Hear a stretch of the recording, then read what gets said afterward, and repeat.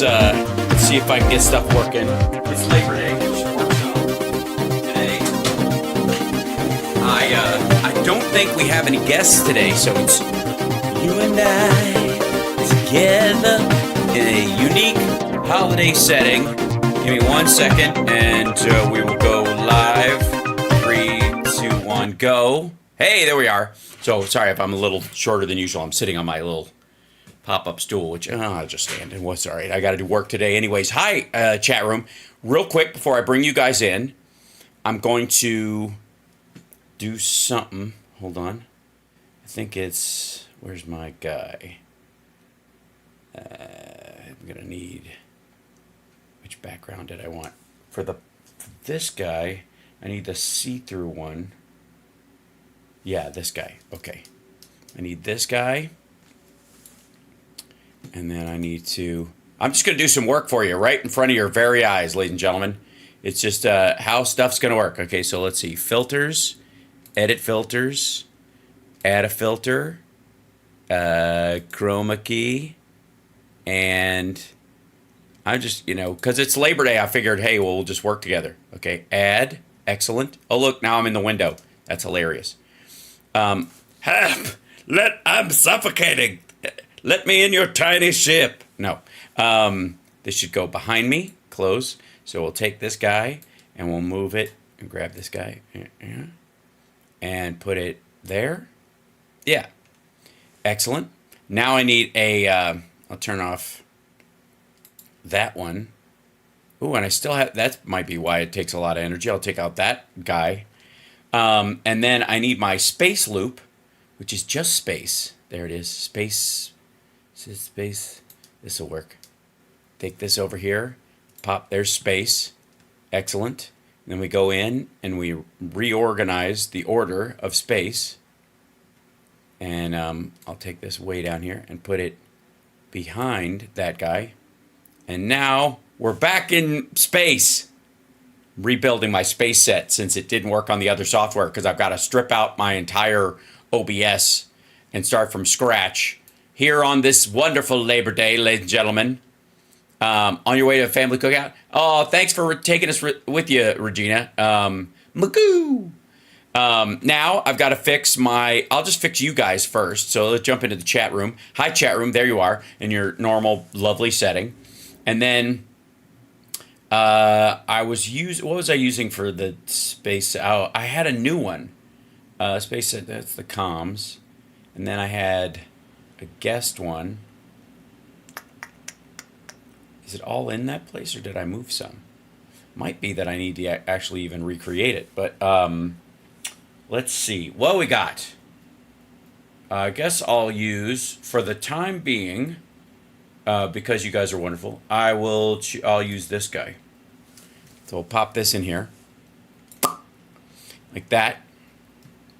And, yeah, there we go. And sorry, people on Instagram it'll take a moment to mess with you guys because this will only be in this will not be in the vertical one. Yeah, this guy, I got to use a whole different setup for some of these things because it's cuckoo for Cocoa Puffs. And then I'll take this guy and add a filter.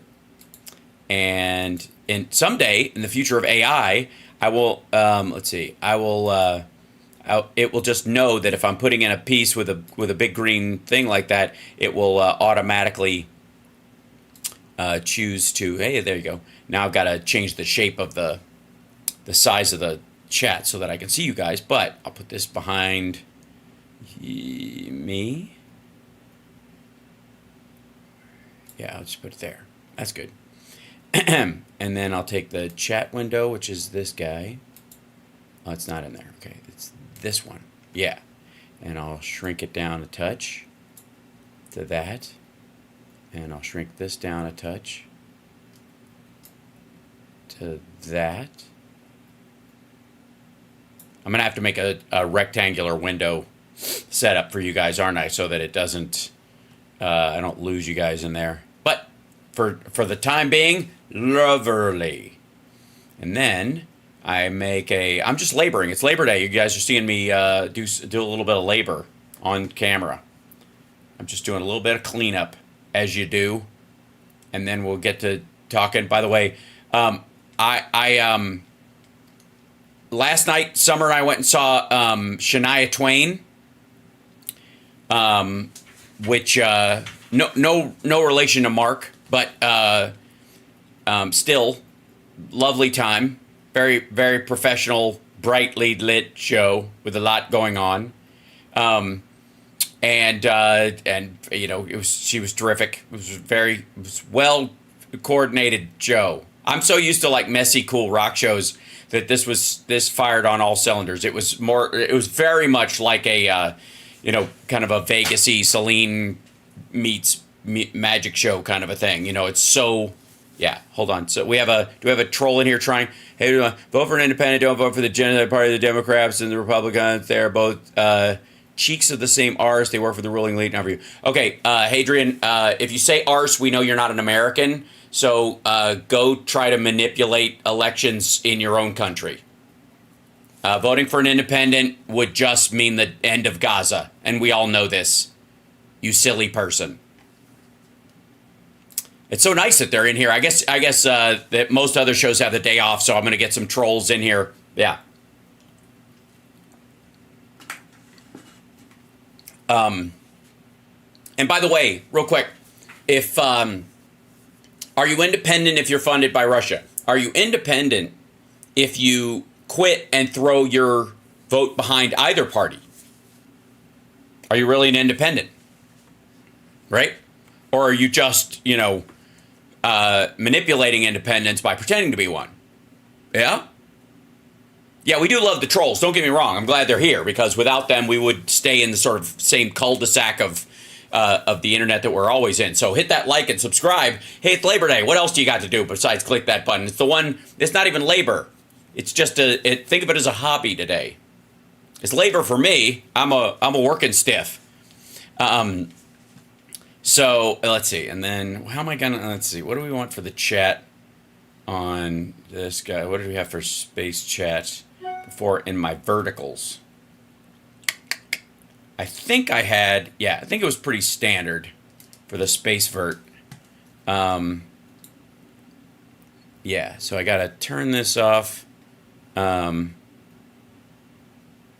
that's the vert one. Play, you silly thing. I'm still freaking out. Wake up. There we go. Now, then we turn this off on that side because it's only for the vertical. Then we turn this guy on because I have to do different shapes for Instagram. Hi, Instagram. All they're seeing is that green box right now. So I'm fixing that.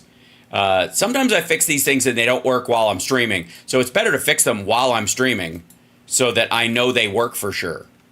And then people can go, I can't see you. Chroma key. There we go. Add that. Pink. And whoops. Delete. Add filter. Well, I don't know why it didn't do the chroma key. There we go.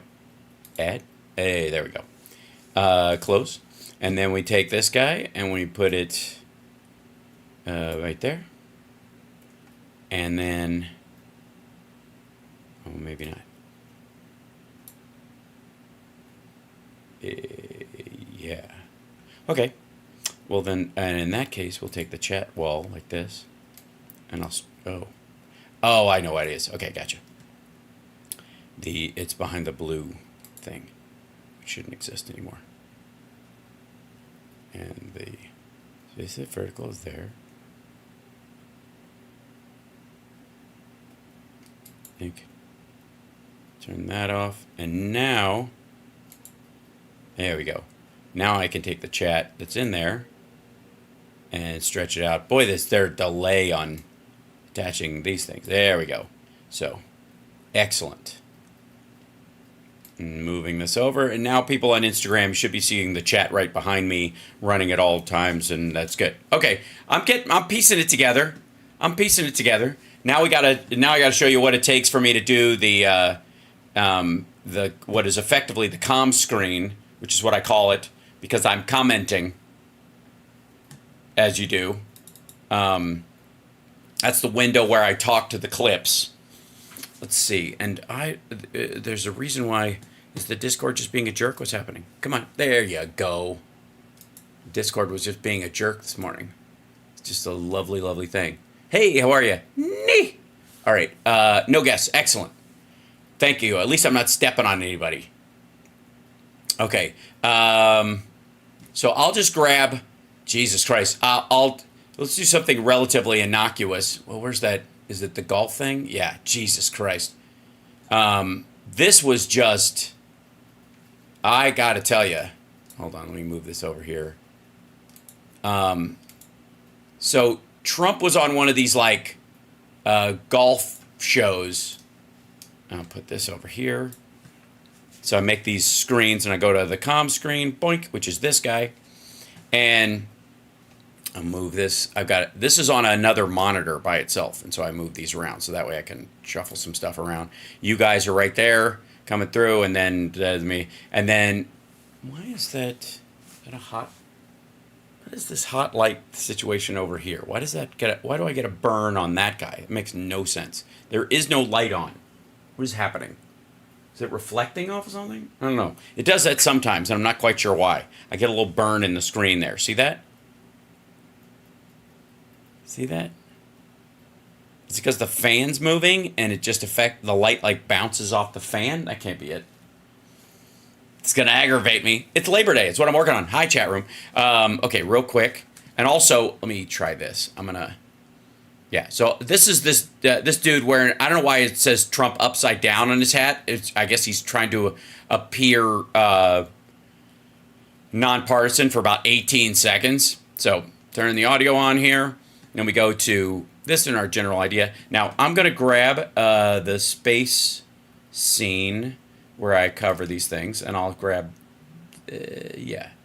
So, yeah, grab this guy, pop that in there. And this one should be fairly easy once it wakes up. It takes a second for it to kind of load, and then I have to scroll through my stuff, and then I just sit here like a dum-dum. I made all these using AI, and then I went back in Photoshop and cut out as best I could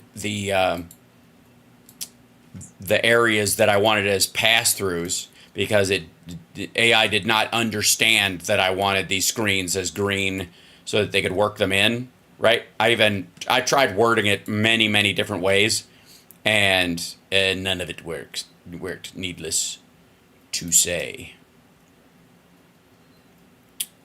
There we go. And there we go. And then in the same one, I need... Okay, that's the blue content. That's not space at the... Turn this off on here. On the vertical. Oh. Turn off on vertical. And it's just on there. And then I have to do a vertical version of the same thing, which is basically the set we had before. So that's what I'll do. I'll just add that vertical wall... media file, go to here, clicking around. Isn't this fun?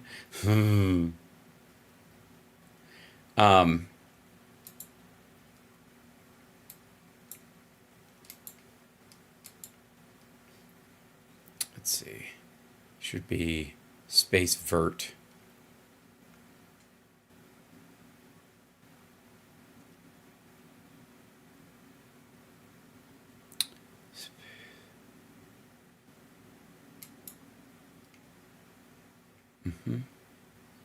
Oh, is this playing in the background? Okay, no. Okay, go away. That was, what was the name of that one? Space Set Vert, yeah, it was. Okay, GN. Space Set Vert GN is what I had in there. Yeah, add source. There we go. Now, okay, and then done. And then I take this guy out, so it's only on the vertical side. And then I drag it down to where we are here. Whoops. Yep, there we go. Oh, and my goodness, I've got to fix you guys because there's your little chat going. Isn't this fun? Laboring. And then I'll do a little like test show on this thing and show you, see if I can get the audio flowing the way it's supposed to. Let's see if we can hear them. Welcome back to the channel. We've got...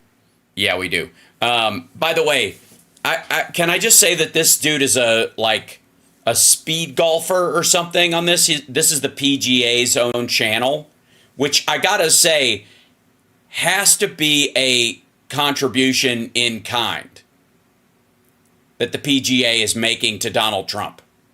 Because this is a campaign ad. This is not like we extended the same to Biden, blah, blah, blah. It's just garbage. Anyways, this guy, this dude, and I should move the comm screen a little bit too, which is this one, so that I'm not going as far in on the window as I could be, and then shrink this down. Move. There you go. Whee! Nope, it's got to be a little bigger than that. Okay, that's good. That'll be all right. So this guy, I don't know what his name is. He probably says it at the beginning.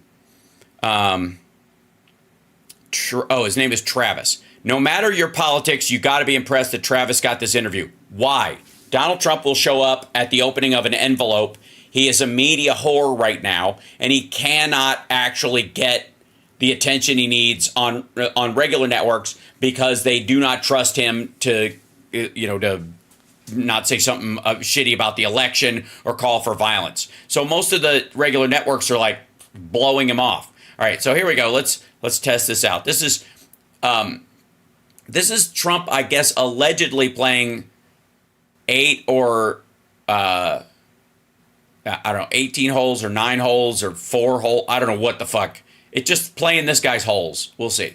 A huge video for you. We're in Washington, D.C. at Trump National Golf Club. Also, how does my audio sound on my microphone to you guys right now? Does it sound like clear and professional, or is there a little hollowness to it? Let me know, because I can use all the help I can get today. I'm just laboring. This is me. I'm gonna have a regular show this afternoon, just so you know. It might even be longer than usual for all those people that are at home doing, relatively nothing. It's fine. Okay, it's normal. Sounds fine. Little echoey, which means the room, I guess. You hear room sound, you mean? Okay. Good to know. Good to know. Okay. Cool. I will try and make an attempt at tightening these things up. Okay, so here we go. This is at his DC golf course. About to meet up with the 45th president of the United States, Donald J. Trump. This is something that's been in the works for quite some time, and we're excited about it. Outside of the politics and running for president, Donald Trump is a powerhouse in the golf world. He has 15 plus luxury properties all around the world, and we've hosted many of our charity events at these properties. And so we're excited to meet. Yes, your charity events. You've paid him to use his facilities. Can I just say, listen to how he says it real quick. I'm going to move this back. Is a powerhouse in the golf world. He has 15 plus luxury properties all around the world, and we've hosted many of our charity events at these properties. And so, now, you're saying he doesn't donate them? Yeah. We've hosted them. So the PGA pays to have their events for their charity things at his properties. So the PGA pays him instead of the charity to have their event there, and Trump takes money to have that event there that could have gone to the charity if he just donated the time. And I suppose the man loves a good tax write-off. I'm sure he could get one, right? But he's got to take that money in, which leads me to believe that there's like a sub-economy, right? Of just basically like money laundering for golf courses where they just pretend to be doing charity things when in reality it's just one of their bread and butter gigs. So we're excited to meet up with the man, talk about his rise in the golf world, but also his game. And his fall in the real estate world. Like, the man used to build high rises. Now he buys and rehabs golf courses that fail. He recently was on the Break 50 series with Bryson DeChambeau and the whole. I'm guessing he didn't break 50. I'm going to go out on a limb. Yes? What do you think the chances are that Trump, with the help of... I would also like to point out, I've seen a couple of these videos, and I think some people have seen clips of these things, where he's got one of these dudes playing golf with him. Basically, what's happening is his campaign is paying to film these guys being his golf pro to help him with his swing and help him with his game and stuff. And instead of just him paying for it, they bring these guys on, film a video, and then he gets like lessons with these guys, and then they golf with him in the future because he owns the course, and then he gets basically just these high-level golf pros giving him tips constantly, and then going, great job, right? Because that's what one of the things a coach does for you is great job, especially in golf when you're old. The whole world got to see it on display of how well he plays, so we're excited to catch up with him, talk a little bit of shop, and have some fun. So stay tuned, it's gonna be a great video. All right, guys, we've teamed up with sendthevote.com. If you look at the link in this video or click on the link in this description, you can head to the website, you can check your registration status, you can if you're a Chinese dissident staying at the W Hotel, talking on a phone that is magically the same color as all of your clothing in the beige moment in the history of beige. I'm just kidding. Like, it's just, I love when they kind of rando use stock footage. Register to vote. You could pledge to vote. This upcoming election is huge. There's a lot on the line. Whether you're a Democrat or Republican, click the link in the description, check it out, do your civic duty for this upcoming election.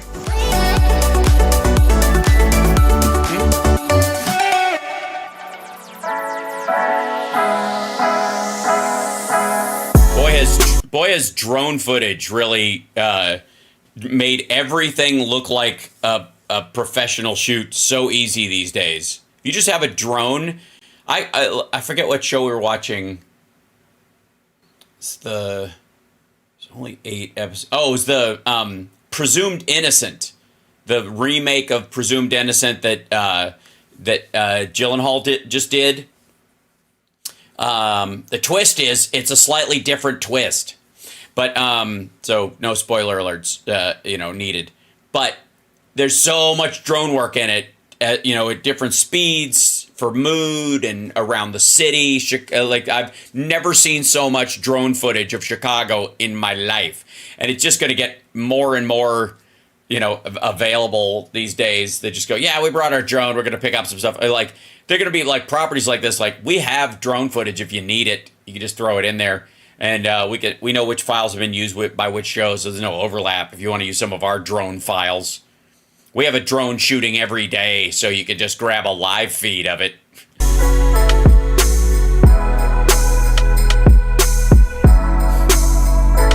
I like the giant bulldozer and dirt, and then the cattails in the front. It looks good. It looks it's like is this the like Appalachia, the Appalachian Trail course at Bedminster? Also, he shows up sweaty. Like, he has so much sweat running down the side of his neck when he walks out. Yeah, it's just wait. And by the way, this is about showing off what an athlete he is and how great his courses are, which are all patchy and dry. If you notice, like, all the greens all look like that. They all look shitty and chipped. And yeah, here we go.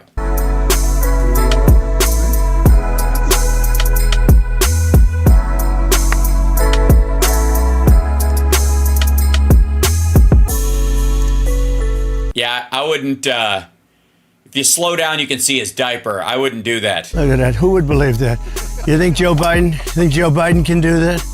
See that? Like, that right out of the gate. First quote from this dickhead. You think Joe Biden can do that? No, but he can pass an infrastructure bill, and that's what we vote for, you dumbass. I don't give a fuck. Like, I also think, you think this is maybe, yeah, he's already out of breath, and all they're doing is warm-up drives. I would just like to say, they're just doing warm-up drives, and he's like, you think Joe Biden can, you think Joe Biden can do that shit? Right? Honestly, who cares if Biden can't golf? Like, honestly, I would love to see Biden on his bicycle go. Wouldn't you love to see... like, because not everybody plays golf, but everybody can ride a bike pretty much. Wouldn't you like to see Joe Biden just pull over at one of these things and go, you ever see Donald Trump on a bicycle? Ever? And think so. And then right away. I don't think so. All right, we're excited and honored to be here with the 45th President of the United States and soon to be 47th. Could happen. Yeah, absolutely. Stranger things have happened. Stranger things have happened. And by the way, is it just me or does he look like he had half of his jawline shaved off? And sweaty. And again, all they've done is some warm-up drives. And he's wearing a campaign shirt and a campaign hat. And the other guy's wearing a campaign hat. But this is not a partisan endeavor. Well, you're a busy man. You've been traveling all over the country campaigning. And just this week, you've been in tons of states. You went down. Tons of states. How much does a state weigh? And visited our southern border. Right. So you're very, very... Yes.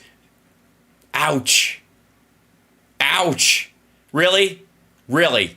You're gonna use the clip that shows him at the big gap in the wall? very busy, so we appreciate your time and being That southern border is a dangerous place. Yeah. Wouldn't be a good place for a golf club, I I can don't tell think you. so. Yeah, I wouldn't. Or a Denny's, for that matter, or a McDonald's. Be a terrible place for a McDonald's. Or a shoot like an outlet mall. But an outlet mall would be a bad idea. Be a good place for a sauna, though. Just build a wood building. You can just sit in it, sweat. You wouldn't last long. You wouldn't last long. Well, I know you do a lot of interviews with the media, fake news, and talk about politics, policy. Yeah, by the way, fake news. Fuck you, buddy. You're interviewing him as a presidential candidate on the PGA channel. Fake news. Good Lord. Today, I wanted to kind of do something fun and talk about something that you love and you're very passionate about, which is the game of golf. Yeah. So that's... Yeah, since America is in decline and we're on the precipice of World War III, if not right in the middle of it, and there's probably an asteroid headed towards the Earth, and climate change is, something we're both going to ignore. Since all that is going on right now, and we could basically be in World War III any second now, I thought we'd just play a few rounds of golf, and no one will notice that we don't believe anything we're saying about the end of the world, because who would golf during that time? You would, I guess, hunker down with family if you thought the world was really in that kind of trouble, That sound good to you? Sure. So I've read somewhere that you started picking up the game around your college years. Is that correct? Around college, I went to the Wharton School of Finance at Penn. And around college, I started picking it up and enjoyed it. Pretty much learned how to play on some public courses in Philadelphia. Today, I don't think you could go there. Today would be a little bit tougher. Yeah. But in those days... Yeah. All the gangs have taken over the Philadelphia public courses. One moment. Now, let's run over to the other thing that I have to do, and let's see. Philadelphia public golf course. We'll look that up in another thing. Let's see. Let's see. Golf like best golf course, Golf Digest 6. Yeah, I mean, granted, I don't know what this article was probably written 3 weeks ago. So, 6 best public golf courses in Philly. I don't know if you can hear me talking about these golf courses over the gunshots. The Rock Manor, and I got to say, that just looks like a place where the police are looking for a shallow grave. But that one's adorable. Golden Pheasant Golf Club. It's wonderful. It's wonderful. And Deerfield Golf in Newark, Delaware. 45 minutes from the city center. There's one in Delaware that people in the Philly area would go to, I guess. Medford, New Jersey is another one. This is Sewell, New Jersey. Wilmington, Delaware. Westchester, New Jersey. These are the best ones in Philly, are not actually in Philly proper. Okay, so let's go back to, let's see. The first one that comes up is St. Martin's Golf Course. I don't know if that's, yeah. Let me find their website. Phila Cricket is their website. Well, schmancy. Ladies and gentlemen, the Philadelphia Cricket Club. Yeah, it's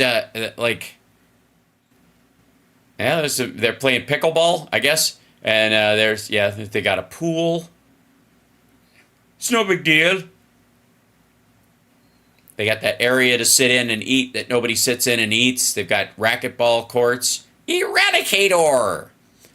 And an entrance, and then there's they blew a hole in the flood management wall to drive carts through.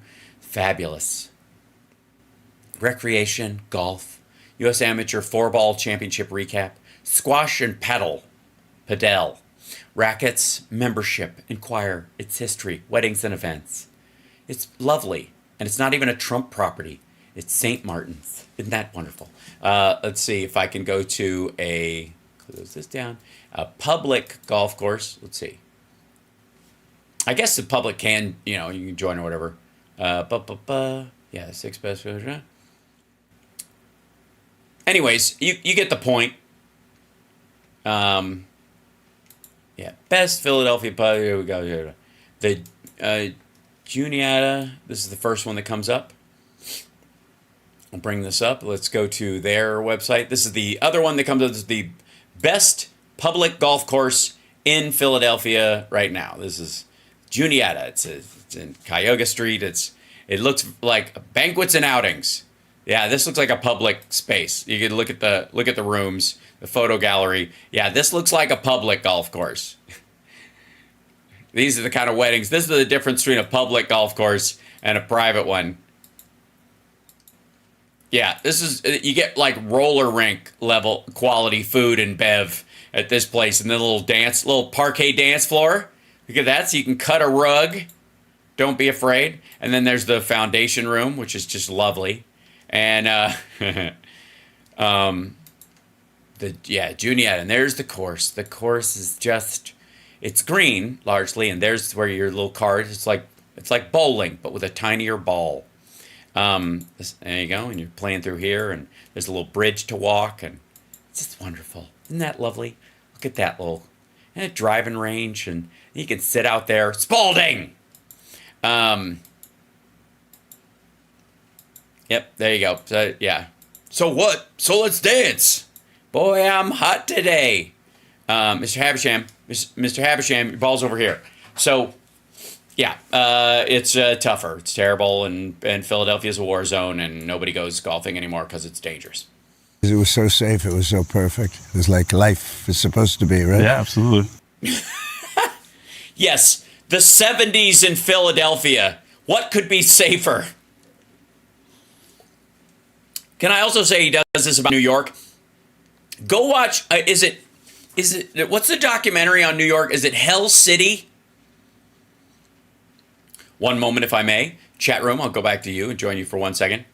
Let's see. It'd be in YouTube, I suppose.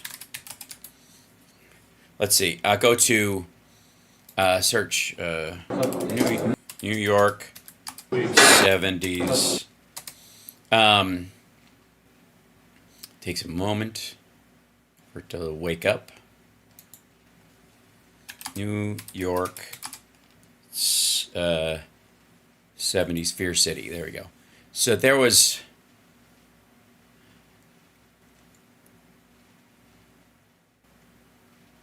yeah, there's a documentary called Fear City, which was New York versus the Mafia.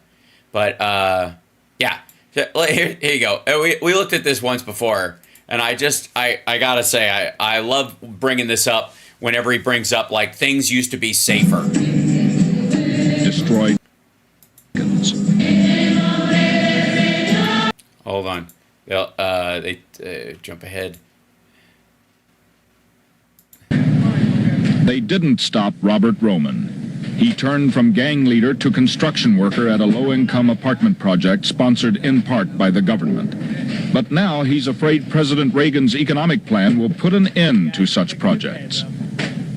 I want to be able to buy myself a car and buy myself one of the new apartments or a new house, that they're going to bring into the neighborhood for low-income families. I want to be able to do all those things. I want to be able to live a normal life like that. I don't want to have to. There you go.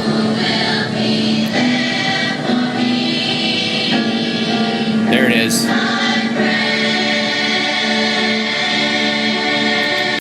it was like a war zone, for fuck's sake. Warriors, come out to play. Yay! Like, come on. Yeah. A Most Violent Year, New York City, 1981 documentary. And again, this is when Trump considers it the New York heyday, because he never went anywhere near any of this shit, nor would he. Hello, lady. Lovely outfit you have. Yeah, there we go. Just these general areas. It's like, what's that? Ugh. I agree, ma'am. What do you think of, what, you want one of those apartments? No! So, people getting shot, gunshot wounds, decrepit buildings, somebody trying to start a factory in spite of all of it, and all the violence, and just look at the trash in the closed buildings. Come on. And Trump just always sells this idea like nowadays. And by the way, he's saying this from the PGA channel on YouTube at one of his own golf courses in DC, which he says is too violent. So if you try to get a loaf of bread, you'll get raped while they're mugging and murdering this you. area in the Bronx really want. And Cobb's Creek and Karakong, two courses that were right next to each other, and they were sort of cool, and they had a lot of good players, a lot of hustling players from the area, and I had a lot of fun with that. It was good. Yeah, the mean streets of Philadelphia golf. Good. Was there anybody in your family or friends that influenced you or pushed you into the sport? Not for golf. My father, I played with him once. He didn't play golf, but he had an unbelievably good swing. I mean, if he played golf, he would have been phenomenal. Yeah. He had a great swing. I never forgot. I said, "You never played? Are you kidding me? You never played?" And he was really good. He could have been really good. You know, one of the people that but he was a worker and not a golfer. All right, you just told on yourself. He was a worker, not a golfer. I'm a golfer, not a worker, clearly. Definitely not a lover or a fighter, mostly a golfer. But if he played golf, I will never forget when I played with him how good a swing he had. So Yeah, but what difference does it make if the world's going to end in a couple weeks? I mean, I guess we hold on to whatever personal memories we have of family during that time. Tell me more about your father. He had a great swing and he was a worker. Cool. Try not to get too emotional right out of the gate. fast forward through your college years. I mean, the world knows Donald Trump as a real estate mogul, entrepreneur, TV personality, and obviously the president of the United States. Yeah. But you are a powerhouse in the golf industry too. You guys have nearly 20, luxury properties all around the world, and we've had the pleasure. None of them make money. Can I just? None of them make money. They're all in the red all the time. They almost exist entirely so he can write off how bad they're doing so that he can lower the tax burden on his other buildings. Just saying, as a powerhouse in the golfing industry. Pleasure to go shoot a lot of those, and the world class, white glove service, red carpet experience that you expect. In 1999, you broke. Would I though? Would I expect white glove service and red carpet? Really? Does everybody get a red carpet? Then what's the point of a red carpet? Isn't it just that the carpet is red? Ground and started with your properties in West Palm Beach. What made you want to get into golf course design and the golf operations? Well, It's a great way to launder money. I don't know if you've seen Breaking Bad, but you could do car washes or golf, and I didn't want to wash cars. it just was an opportunity. Actually, the first one was Westchester. Okay. And I got Westchester, and then I got Palm Beach. And Westchester was a course in a great location, Briarcliff Manor, considered one of the best locations in Westchester. And it was an existing course, and it was public, and always was successful because the location's so good. If you have a good location, you don't even have to have a good course. And this was He bought a public course. He bought a public course for the land. and he was able to buy, he was allowed to buy a public course. So the ground can't be developed for anything else. It's just a simple course, but it had a lot of land. And I said, boy, would that be good for a really luxury course. And I got it approved, got it zoned. Was not easy, I would tell you. It was tough, actually, tough community. Yeah, fought real hard to turn it from a public course into a private course. You know, I had to fight a bunch of riff-raff. To get things done. But I got it done and built it. But pretty much simultaneously, I did the Palm Beach course, which has been a success. Both of them have been a success from the day I built them. Yeah. I mean, you guys have hosted. He didn't build them. I would just like to say he did not build them. He bought them. He didn't build them. He bought them. They already existed. He purchased these things. He did not get a bunch of land and any of this, by the way. On none of his courses did he buy a big patch of land and create from scratch a golf course ever. Just for the record. Like, that's not even debatable. That's just, I don't know why that just floats. You're just allowed to do that.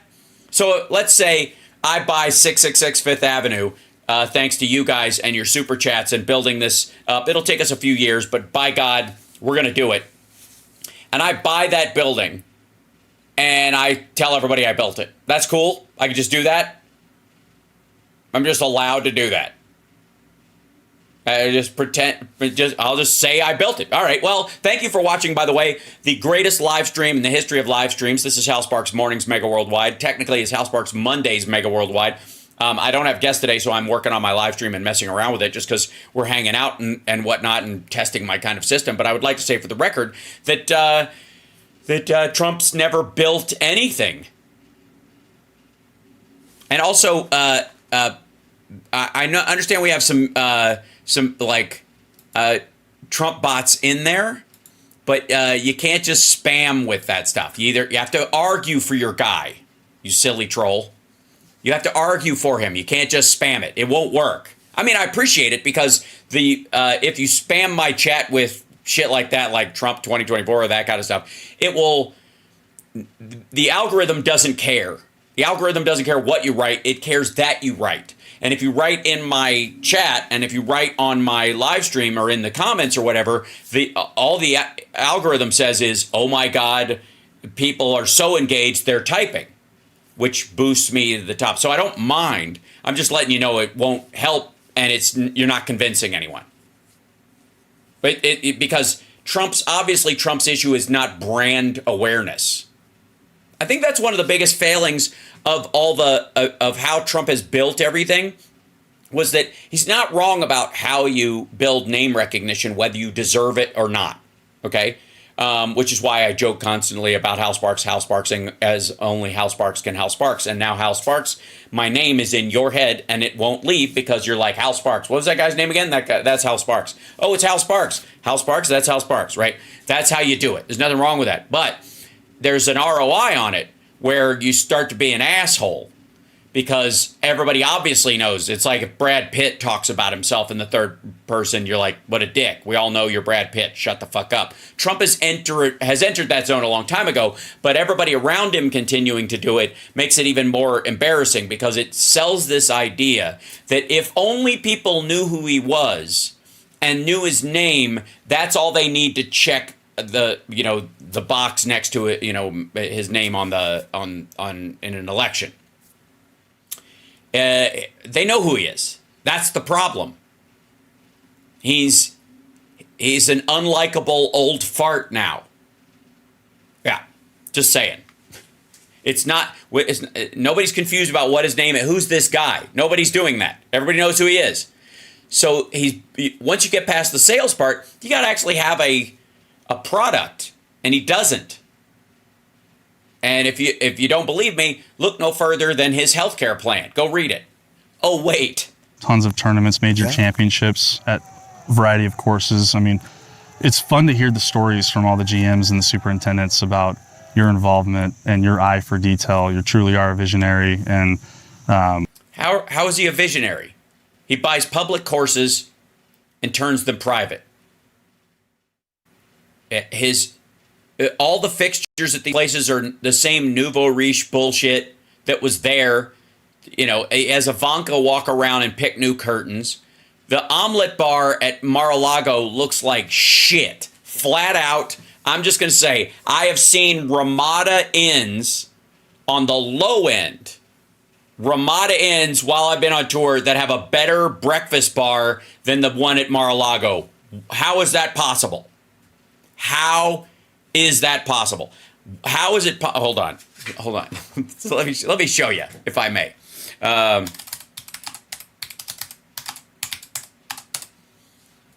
Yeah, here we go.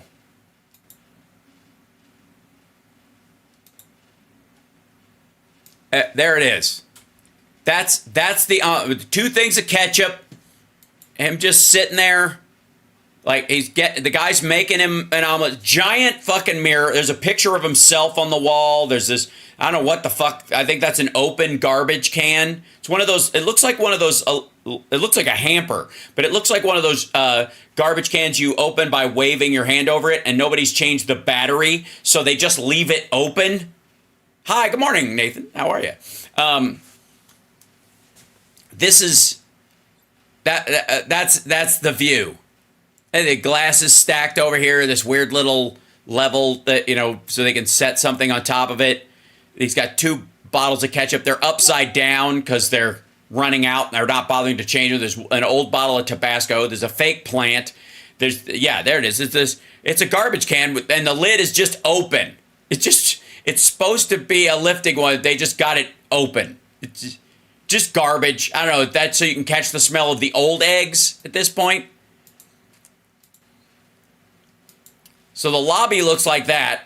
This is him sitting at one of the areas after he's, done this one. Okay, and this is just other pictures. So, anyways, attention. I'm just saying, attention to detail.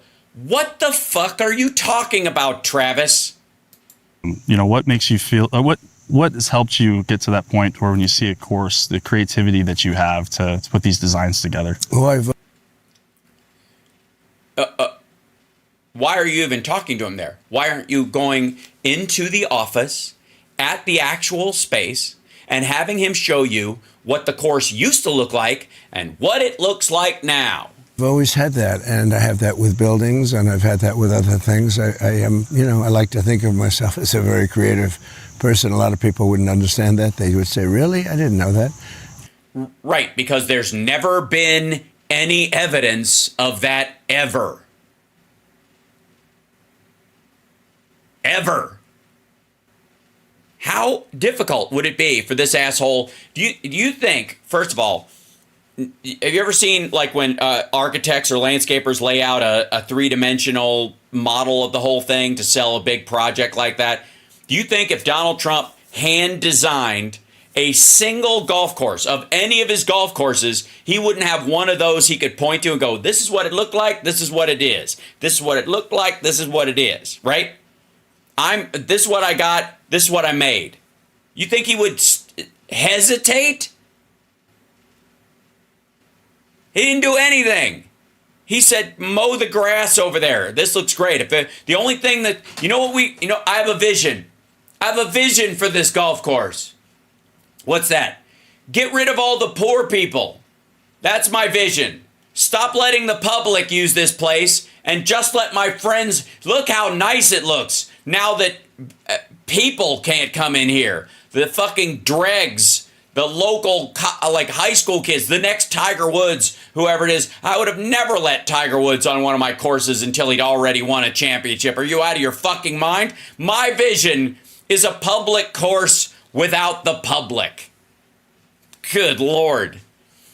But I am. And thank you, Robert. Oh my gosh, Colleen, thank you for the super chat. Thank you, Hal Team, for sharing this holiday with us. 45 is looking and sounding unwell. Yes, and this isn't as bad as he's looked. This is him relatively surprised. This is after he's done like 8 test shots and they rest for an hour to do this interview, and then he goes back to it and it's even worse. I think they only do like 4 holes.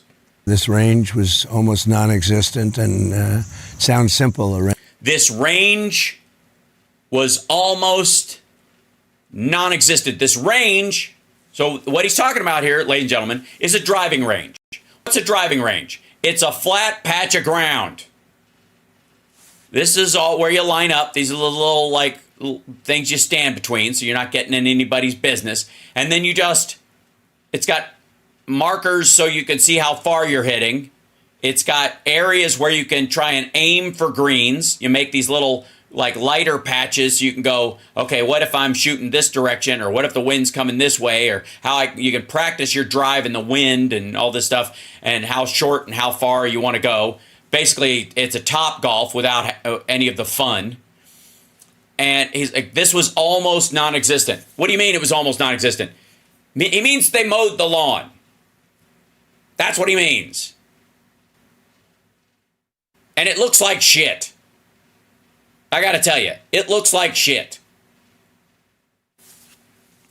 Range, but it's really not simple. It's complex, especially when you have a lot of things to go through with cities and towns, and zoning and environmental and all the things you have to do. Yeah. Yeah, stupid environmental stuff. But we've had tremendous reviews on properties. We're building one right now in Scotland, the second one to Trump International in Aberdeen. I've heard it's going to be great. It is unbelievable. It's just I was given the land. I bought the land years ago and got it zoned. Took years to get it zoned. Sean Connery was the one that got it zoned for me, because we were 5 years. They're the biggest dunes. I think the biggest dunes probably in the world, and they're in Scotland. And Scotland's known for dunes, but not necessarily the biggest ones. It should have the biggest. Yeah. And these are the Great Dunes of Scotland, and everyone. The Great Dunes of Scotland. I told me you couldn't get it zoned; it would be impossible. You couldn't even walk on them; they wouldn't let you walk on them. And I got it zoned. I got it zoned for 2 courses, and I built. By the way, I would like to remind you that this guy thinks that you shouldn't have windmills off the coast of places because it ruins the view. But this asshole wants to cover the dunes with golf courses. The one, it was very successful, and then the other one, the zoning was running out. I had like 2 months to start it a year ago. I said, well, you'll never get it zoned again, that I can tell you. And so if I start it, we'll be fine. And if I don't start it, you'll lose it. So we actually started it for that reason. Great. Cool story, bro. A very complicated deal. No, it doesn't sound like it. It sounds like you have to, once you get it zoned, you have to come up with the funding, and you weren't coming up with the funding to do it. And I'll never forget, after 5 years, it looked like we weren't going to get it. And Sean Connery, the great actor, That's amazing. James Bond, the original James Bond, who's from Scotland, very much. He's the king of, I call him the king of Scotland. Yeah, because you're very weird that way. But he came along, and I met him a couple of times. I liked him, and he liked me. And he was watching this whole process for years go along. It was, big environmental mess. And he said, let the bloody bloke build his golf club. Let him, but he wants to invest money in Scotland. Let him build his bloody golf course. I'll never forget. It is the greatest Sean Connery impersonation I have ever heard. Yeah. And as soon as he said that, I got everything. Started moving. I called him. I said, you're the greatest zoning lawyer I've ever had. As soon as he said that, they held a special session. They approved everything. So anyway, they gave me a long period of time to do the second, and a few months ago we started it, and it's going to be incredible. It'll be equal. I said, let's make them. You cannot do better than that course. It's incredible. But I said, let's make it as good as opposed to making a poor brother. Yeah, no, I can't wait to see it. I mean, a poor brother. Yeah, I understand what you mean. A poor brother. That's the thing. Yeah. A poor brother. That's the way I look at it. A lot of the properties we visited, the stories behind the start of it, and what you've done for the lands. And I have great locations in Los Angeles. I have 600 acres on the ocean. Yeah. And I don't need it because we never advertise because it's always full. I think it gets... Because it's a public course. It's the most per round. It's a daily fee or public course. Yeah. Uh-huh. Yeah, gee, it's amazing the traffic in there when you can't exclude people. As long as they can pay for the fee to use it, they're allowed. Gee, I can't imagine why it's so busy. You can't take them actually private along the ocean. Oh. Uh-huh. which means he's tried. But that's why Pebble Beach is, basically it's a public course. But basically, and I think I'd rather not, actually. I like it the way it is. But it does tremendous business. But that course is unbelievable. And we have a little ad that we would have used. I have the ocean. Pebble Beach has the bay. Okay? Which is true. Yeah, I have the ocean. I think you've got an ocean view on all 18. No. You don't have the ocean. The public has the ocean. That's why you can't make it private. I'm on the ocean. I mean, this is on the ocean for a tremendous spans. I mean, every hole is on the ocean. Yeah. But I say, I have the ocean. Pebble Beach has the bay. But so far, I've never advertised because you don't need to. You don't need to. You are getting high tea times there. And the demand is there. So that's true. Yeah. So changing gears to you personally playing, Good Lord. On the internet, as well as anybody, there's a lot of haters. I call them keyboard warriors. Right. And That's what I call them, as a golf tough guy. You call them keyboard warriors? Really? You mean most of MAGA? a lot of people have things to say about your game. Well, recently you kind of put a full display playing with Bryson DeChambeau in the break 50. We shot 50. Shot the number. From the woman's tees. Yeah. No, it's nice when you... Sorry, you what? You shot 50 what? With Bryson DeChambeau in the break 50. We shot 50. Shot the number. From the woman's tees. Yeah. I'm sorry, you shot 50 from what? I didn't hear that. I didn't catch that. Playing with Bryson DeChambeau. Yeah. You, Donald Trump, shot 50 from what? Oh, in the break 50. We shot 50. Shot the number. From the woman's tees. Yeah. Yeah. I love, hey, you know what I love about this guy, Travis, is that it doesn't diminish his excitement that Donald Trump shot 50 together with this other guy from the woman's tees. Playing with Bryson DeChambeau in the break 50. We shot 50. Shot the number. From the woman's tees. Yeah. No, it's nice. Yeah, from the woman's tees. Yeah. You know, women shouldn't be playing golf anyways, but yeah. It's when you have a guy who can drive greens, you know. Well, I think. Yeah, when you have a guy that could drive greens, from the woman's tees. Also, by the way, great shot. I would like to thank the PGA people for picking this particular shot of Trump picking up his other ball or his tee or his liar's ball or whatever he's doing, and I guess falling over. Check this. From the woman's tees. Yeah. No, it's nice when you have a guy who can drive greens, you know. Well, I think someone shot 50 with him one other time. So yeah, no, it's the best score they've had, 50. We shot a 50. Uh-huh. Did we? So basically you shoot with him and they and whoever, you take the best of whoever does the hole. So whoever scores best, if one of you, if it takes you 7 shots to do it, but it takes him 2, you get credit for 2. You get a birdie or an eagle or a par or whatever, right? That's how that works. Sorry, I'm sorry, I interrupted. You were saying we again.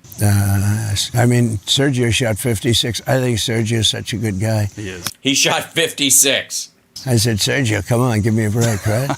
But, it's hard to do. You need 15 birdies and 5 eagles to break it. Par 3s are what's tough. And the hard ones are par 3s. Because even if you're playing for the women's team, but even if you're 150, 160 yards, you got to put it, you got to make a birdie, and it's not that easy. Well, you're hitting every... Yeah, it isn't. You guys know. It's not that easy. Every fairway, you were chipping, making putts left and right. So a couple holes, Bryson didn't even need to do anything. So yeah, no, I had a couple, and look, let's never underestimate Bryson. He played great. He's a great putter too.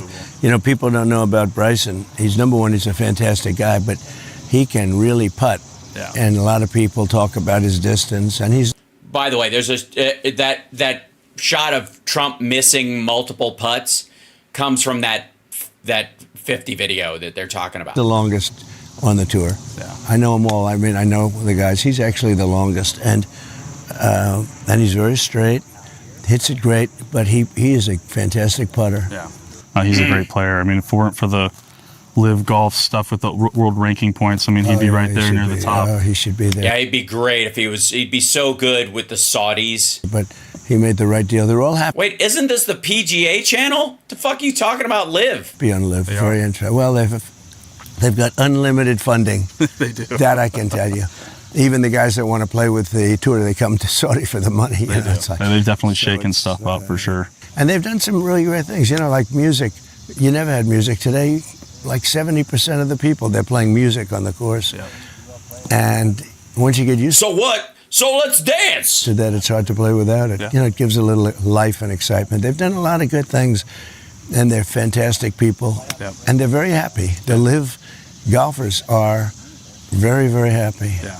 Yeah, what's not to like? I mean, who cares if the money that's supporting you comes from literally enslaving people? That doesn't matter. It's fun to go to those events. We had a good time down at It is. Doral during the tournament this last year and the team championship. So. And you had Bryson win recently, the U.S. Open, with a great shot and a great putt. Yeah. People don't talk about the 4-foot putt that he hit. Yeah, that would have been nerve. No, they don't. I don't know why. Guys, do you know why they won't talk about the 4-foot putt that he hit? I mean, maybe it's because you can't buy a loaf of bread without ID in the United States right now, and it's terrible, and we're a nation in decline. But I don't know why people refuse to talk about his 4-foot putt. You guys, does anybody know? I mean, we all could I could talk all day about the 4-foot putt, Nerve-wracking. That would be, he just walked up and hit it. Let me tell you, that was a great shot, though. Yeah. I said, if he makes Was it a great shot, though? It probably was a great shot. It was a great shot. It had to be. that putt, which he will, but if he makes that putt, that'll go down as one of the top 5 shots ever hit. Yeah. You have to. He won the U.S. Open with a 60-yard sand shot. That's a hard shot. I think most people say that's the shot they fear the most is those long sand shots. Well, it's a Yeah, that's what I think. When I'm just chit-chatting, sometimes I'll be in an elevator by myself, and somebody will step in, and it's quiet for a couple of seconds as we go between floors, and then sometimes it's just so overwhelming, I'll just blurt out, the thing I fear most is a 60-foot sand shot. And they'll go, oh, me too. And then we make out in the elevator. Because, we all share that. I think we all do. I do. You do. thing. They don't even practice them very much because why would you even practice it? It's a waste of fucking time. It's just, what do you want? Why would you even want to sweat that? I would like to remind you that this is a new video of Donald Trump, and it was filmed while America is in decline. It's a very hard shot to figure. So, but he hit a knuckleball out of there, and the thing just was perfect. Yeah, ice in the veins. Yep. So He does have that. Yeah, ice in the veins. Yeah, there's snipers, and there's I don't know. There's serial killers, and then there's golfers that don't mind sand trap shots much. They'd rather not, but still. Yeah. So you have quite a few hole-in-ones. What's that number at now? 8. 8. I have 8. Let's see. 8. Most people go their whole life without making one. So 8. Well, it's strange, yeah, but I've had people with more. Yeah, if you play all the fucking time from the ladies' tee as a grown man who's 6'2" and 265 pounds, the chances of it happening on your own course with your own people watching when no one else is around get exponentially higher. They say Art Wall has 48, Oh my! but they say Ben Hogan had none. Can you believe that? Yeah, that's because he hit it so good it just went. It didn't move. But they say he had none. I don't know. It's hard to believe, actually. Is there one of those 8 that stand out to you as your favorite? Well, the last one I made was with Ernie Els, and I had Gene Sowers and Ernie Els and Ken Duke. Well, that's good company to be in to do that. We had some really good golfers in the group. I think we were playing 5-some actually, and Ernie on the 6th hole, I had a par 5. That's a par 3. Yep. Yeah, you guys know this. By the way, if anybody wants me to slow this down so that you can make out all the details, because it's just so overwhelmingly the energy, just the machine gun amount of words that are coming out, the complexity of what's being discussed. If you want me to just kind of go, hey Hal, tap the brakes on this a little bit. He lost me. Tough shit. It's you got to catch up. It's just too important. That was 188 yards. There's a little wind in the face, a little bit, Yeah, a little bit. This motherfucker can barely remember the names of his cabinet members, even the ones he hates who have turned against him, and yet he's like, wind was in my face. There was a small gnat sitting on a limb 16 feet away, and it was whispering to me, go for it. If you swing it, they will come. Yeah. I hit a 5-iron, and it took one bounce and one in the hole. And Ernie said, nice shot. He was my partner. We had a good partnership going. Who was on top? I think a lot of people are wondering, especially Travis. And I was great. I mean, it was, you know. And I was great. We had a great partnership, and I was great. It's just magic, isn't it? Check this out. Partnership going. And I was great. I mean, it was, you know, you're playing with old tour players. Glory days, here's some little young girl's eyes, glory days, and I'm blah, glory days. And you make a hole-in-one, that's pretty cool. That's pretty cool. And Ernie's so good. Gene Sowers won the U.S. Open a few years ago, you know, senior. Yeah. Ken Duke is great guy, too. Fantastic. And we had another guy in that group who's a friend of mine who's a fantastic player, too, pro. And yeah, that guy. His name was. It's great player. He was with us. It was those guys, and he's one of my best friends. we had a good time. But that was one of the nice. You know, it's nice to make a hole-in-one when it is. It's nice. you're playing with some guys where it matters, absolutely. where they can actually say, "Oh, good shot," because they don't say it too often. I've made They see one, a lot of good shots. and it was at West Palm. I hosted a tournament really? there, and it was hole 4, I think. Is it 4? Yeah. And it was on my birthday week, and I was hosting the tournament, and it went in. I didn't see it, but my caddy was up on the cooler and saw it go in, and Wow. I was in disbelief. But So what's your handicap? I'm a 5. That's good. Yeah, so I'm getting there. Let me hit some shots. I got to play. So do you want to do some more someplace else? Absolutely, yeah. Okay. We'll talk a little bit yeah, more, let's sir. do a little Yeah, bit. absolutely. Okay. Thanks, fellas.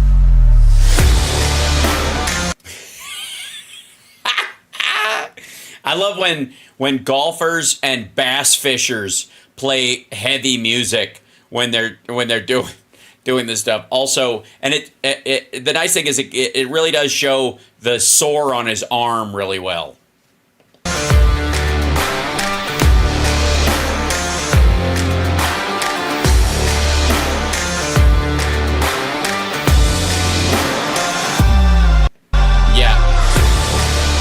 Also, by the way, like you notice they never show him putting the ball on the tee? That's because he had someone do it for him. That was a slice. That was ass. All right, watch this. You wouldn't believe this. You're right. I will not believe this. Look at that. Who would believe that? You think? I would, because look at the club you're using. Look at the size of this driver. It's made out of like aluminum. It's the lightest fucking thing. Anybody? Maybe this is a good question. I'll just check my other buttons. Chat room. Anybody here ever play golf or go to Top Golf or any of the driving ranges or any of that kind of thing? And you can use you can rent clubs or borrow them or whatever, and they give you the shitty kind of run-of-the-mill clubs. And then occasionally they'll have they're trying to sell these drivers, so they have demo versions or old demo versions of the really good drivers, right? And they're what would be expensive clubs, but you can actually use them. And right, and You swing with one and you're suddenly you're 10 times the golfer you were. You ever do that? Yeah. This thing is this golf club he's using is fucking huge. Composite's really lightweight. Yeah, that's what this is. Like carbon fiber and aluminum or something. But my kid loves to go to Top Golf. He just likes the sort of video game aspect of doing the driver. I don't know if you've ever played Top Golf before, but they're little targets, and there are different games you can play. They even have like an Angry Birds version of things where you try to hit through a certain area or swing through it to make the ball go where the bird would go and stuff. It's cute, right? But he just loves doing it because they have mac and cheese bites, and and he likes hitting things. So it's perfect in that regard. It's sweet, you know, and he loves it so much that like I never say no because I just want him to, you know, it's just something I love to do with him, right? Some of my like best memories of like going out and doing stuff is him doing that just because he just fell in love with it. But he's left-handed, so he usually gets shit clubs from the place because they don't have, well, now they're trying, I guess Topgolf is trying to sell clubs because they have their own whatever. And that means they're putting their demo versions of their really nice clubs in the drivers. And so they bring him this one that's like a kid's driver because nobody else uses it. The lefty, like it was brand new. Nobody used it because there's very few left-handed kids of his size that are doing this, right? And he's just swinging away and he's like, I'm amazing. And you're like, well, that's because the club is better and I'm sure he's getting better with time or whatever. But that's what this club looks like for Trump. That's what this looks like. The size differential is the same as my son swinging at this thing. Look at that. Who would believe that? You think Joe Biden can do that? I don't think so. I don't think so. Joe, remember he challenged me? Well, that's what we were hoping for, was the second debate would be a golf match. And well, I said I'll do it. I offered him $1 million. He said he's a 6. Yeah. I said, you're not a 60. He's not a 60. Yeah. So I said, I'll give you $1 million if you can break a... Also, like, I love that this drives him crazy. Can you imagine all the things going on in the world? In the world. I mean, because, again, these aren't two CEOs jockeying for something, right? This is about the governance of the United States and its impact in the world. Like everything from women's rights to the potential for, world conflict, right? And this asshole's like, he's not a 60. Like, that's what drives him crazy. 100. I said, here. Yeah. What? Oh. I said $1 million. See that? Dude, it wipes his face. You can't, they don't even, and here's the thing, they don't even have an extra camera guy where they can have a cutaway of to the other guy to cover the fact that this guy's caddy just wiped his fucking face like a baby. I said, here. Yeah. I said $1 million if you can break it. And you notice how he goes like this? Like he's ready for it? Like it happens all the fucking time? 100. Now, a 6 can break 100 easy. You'd right? think so, right? But he can't. Do you remember the match with Stephen Ames and Tiger Woods? Oh, that was terrible. I think that's pretty much how it would go down, 10-8, Trump. That was not. Stephen Ames is a good player. He's a good player, yeah. We got a little. Yeah, but you know what Stephen Ames and Tiger Woods have never done? Lowered the cost of prescription drugs. Just saying. What impact has either of those guys' career ever had on anyone who needs insulin? It's a baseline question. Sassy. That's all. Yeah, you talked to What a dipshit. Anyways, by the way, hit the like, share the show. I'm on just working on stuff today, but we got caught in this ridiculousness. Tiger like that. It's Can't do it. he went in a different mode. That was a bad match. Okay. Do you think they're impressed now? I don't have to show anymore, right? How's this swing look? Pretty good? It looks good. Pretty you look good, dialed. right? You look dialed. Pretty good. People say, Put the handicap down Well, too. Mark- He's exhausted. How's that swing? Pretty good. He's hitting drivers. Like, he's just driving. And it's a physical activity, but it's not, calm the fuck down. Like, he's wiped. Okay, and how many do you think that was? Do you think he hit 10, 15 balls, maybe? How long do they wait in between them? They just fire them away and just hit a bunch and we'll shoot them and we'll cut it together and whatever. What do you do, 6? Your short game has Really? tightened up a lot. my short game's good. Just ask Stormy. I mean, it's so low. Honestly, I don't like saying because people wouldn't believe it because I'm at an age where I should be losing it, and I haven't. I've been able to play.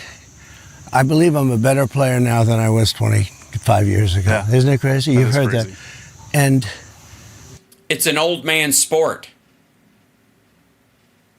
Let's see if that's true if you walked without, again, this is Biden's thing. Biden's challenge was, okay, but carry your own bag. I mean, I just won the club championship in Palm Beach. Yeah. Yeah, and he didn't even have to be there. That was amazing. That was amazing.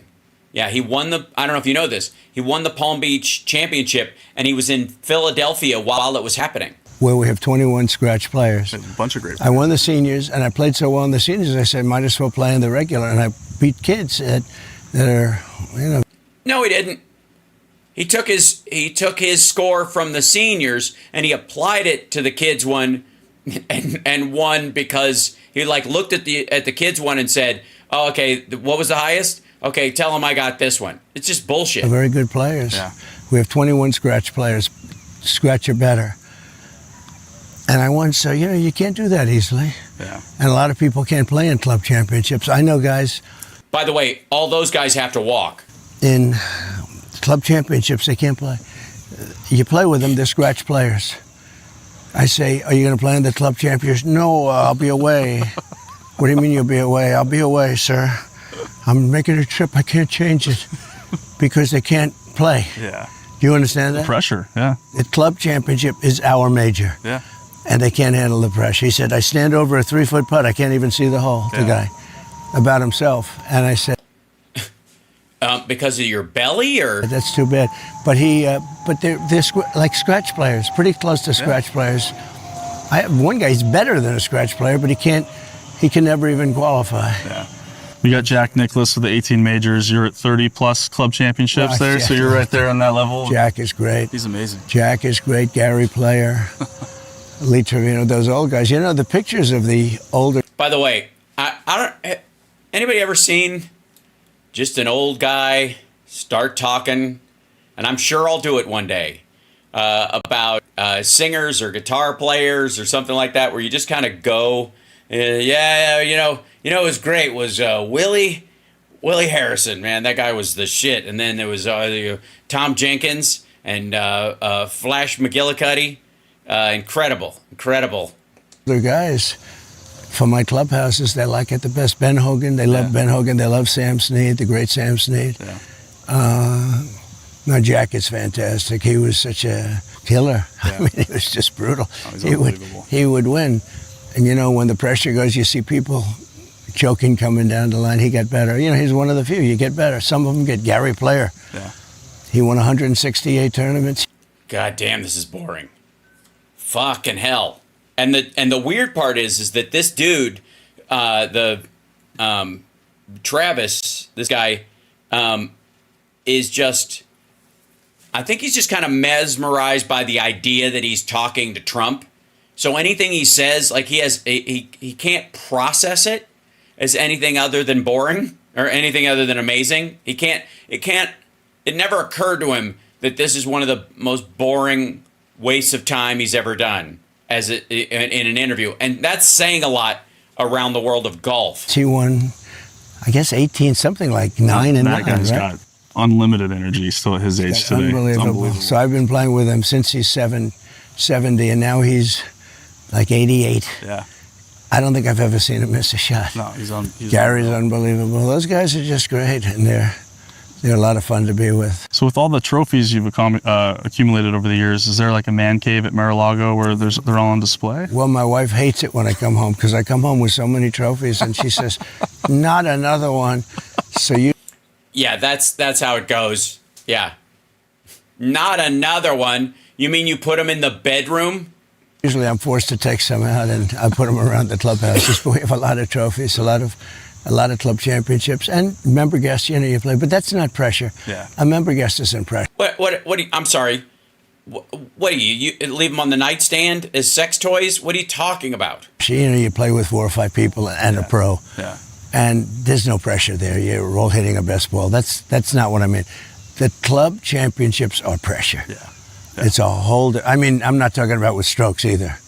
you have some of these things where they have A flight, B flight. I don't even really do that with my clubs, because it doesn't mean anything. You get a guy who has too many strokes and, you can't do it. But yes, Trump is, I think it sounds like from what he's talking about, he's had too many strokes and can't do it. The club championship, the real club championship, is big pressure for a lot of people.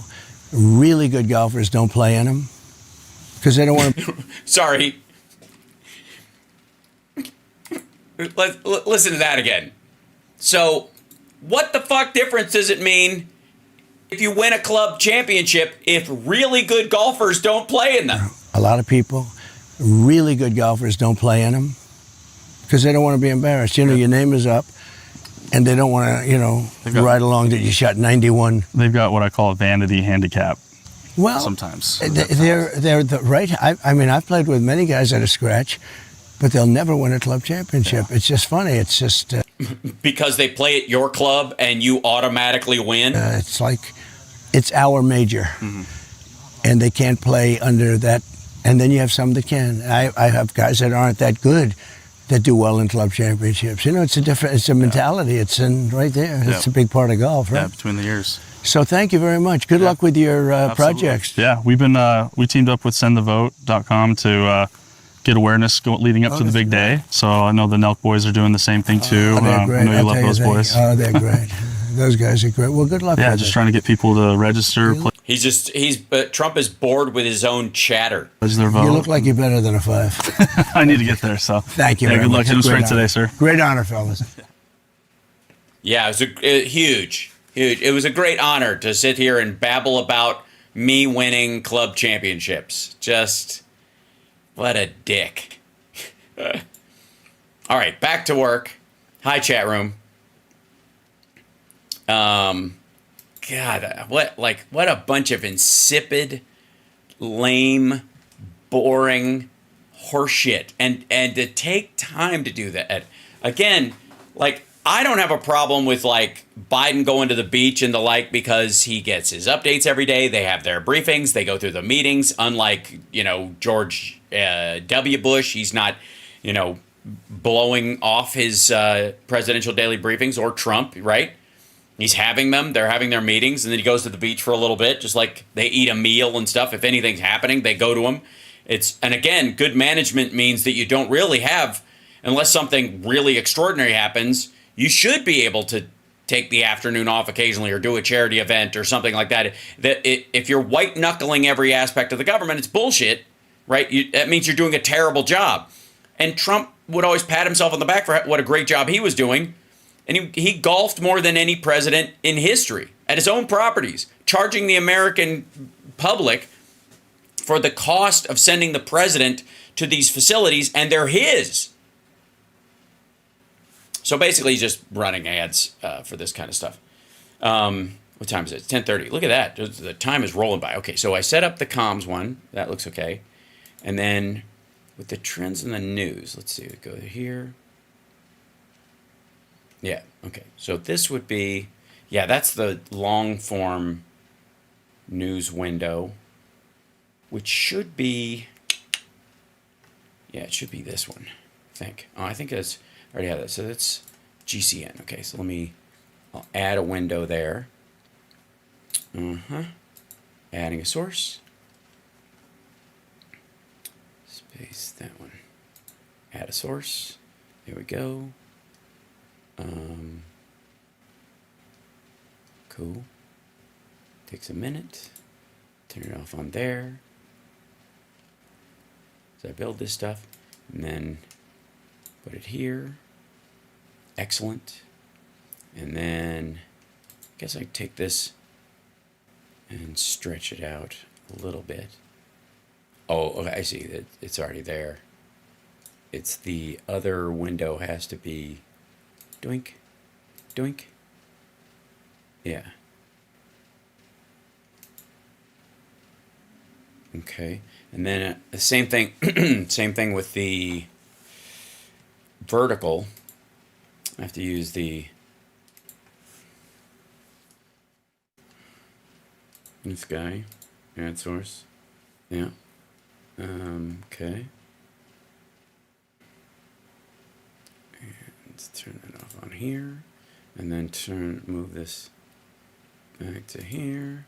I guess I have to fit to screen. Transform, fit to screen. There we go. And then I'll take this and drag it down to here. Yeah, there we go. And then on this window, drag this out bigger so people can see what I'm talking about.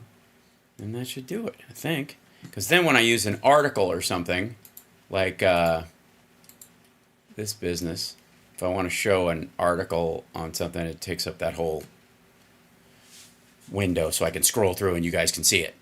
If that makes sense. Yeah, it looks all right. Huh? Looks all right. Could be worse. By the way, Trump did and I imagine everybody's got the day off. So let's see, me and a guest. Let's see what this looks like. Okay, so there's the majors words. I'll take the label off that. It always takes a moment for it to catch up with here. Yeah, there you go.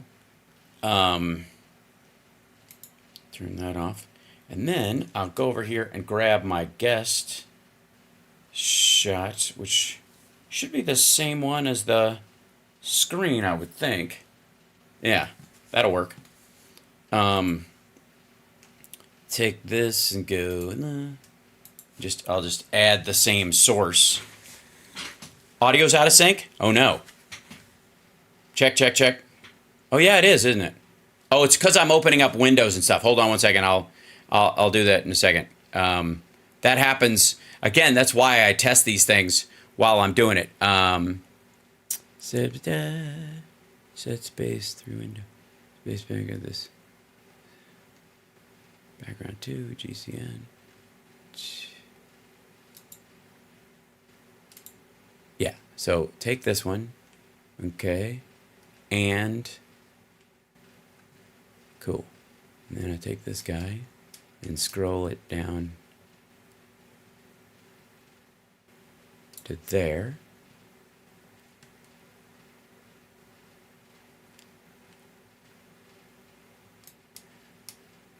Go to here. There we go. Now we take off this guy, this guy,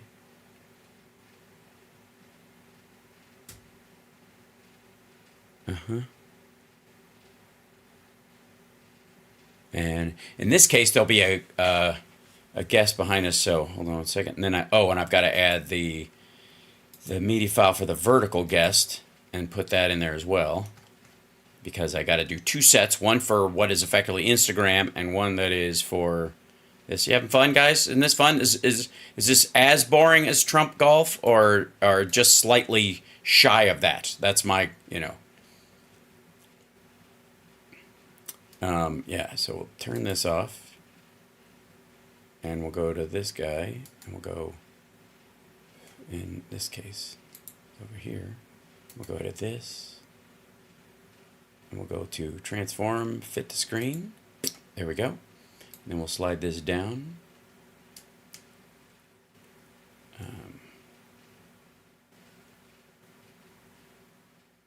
There you go. And excellent. Cool. And then I turn off the space set in there. Yeah. And then when I have a guest, they'll pop in right here. And then my titles should look. Let's see, let's go with the major. We had him on. Yeah, fits pretty well. Spacing's pretty good. Cool. And same thing with guest and news. Now I got to build this guy because people were asking me, whatever happened to the to us do the news and all that kind of stuff. Do I want to do this one? Yeah, this will work. Whatever happened to, when we're doing articles or, other, on the space set. And I'm like, well, there was an issue, as it were. Try to do this. Give me a second. And then filters. Edit filters. We add in a chroma key again. I'm working today. It's a holiday, so I'm doing a holiday show. So you guys can watch me make this stuff. He's going to partake in Amsterdam pet. Oh, I see. Is he? Good for him. Close. There we go. And we take this down and we'll scroll it down to below me. There we go. Then, oh, and also I got to turn it off on the vertical because we do a different screen there. And then on the vertical, I have oh yeah, I have this guy. I made this screen for the vertical.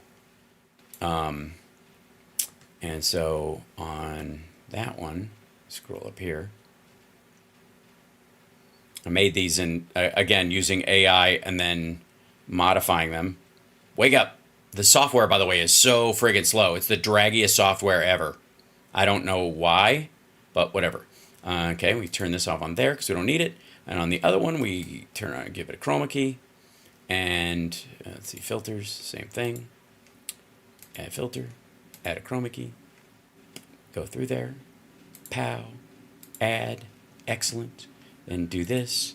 Hello. Huh. And then the guest will go over in that area, and then the article I'm trying to talk about will be right here, which is good stuff. And then I'll take this down and put this behind me on the, yeah, there we go. Same thing is true of this. And then turn off this guy and this guy. Yeah. And in the case, oh, I know why that is. So in the case of this, I would not want the background, I would want the background to go behind, yeah, the news article. There it is. And then the,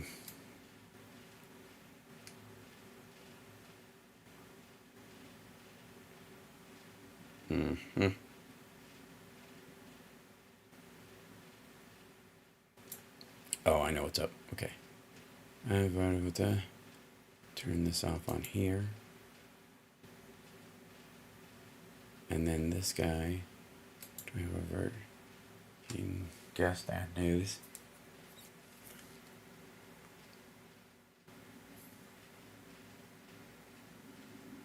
What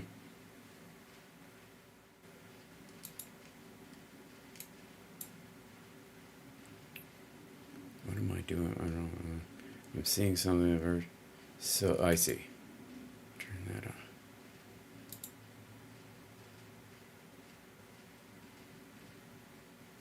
Huh. All right, there's an error there. I'll work on that later. All right, that's not a big deal. Hi, how you doing, everybody? What's happening? I'm just in space doing my thing. What's up, Boston Brian? This is I consider this a little mini class on how to do this stuff. Now, if I go back to here, my voice should be back to, as soon as this stuff wakes up, should be, am I still out of sync? Excellent. Got about 15 minutes left, and I'm going to try some more stuff. Yeah, hit the like, by the way, if you love this kind of behind-the-scenes personal touch. That's what I'm working on. It's not on Twitch? Okay, good. Okay. And then, new subscriber. Thank you so much. Scrolling through here. And what I need right here, I need a foreground computer thing that looks like I'm at a desk or something, or at a control panel, I think. Like a piece of, like a graphic thing that goes in front of me, right here. You know what I mean? To create the depth of field idea. Just saying. Still out of sync? Oh, that might be. Maybe it's a YouTube thing. Maybe it only affects one thing. And by the way, Seahawk, thank you so much. Sundowning Donald better take care, because it seems like he no longer looks after his hair sometimes. I think it's a shame that I got feeling better when Magus feel pain. I understand. It's a bit of Schadenfreude. Schadenfreude. I understand. But I was going to sing NSYNC song anytime now. It's true. Thanks, Bald Thanos. Hal is too loud. I can't hear him. Huh? That's funny. All right. Yeah. And then who else? My kidney only accepts American whiskey. Well, you know, that's the big fear, is that the that you even trust the kidney in the first place.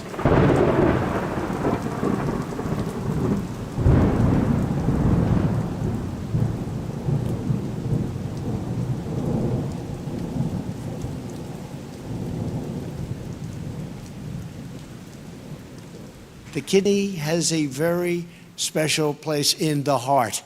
I see. Yeah, I see a bit of like an out of sync on the stream part of there, and I don't know if that's just because of the camera or where I am. Maybe it's the videos themselves switching from one to one, and it has to load different things, and it's because I see it like the audio is like taking a second to catch up, like it needs a moment to, hey. All right, I'll work on that. That's the thing, and Boston Brian will tell you this is the kind of shit that, like, it's a pain in the tuchus. Because sometimes you're like, everything should be working. What the hell is wrong? And there's no real reason for it. It's just internet fart, and it has nothing to do with what you're doing. Yeah, a little delay. Okay. The other thing too is, let's see, settings. Go in here. Video. Maybe it's the source thing again. Yeah. So in this guy.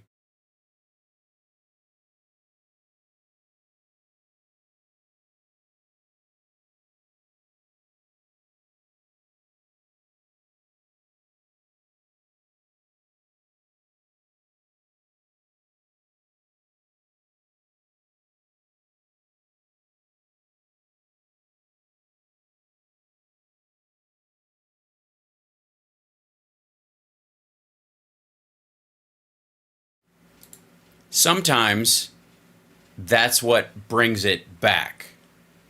Not always, but sometimes. Oh, look at the cup is back too on this one. That's nice. It's finally working again.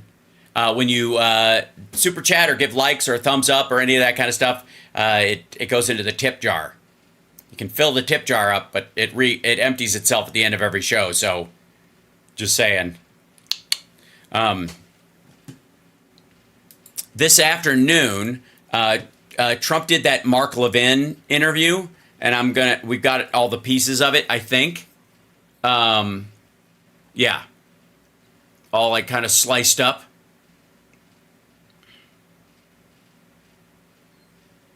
Yeah. I like between audio and video, Boston Brian could test guest setup. Oh yeah, that's a good idea. I'll bring in Boston Brian. Is he around? Hold on, let me see if I can get this working, just so I can talk to him while I'm doing stuff, so I can add an extra pain in the butt part of this again. Here we go. Dink, dink. What I'll do is, let's see. Copying that link. I'm sending it. There's the link. And there's the password. If Brian wants to come in, I'll throw him in here in a second. I think I even have his title stuff. It's kind of shocking to me, the delay that the software is on when it updates.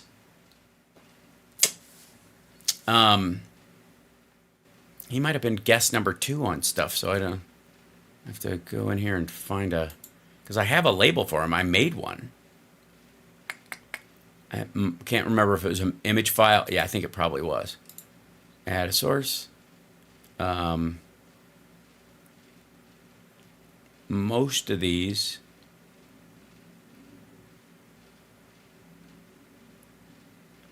Yeah.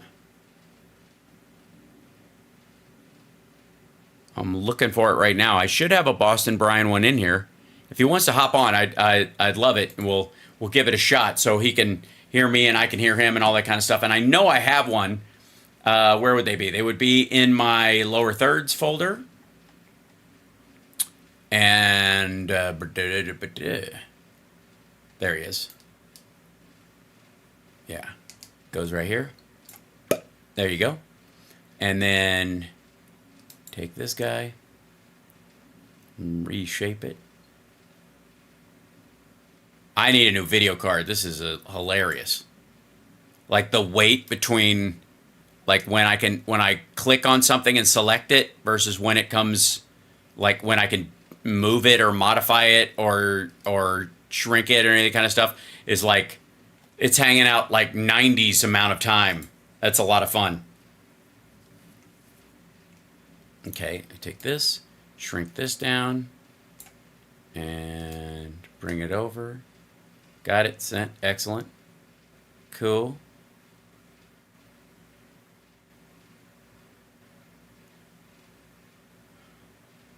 There you go. And yeah, looking good, looking real good. The question is, will my guests be able to hear the clips when I play them for them? So maybe I put up a piece of the first chunk of the Levin interview, and Boston Brian and I can go through it. That'd be fun. Or I have other clips too that I haven't had a chance to cover.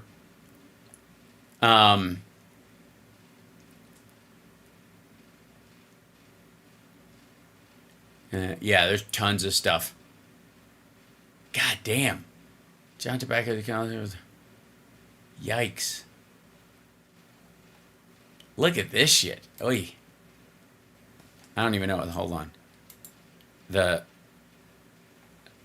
This is... All right, let's get right to it. They finally did it. What we've all been waiting for, the big first interviews. This guy filling in for Greg Kelly, his name is Johnny Tobacco. I'm not kidding. John Tobacco. Johnny TB, we like to call him. You get out of here, you fucking... And I swear to God, he looks like an anti-filter. Like, hey, man, put this filter on your face and it makes your eyes look like Darth Vader without that helmet.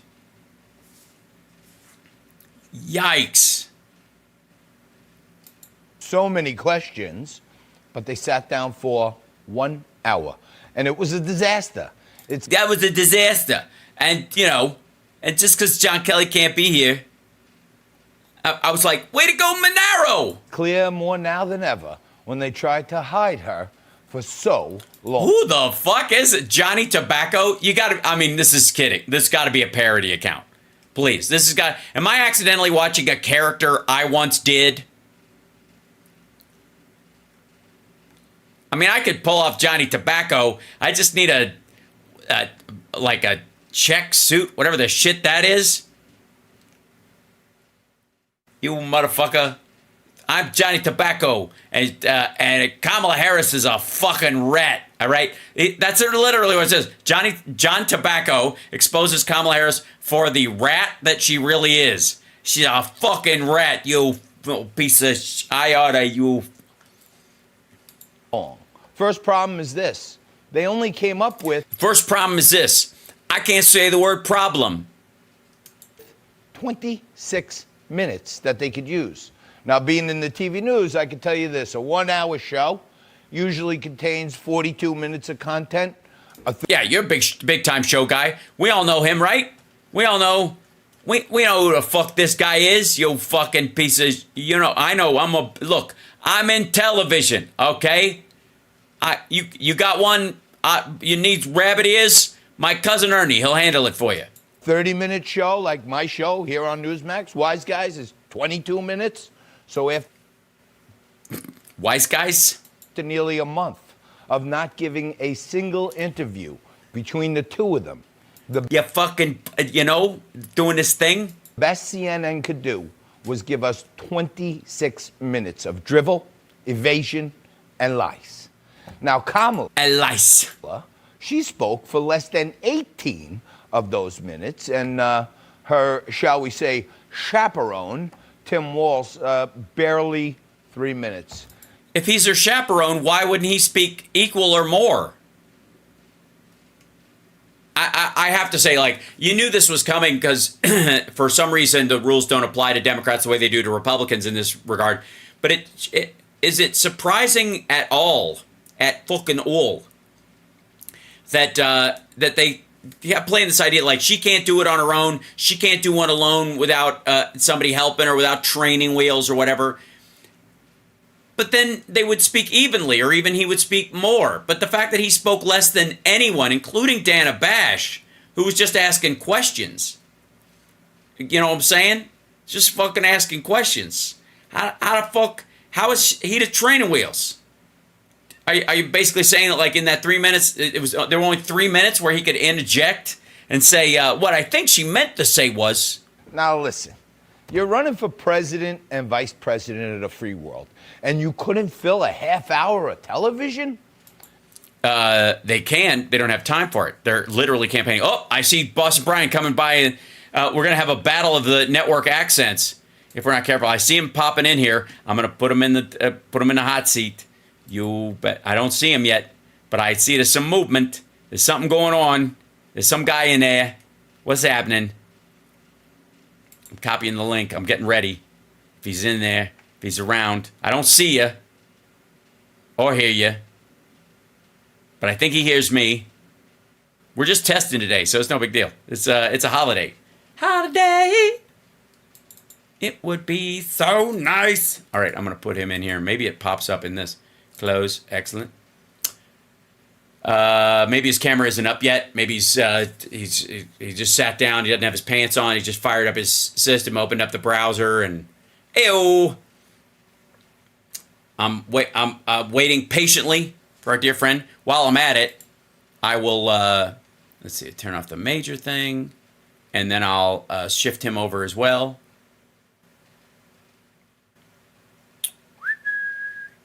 Okay, we'll turn off the majors logo, and we can add the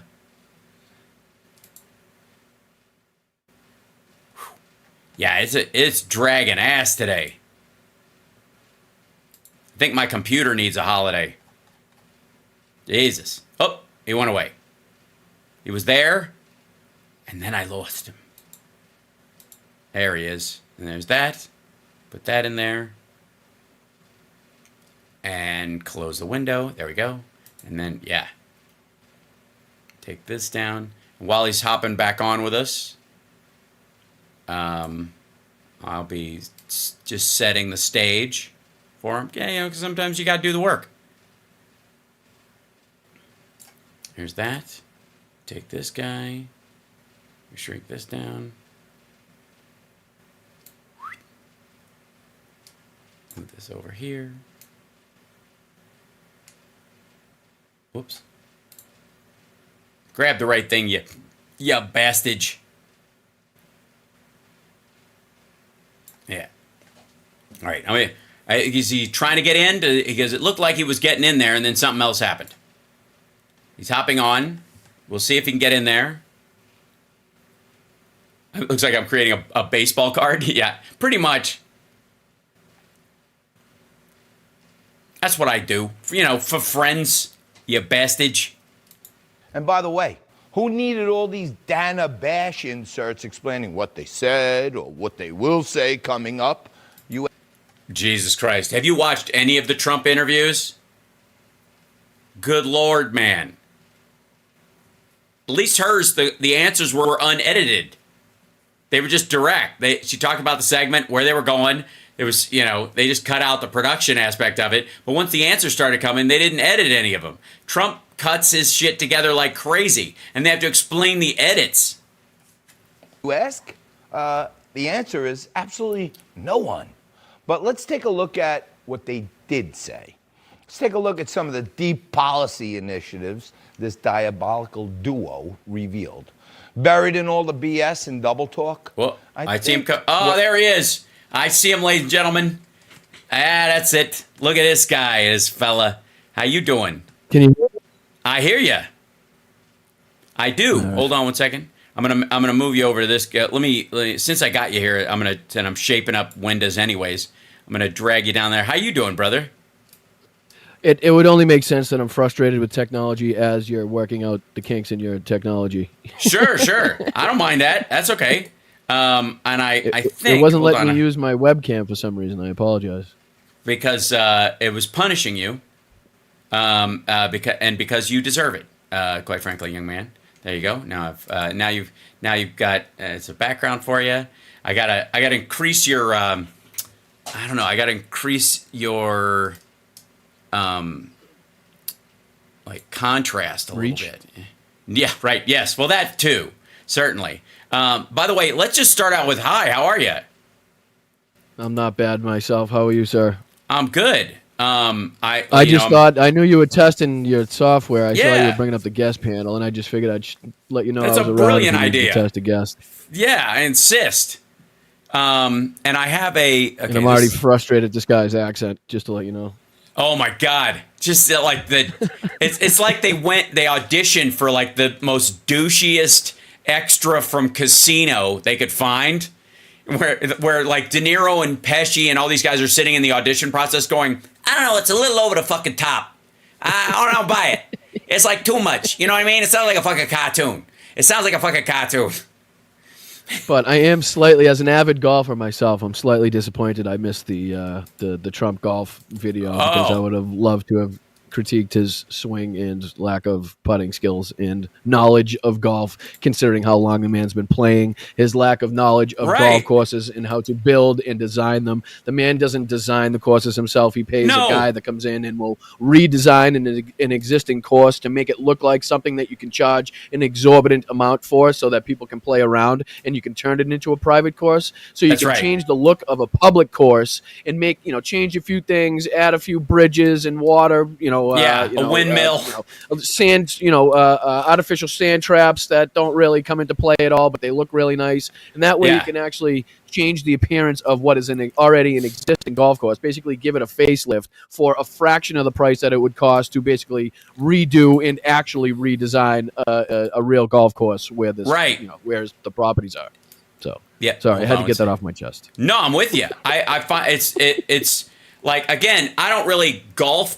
I learned how to golf because the drummer for Steel Panther taught me how to golf. Let's just start there, because he's an avid golfer, and which makes total sense. And the reason is I get asked to do charity sporting event kind of things all the time. And like famously, I came in second place at this charity tennis match, having never played tennis since I was 12 or something at at a city thing or whatever. Mainly because I'm just fast and I've got good eye-hand coordination. That was it. Everybody else was just like, I try to play tennis before work in the mornings. Oh, good. A bunch of guys down the street. Yeah. Well, all right. We'll play sometime then, because I could stand to get my game up a little bit. But so I learned to play. Like, I kept getting asked to do these golf charity things, and granted, I don't need to do them because I've already met Stormy Daniels. But it's true. I worked with her, but I didn't actually do any golf with around her. But point is that I kept saying no because I don't play golf. And then I was like, what am I doing this for? Even if I suck, I'm there to be funny. Did all the balls fit in the bag, Hal? I have to ask. Did all the balls fit in the bag?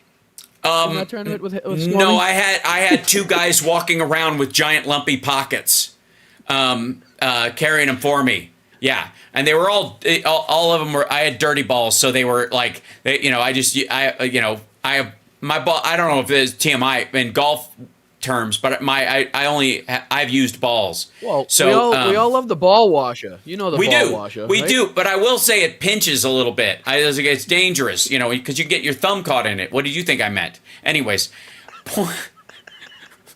point being is that I was like, why don't I learn to play golf, even if I learn to play golf for shit, so I can do these charity things because I like the charity, even if I don't like golf, right? Same thing with tennis. I mean, they're usually beautiful places. You're out with good people, typically. It's a nice day. Shooting we're not on the radio, are we? I've never seen the Trumps at any of these charity events, so you're absolutely right. It isn't usually nice people.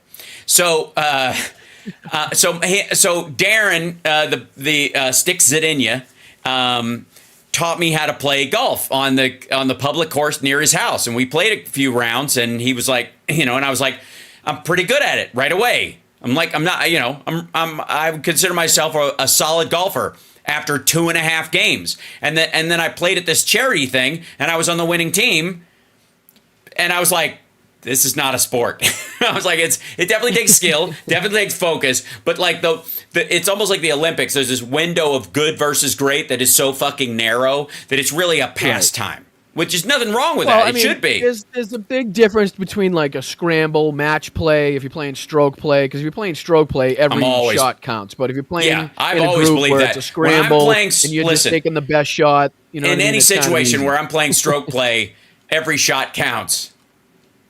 Okay, well, back to that. I got you. Back to what? I used to have a T-shirt. I actually got sent home in middle school because I had a T-shirt that said, "When I die, bury my balls next to my old bag," and they sent me home for that. Wow, and because there was no golf, no mention of golf on the shirt. Otherwise, no, there was. It was a golf. It was a grave site with like It wasn't. Yeah. It was funny. Now that I think about it, probably should have had it in middle school. Yeah, probably not. I mean, my favorite shirt in elementary school was "Rush to the Bathroom" by Willie Make It and Betty Don't. It was a book with this guy like, you know, and what was allegedly like a pee stain on his pants as he's running across the front of the book. And Donald Trump was younger. He was definitely one of those kids that pulled his pants all the way down to the floor to take a pee at the urinal.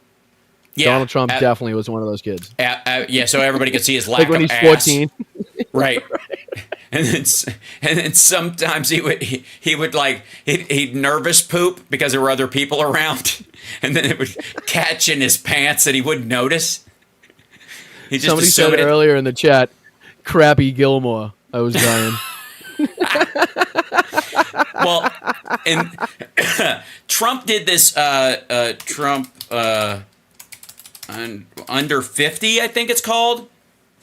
Break 50 with Bryson DeChambeau. Yeah, just the douchiest. Honestly, to be fair, it's an almost an impossible challenge. And I know they said they were hitting from the ladies' tees, but there's a reason, because the challenge is near impossible for what he's trying to do. You know what I mean? So I know he said he was hitting from the ladies' tees, but I in all fairness, that's what they do in that little format that they try to call it Break 50, basically. Well, then don't try to break 50.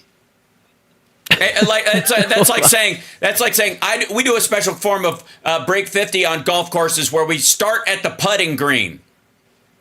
Well, let's be clear. It's YouTube golf. It's YouTube golf, and YouTube golf is a lot.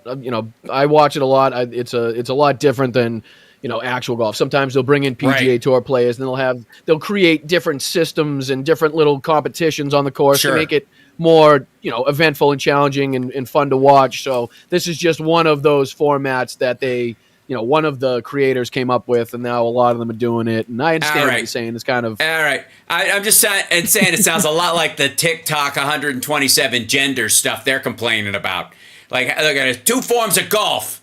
There's real golf and miniature. And stop trying to transition golf against its will. They're going to turn junior golf into adult golf. They're sexualizing golf. All right, I'm just kidding around. Stop grooming golf. Yeah, stop grooming golf, you assholes. All right, so this is, let's see if this works, whatever. Full screen this crap. There you go. There. Trump also said that Bryson was number 1 in the world, and he's not. Scotty Scheffler is number 1 in the world. Bryson is an unbelievable player, but he's not number 1 in the world. Gotcha. There, but we want to be there first. We're doing pretty well so far, but we want to hit 1 million before the end of July. He's trying to. I'm not going to help you sell your channel, asshole. So he goes out and he talks about this, and here comes Trump with his. He looks terrible. Oh, dude. This is the same Terrible. day. I think he did like all of his golf bullshit videos in the same weekend. It's gonna be a good challenge. I feel great. I feel like I have the best player in the world right now, and he's a winner. He knows how to do it. I hear it's a very hard thing to do. It sounds easy, but it's not, because you need, difficult. I think, 5 eagles and 12 birdies or 13 birdies. 5 eagles and that's right, 13 birdies, 5 eagles. So that's not easy. 23 under par. Yeah, that's not easy to do. Not easy at all. But we're gonna have it's a fun. great challenge. We're gonna have fun trying, right? Yep. We're gonna have fun so that's the format. Right. That's the format. Yes. So they're trying to shoot 23 under, basically, for anybody that is not a golf advocate and doesn't follow that.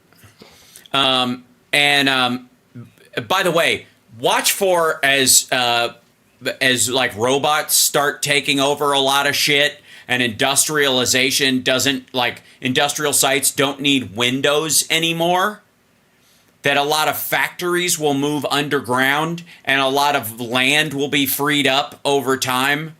I'm telling you, over the next decade, where like recreational facilities built on top of whatever, like Top Golf places built on top of what's effectively a factory that runs all night long because it's it's robots building shit constantly, will increase. And so there's going to be more of this shit. More, believe me, as humans don't have to work, leisure time of all sorts is going to grow exponentially. And I don't know if you saw this, Brian. Here, I'll see if I can bring this in as well. Well, look at that athletic. Can we just take a before you move this anything, area? Can we just take a look at that athletic belt area? Yeah, thank you. Yes, thank you. Yeah, you knew what I was going for before the diaper crease, the belly overhang, the nunt just dragging towards the ground.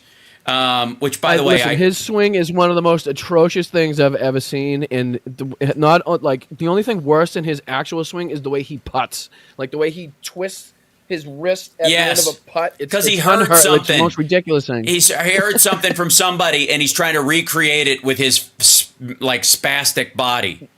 You had a good point earlier too, where you're like, notice how they don't show him putting the ball on the tee and bending over. And if you look at what's a good representation of that is if you look at the Arlington National Cemetery visit where he tries to lay down the flowers on the actual grave, he struggles mightily to try to do it. And he has to like kind of like roll them over at the end where he tried to get back up a little bit, and you can tell he's like he's not having the fun last in that 6 position. inches, right? Which you cannot do with a golf tee. Yep. And you've had 7, and they haven't done it, huh? Not yet. We've done it with Sergio. We haven't done it. I mean, he's just chipping wood at this point. I mean, the idea that there's form here.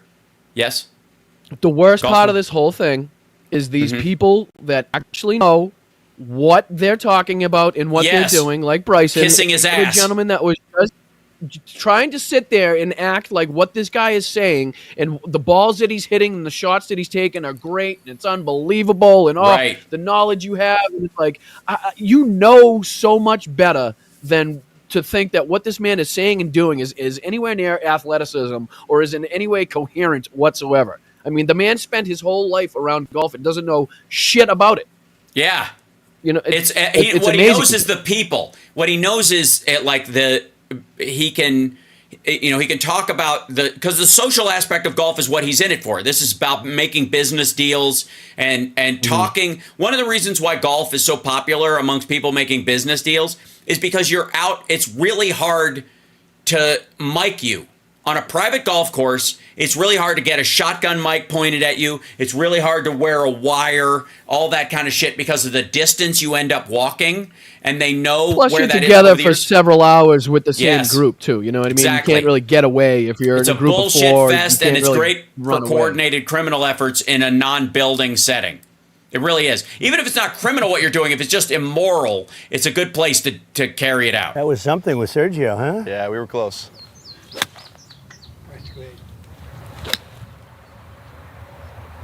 So what these people actually mean is Come for on, a let's see fat him old rip it. guy, You ready? you're not bad. Longest hitter you know what by I mean? Is what far. they actually want to say to him. Well, I gotta say, he plays all the fucking time. At a certain point, you should be reasonable at something. You own golf courses. Absolutely. You do almost nothing else. Seriously, he's certainly better at golf than he is at construction, because I got to tell you, if you laid down a blueprint in front of him and said, point out the entryways versus the windows quickly, he Which couldn't do girders it. go up first? Yeah, right. What's the timing on the different structures that you're putting together? Which part of this blueprint is a new structure? Which part is a remodel? That should be the easiest fucking thing right off the bat. Like if you're looking at that, you should be able to. Tensile strength of the steel you're using, Mr. Trump. Can you tell me what pound that would break? 220, 225, whatever works. By far. I know them all. There you go. One swing and he's fucking heaving. Right. Man. So that guy is obviously plays all the time and whatever. He's a pro. He's a young guy. Right. So anybody. Right. Perfect form. I was going to say, so anybody that doesn't know, you could tell that swing from what Donald Trump just attempted to do, and there's a huge difference between the two. Right. You know what I mean? Over the net, that's long. I'll get it over. It's very long, folks. It's very long. Unlike my penis, folks. It's very long. Yeah. we don't see it around. Really mushroom nut ball. You're ready. You Come on, are ready. Let's do it. Come on, partner. Let's go. That's so. Look at that shot. How good is that? And the thing is, Yeah. the thing is, some people do have like odd swings, and they do make them work. Like you don't Right. necessarily have to have that textbook, Sure. PGA Tour swing to make it work. Not people that have awkward swings. There's even people in the PGA Tour over the years that have had really awkward swings. You know what I Right. mean? And they'd say they're on the tour, they're unbelievable golfers. Right. So you can make it work. And sometimes he does make it work. But what we're saying is for the amount that this man, the amount of time that this man spends on a golf course, right? Yeah. He should be far better, in not only in far better shape, because he shouldn't have to be driven around these places the whole time. If he just got out Right. and walked a couple of these courses a couple times, he could probably add a few years to his lifespan right No off the question. bat just by 9 just holes by walking a few on of the these regular courses. walking them. Even a short course. Even if he's doing 6 Right. holes in the morning as a warm up exercise, walk to them, play, walk and play, walk and play. Like, but he doesn't do Right, any of it. right. Like he literally, the only time he's on his feet is when he's swinging or walking to and from the cart. Right. He doesn't spend, and you watch on this, like he doesn't like dilly-dallying around, like talking to them. He's like, I got enough, and then he goes and sits down. It's crazy. Right. He's one of those Would times you rather be precious. here with or me Doral? people. That's the only question. Man, I don't know. You know, That's a do you good understand question. that, right? Yeah, This is a little Dural's- more serene. I love up here. I think Bedminster's such a beautiful, rolling hills, sort of championship-style golf course. And when we played the live event here, I mean, Everybody thinks of New Jersey. The old course is just insane. Right. It's so amazing. Also, by the way, look at the brown grass on this side. Look at that shit. And again, this is supposedly one of the most prime, wealthiest private courses you can possibly set foot on, according to Trump, right? The attention to detail is what's special. See, here's a hole. So this is 500 yards from the back. Got it. And these are the whites blues. Yep. It's just a great hole. I love the idea. So you I love the idea that this guy's holding onto the side of this fucking thing like he's going to have to leap to for his life at some point because Trump is just kind of like, anyways, playing from the Reds, right? We're playing from the Reds, and we're going to break 50 here Good. today. We're Yeah. going to try and make as many birdies and eagles, and Let's go. just have some fun. I mean, We this is- should So the be Reds able are the to- women's teams, Close. as you would. Oh yeah, we'll as be you push it. yep, with the game that I have right now and how you're playing, Yep. we're gonna do it. I think you can drive this sucker. I think you can drive most of them. That's the goal. That's the big, yeah. That's a just big right factor. across the See green hole? like an asshole. That's I was just gonna say. I mean, one of the Wow. most sacred rules in golf is you don't course take is the something cart else. on the We'll green. let you lead off Right, the there, green partner. is like Okay. a spot Yeah. you're supposed to Smoke a good one preserve here. and make nice and fix your divots and everything else. And Yeah, he yeah. drives all over the fucking thing. Yeah, right. He's not even in the regular grass. He's driving on the actual green part. Like the greens for everybody is the really nice part of the grass. Right, this that is part. the tee box, and then the green Yeah. where the flag is like So- something you're supposed to keep Yeah. nice so that everybody else behind you has a fair shot, and they're not trying Yeah. to putt over fucking cartwheels and marks Right. over the green and shit. Yeah, or bouncing their ball through a fucking like lane left by your fucking golf cart during a soggy, rainy day. Just an asshole. Beautiful. Right at the flag.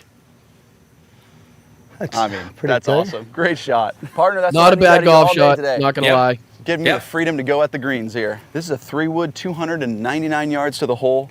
Basically, this guy just, I think, all but hits a hole in one. I think they get a 2 on this one or It's a little something. humid out. I'm just gonna do a nice Look how little many 3-wood onto cots the are green. behind him. They got fucking 97 cots.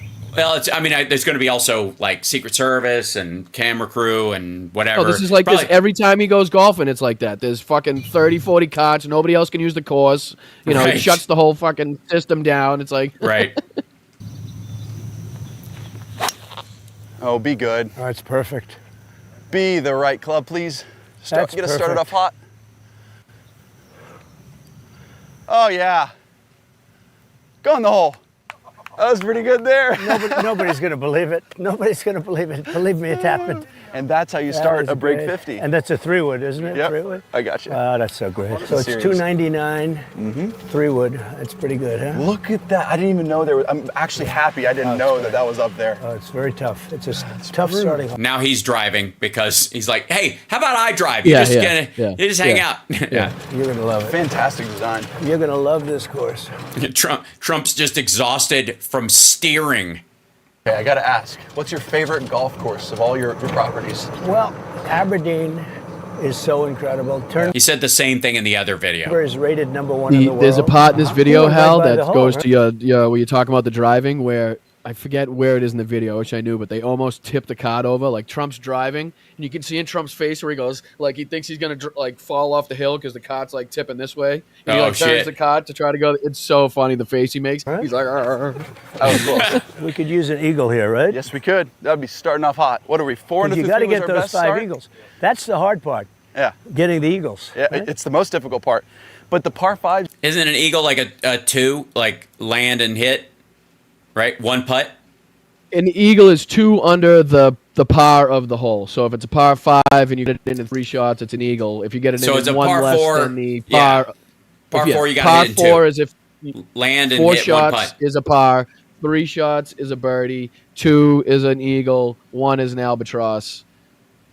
Right.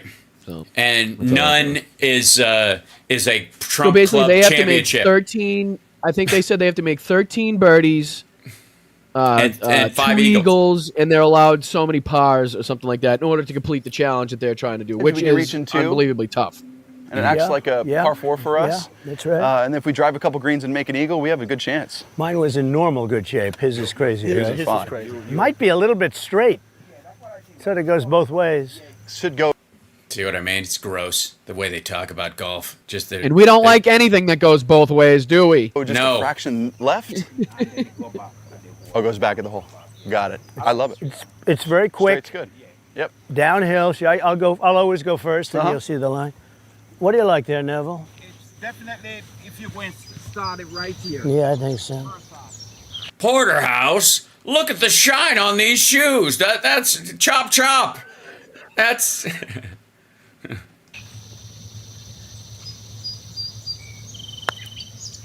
Could be. Get in Just there. the Get in. worst putting Get in. stroke I've ever seen in my life. Good speed, though. That's good. good speed though. Good speed. It's great. Not a bad putt, just terrible stroke. Like I've never in my Yeah. life seen So anybody this do was that pretty straight, thing at little the downhill. end. There's actually been like TikToks and Instagram videos of people like imitating and like making fun of his putting Using the strokes, Trump like stroke? I'm Donald Trump. 24 Yeah, footer. yeah, yeah. It almost is straight and then goes a little bit to the right. Look at how again, healthy but he looks. Inches. Yep, just a little. Okay. The other thing too is it's straight, but it goes a little bit to the right. He missed it to the left. So what was he compensating for? In all fairness, like the break of the green can be either exaggerated or reduced by the speed of your ball. So you can hit the ball too hard Sure. and it'll go right through the break, or if you hit Yeah. it too soft, it'll exaggerate the break of Sure. the green. So Right. Trump, I'm just saying if it you went hit to it the too left hard, anyways, and it just seems like, and the guy was like, good speed, and he's far enough away, so he's going to have to hit it. they're just blowing smoke up his ass. Like I said, Yeah. this whole time they blow smoke, 24 even when it's a feet terrible downhill. shot. See Oh, what that's can- not bad. That'll play. That'll play.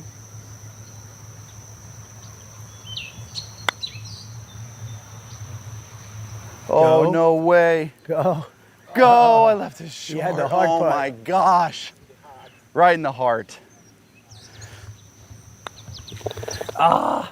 I didn't hit it, guys. What the heck am I doing? That was right there, too. Yep, that was right in the hole. So the best part about this is we just get to go all the way up to the red tees. And that There's something nice about that. kind of fun. So this is normally 230 from the back. All the way back. That's a the back brutal corner. tee shot. Man, 111. I think you got to go with the A. 111. There he goes. Exactly Now he's what putting it his is here. tee down. Hold on. Because the guys are around. Pitching wedge here.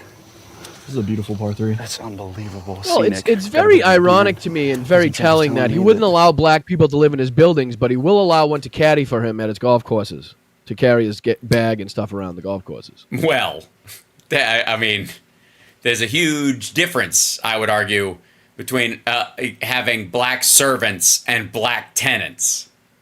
Right, that's what it. That's what it must be. That's what it must. All right, just curious. I was Yeah. curious. The dude is fucking Smales. He smiles because from he seems Caddyshack. but he seems to have a great relationship with Neville. I mean, if you listen to the conversation between the two, I think Neville travels around with him, if I'm not mistaken, because it sounds like he knows Trump's game a lot. And sure, again, a caddy will always add a stroke or two at least to your game because you typically know the courses you're playing at, the ins and outs. And if he's like useful, that, if he's useful, Trump will keep him around. But it's correct, right. So again, Rochester was very useful to Jack Benny. It doesn't make the relationship any less problematic. You put a hole in my boat. I did, boss. Like, come on. Dan sort of style green. Let's see what he has. Oh, beautiful. Come on. Oh, what a shot! Partner. Great shot. Weird to me. That's how you do it right there. Mm-hmm. Gosh. Literally nothing golf-esque about that, and he still somehow made it on the green. Golf. Can you believe it? I saw. Well, it's because he does it all the time. That's what it looks like. That's what when you have no muscles. That's what muscle memory looks like. I related to him talking about something that he doesn't know anything that he's talking about.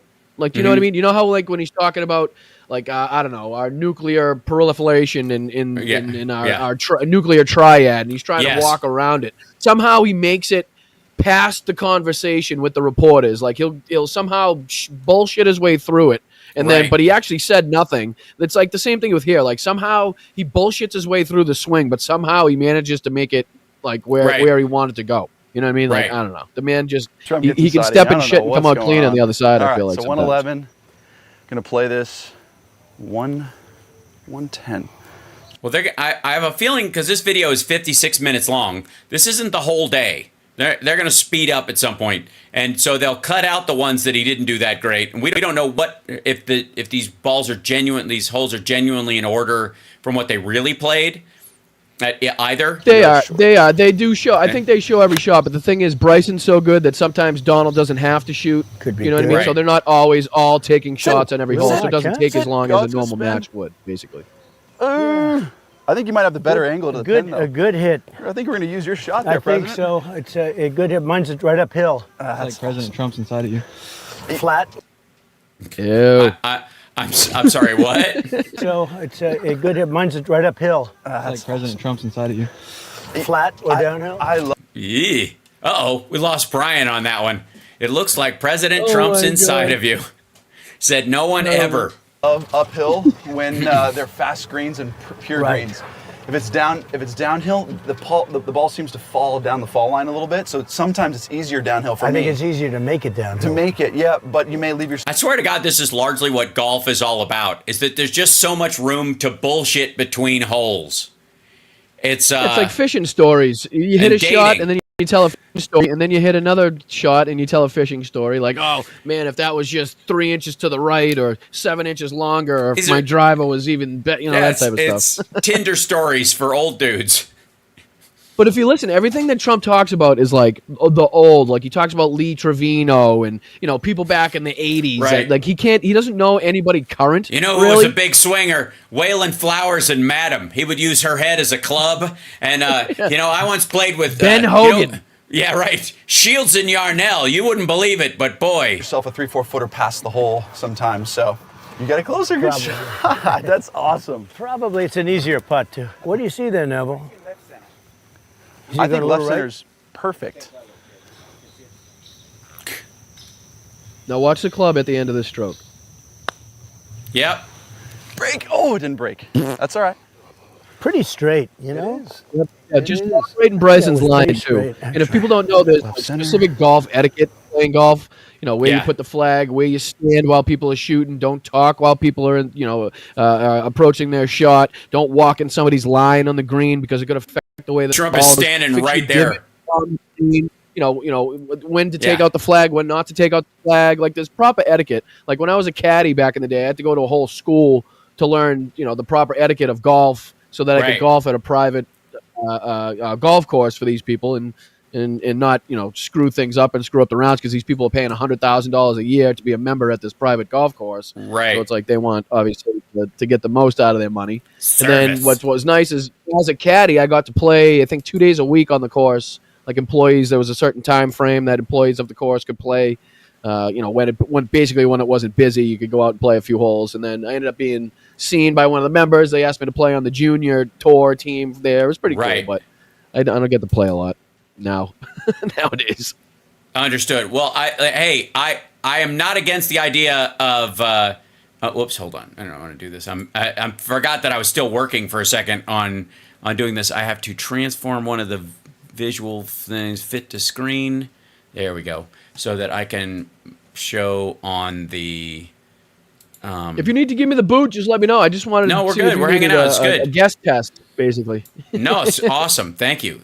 So far, so good. It's just the software takes a moment to like get its shit together. As it's like I'm surprised at how slow it is because I think I need to upgrade the video card on this guy.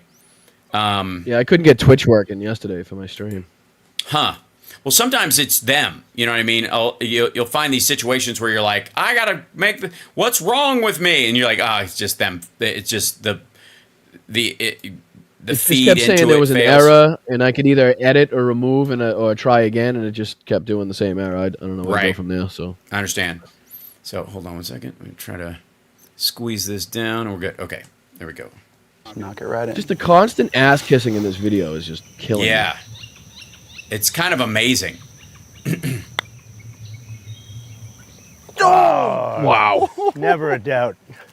What a good mean never a doubt. Good putt there. They go in for you, they don't go in for other people. That's right. Sometimes they don't. So it's 360. That was a true 360. What I'll tell you is that par 3 is the hardest part of this challenge. Birding those holes, because you have 110 yards in, compared to hitting the green in 2 and making a nice, easy birdie. You're right. Oh, you're right. You see what I mean? So par 3 is the hardest part of this challenge. 243?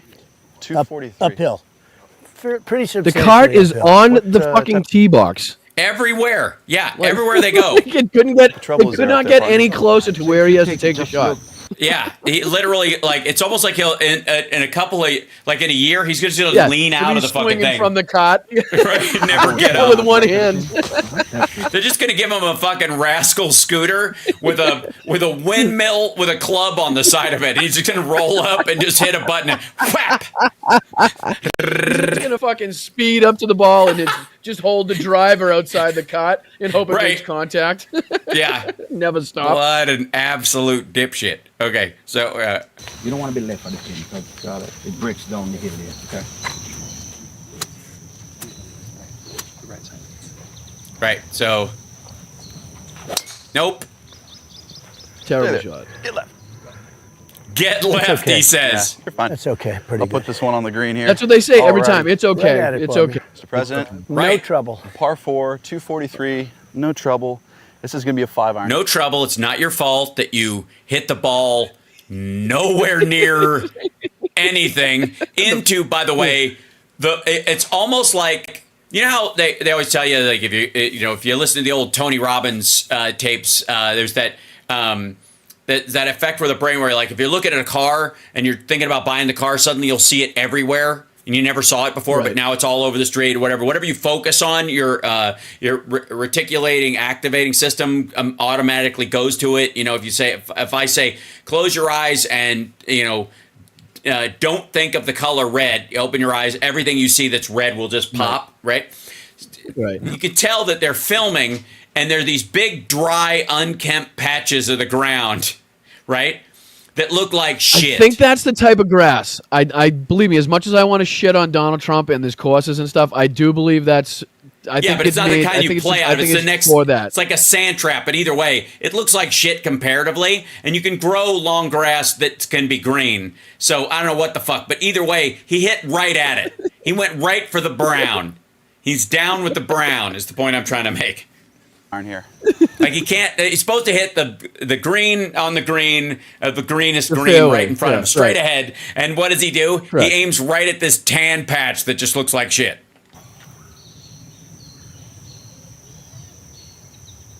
Yeah.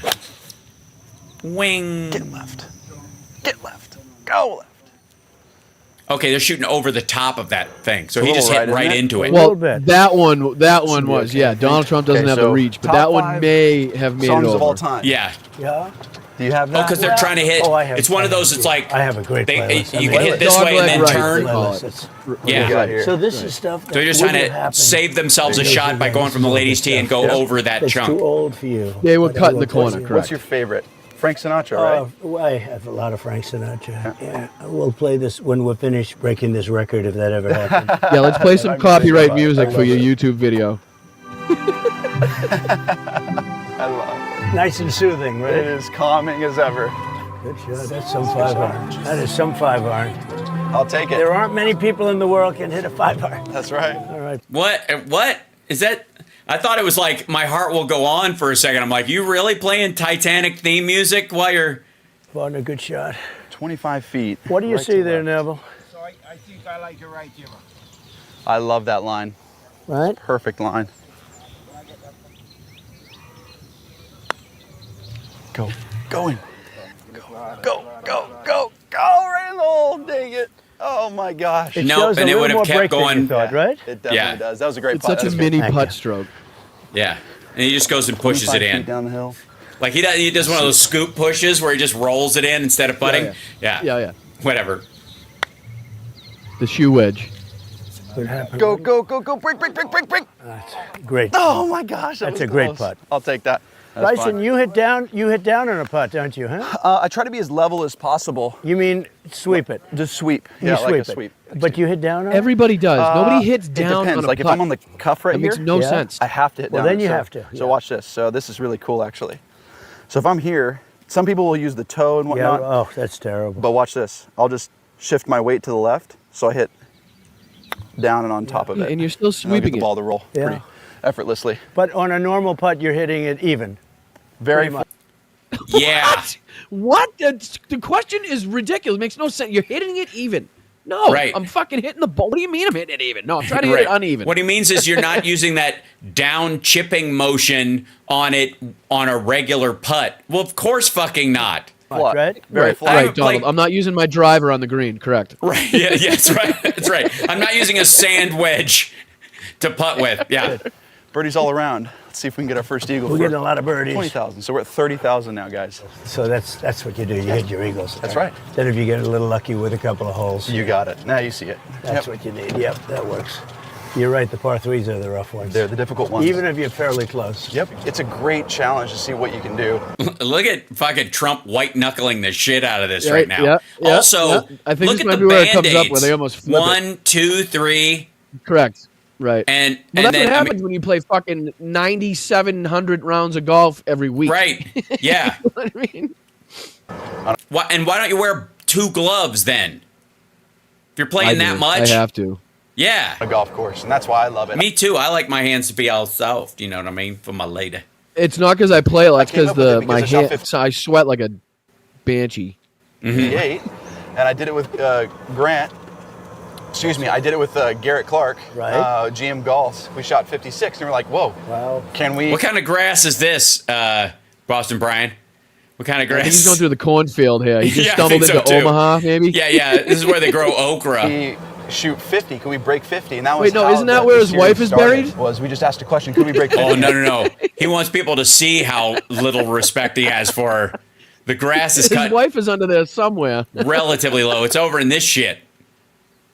I did it with Garrett, and we shot 50 the first time, and we haven't broke it since. I've had Sergio on. I've had Paige on. Why with Sergio? How good he is, right? Oh, we were So awesome. It just why didn't it just didn't work? Huh? It didn't work. There was a couple holes that were too long. We actually played the whites. We didn't play the reds because we thought it would be too It's short. better. It's better. We thought, we wanted to give ourselves a really good challenge, and And there's an old landmark bridge that we moved that's awesome. from a different So you kept part, it. part of the property. That's yeah. awesome. So Look at that, 1928, So WM Pantley. Wow, that's awesome. great stuff, right? I love the history part of this whole part of the The landmark bridge that we moved from a different part. country. It's awesome. This They is a have to great part pretend to of it. care. Where's your Yeah. favorite place to go in the world? So you love Scotland because it's Turnberry. Turnberry got rated #1 in the world, as you the know, fourth which is time very you said hard it. when I. By the way, he wasn't asked. He already asked him the golf course one earlier in the video. You know, he said it. He said it in the other video I looked at earlier. I think he was just asking a generic like travel question. But Trump's always selling because Aberdeen's not doing well, so he wants people to think it's a big deal and he needs to mention it a bunch. Basically, any place he says it's the best in the world and people can't wait to go there, it means it's drying up and they're fucked. I own something that it gets rated #1 in the world. But some people don't like it. very impressive. You understand? Yeah, it's For me to- Did you hear that? That's so fucking telling. Listen to what he says there. He says, some people don't like it. Get #1 in the. Hold on. He goes, He's trying to get the #1 rating for his course. It's #1 rated in the world, but some people don't like it. Some people don't like it. It's very impressive. You understand? Yeah, it's for me to impressive. get #1 in the world, and in Ireland we have a place, Doonbeg, which is phenomenal. I've been there. I was there last year, actually. Phenomenal. It was Right? awesome. Don't you love it? Yeah, I had a great time there. It was great. Okay, we have a par 5 here, folks. I don't know where to go yet, but we'll figure it out. We need eagle. We have to have eagle here. So we are Still right down happens. the middle, partner. All right, Mr. President, let's see it. Beautiful. It's just so awkward. Thank you. His Can you feet guys are believe like that close driving? together. Right Right over over the caddy's the caddy? head, yeah. Perfect. Whatever Perfect. works, I guess. Even a little bit left, Yep. you said? Okay. All right, time for a smoke drive here. Bryson's a Come on. long drive champion too, which makes it even more. What do you mean, like doing, just like driving for length? Just driving for Correct, distance? which makes Is it it okay, even you think? more It's crazier that he fine. can channel that into an actual It's golf fine. It's fine. drive on a golf course. Because these It's a people little like right. the You won't drivers be are much- different for long drive champions. Like Yeah. they You don't can't have drive it. Let's knock they this don't in. have the Albatross. That'd be they don't have the lines on them for spin. They just launch. They're a totally different setup driver. Some of them hit them like 430 yards, 440. It's Good ridiculous. Lord. So, but it's a totally different swing too. You're basically just coming out of your shoes, and that all you're doing is trying to hit it as far as Right. possible. It's the Doesn't- Happy you know, Gilmore you do have to hit it. You do have technique. to hit it straight. It does have to land within a certain area, but you're not really hitting at any target. As long as it lands anywhere in that area, it counts. So for him Yes. to transition, be able to transition that swing, which you can see, he swings out of his shoes. It's unbelievable. To an actual golf career, is pretty cool. Not many people can do it. You either do one or the other. One or pretty the much. other? Yeah. Didn't get this close. I'll take that drive. It was a little right. Didn't draw it the way I wanted to, but we're in a great spot, and 88 yards for an albatross. That'd be sick if we knocked this in. And by the way, he's just making divots in his practice swing, and he's not gonna fix them when he's done. It's for the caddy. That's what Neville's there for. Go. Yeah. Yeah. That's all right. Shit A shot. little wet. It is. Okay. It's a little Oh, wet. well, it's wet. It's a 50. Yeah, I'm going to use a that's what she 55. said. This is actually the club I use to get up Yeah, and down. that's what's wrong with it. Look at the fucking Grand Canyon that's in the ground there.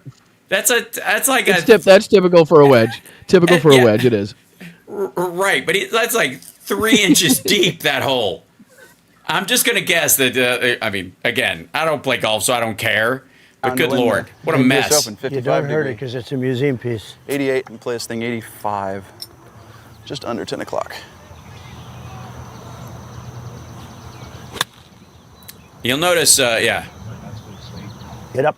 Go. Go. So basically, now what they'll do is they'll take the grass that flew out, they'll put it back in Yeah. the divot spot, they'll put Step on seed it. underneath it, and they'll step on it and tamp it down, and it'll regrow like the same. Yeah. It's a little short. Typically, when a shot. golf course okay. is wet, little you wet will when it's- that will it is a happen. little Like wet. it's easy to Yeah. go About through 8 the inches grass left when it's there, wet Neville? and shit like that. Sure. To be honest, I think it's somewhat straight. You like it straighter? I like it straighter. Right on line.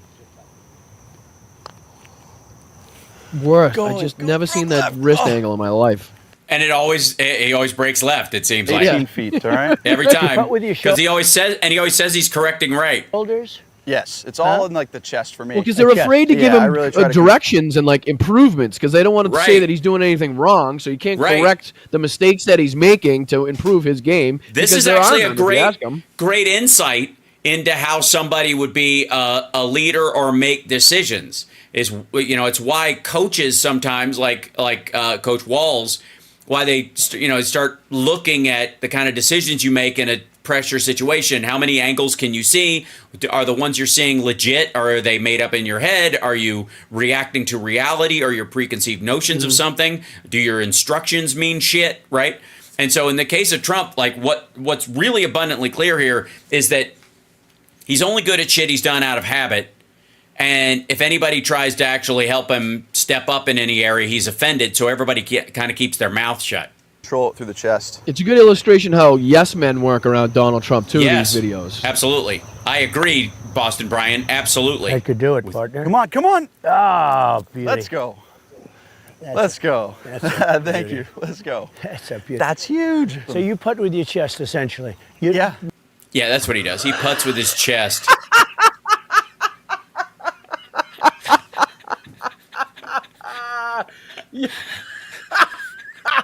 What? I don't know what that. Thank you. Let's go. That's a beautiful. That's huge. So you putt with your chest, essentially. No hands? No, I try to take my hands out. No hands. No hands. You just hang the club from your look, nipples Ma. using clamps, and you just kind of you putt from your chest, no hands. Now I know what he means is like you lock your arms and it's all shoulders, I guess. Because Bryson does the arm lock putt. So if you look Yeah. at his putter, he has a really long grip on it, and his arms are locked straight out as he's putting. A lot of people don't have that style. A lot of people, I mean, there's a million different putting styles. I do know what he's talking about, but he doesn't know words. Like I was saying this on my show yesterday, like you recognize the words coming out of his mouth as like words from the English language, like words you've heard before, but the order that they're in and the way he like places them in a sentence, it makes absolutely no fucking sense whatsoever. No. And the thing is that Hal, like you just did, we have all been doing for the last 10 years. Like, okay, that's what I know what he's saying. Like, I know what he's trying to say. Right. That's what everybody And it always does. takes him. That's why he's gotten away with this for so long. That's And exactly there's a why he's lag gotten away time. with this for so long.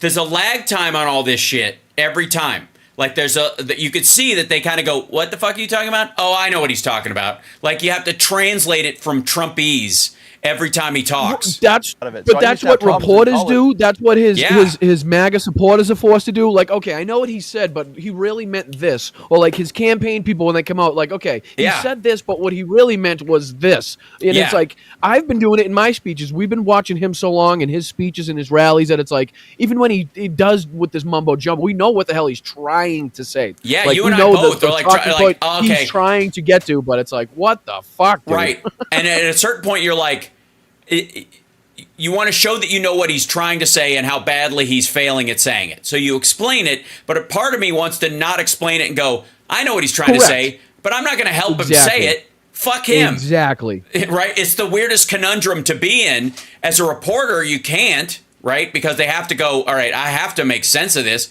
Or I can go, because you can't go, I don't understand what you mean. Because his supporters who've been doing it for a long time will go, of course you do. He meant this and this and this. And they'll get all mad and whatever. Right. So you got to like tiptoe around this dumb motherfucker. So, but everybody is on this delay. Everything he says, there's like this momentary lapse. I had problems with my hands. And some people call them, you know what? You don't want to say the word. You don't need to say it. No, I'm cool with that. I can say yeah. But you were cool. That's great. 290 uphill. It's a 3-wood. Perfect 3-wood. The problem with his what? His tits? What is it? You don't want to. No, yips. They call them the yips when you have trouble putting. You get the yips. So it's like a word you don't want to say on the golf course to somebody that's having trouble putting. Yeah. So if you got the yips, you're missing putts. You can smoke it down there. That's a great hole for. Put me in a good position, and I'll smoke it on the green. Okay, I'll put you out there. Like, that's not a golf swing. Yeah, beautiful. Thank you. Jeez, what a driving machine right there. Great job. Put it out now. You go right at it. Oh, I'm going at it. You were in great shape, so. I think it's, I think it's over there. There. It is. Yeah, it's typically right where this guy. It's typically right where this guy shoots it. Right. he's Trump's was nowhere near where. Like it was way over. Trump has literally learned how to get the club, like his club face down the on hill. the ball. All right. Every course so that's one of basically those Donald Trump has figured out with his body type how to get the club tough. to hit the ball and put it out front. That's all he's managed to do. It doesn't go far. He's not aiming places. He's not making good golf shots. Like, okay, I need to spin it a little more on this one. I'm going to aim to the right, have it spin down to the left. He's just trying to figure out, okay, how can with my body and my tits get this club to hit that ball in that direction? Basically, is what's going on. Yeah, if I can create kind of a reflexive secondary physics reaction where my parts go back on the upswing and then they snap forward when my tits and my belly just kind of make the snapping motion. If I can time that with the club itself, it'll give it that extra force to get it over the top. Chip it, but I think you're on the surface somehow. It's close. That's a lot. 300 yards uphill with a 3-wood. Yeah, but that's the thing in golf. Like, this is why the challenge is so interesting, because you have to be perfect every single hole. Yeah. A 35-yard shot up the hill. It's really wet right now, so I gotta control the radius. This is not an easy shot. But watch this. That's it. That's it. Be good. What a fucking shot. Kid's just incredible. Yeah. I mean, that's just ridiculous. That's right up there, about a foot away. There's no need for Trump to even shoot the ball. Well, let's film it though. Let's see what he does. Go! It's so wet, Mr. President. It's very wet. See? That's the way they See? screen his Excuses. It's Excuses. crazy, dude. Up and down and We swells just everywhere. witnessed Bryson That's a nice DeChambeau one, do it, even when it's wet, without an issue. So Right, why is it yeah. now an issue for And Donald it's Trump his in the course. same exact spot? It's his course. Right. You can play there for free all the fucking time. It's like having a guitar player over and handing him your favorite guitar with your string set, your fretwork, you know, how you have it all set up, your tuning, and then he fucking wails on it, and he's like, normally I play different strings, and I play 9s, and these are like 10 to 60s. That's what I play, which is fucking crazy, you know.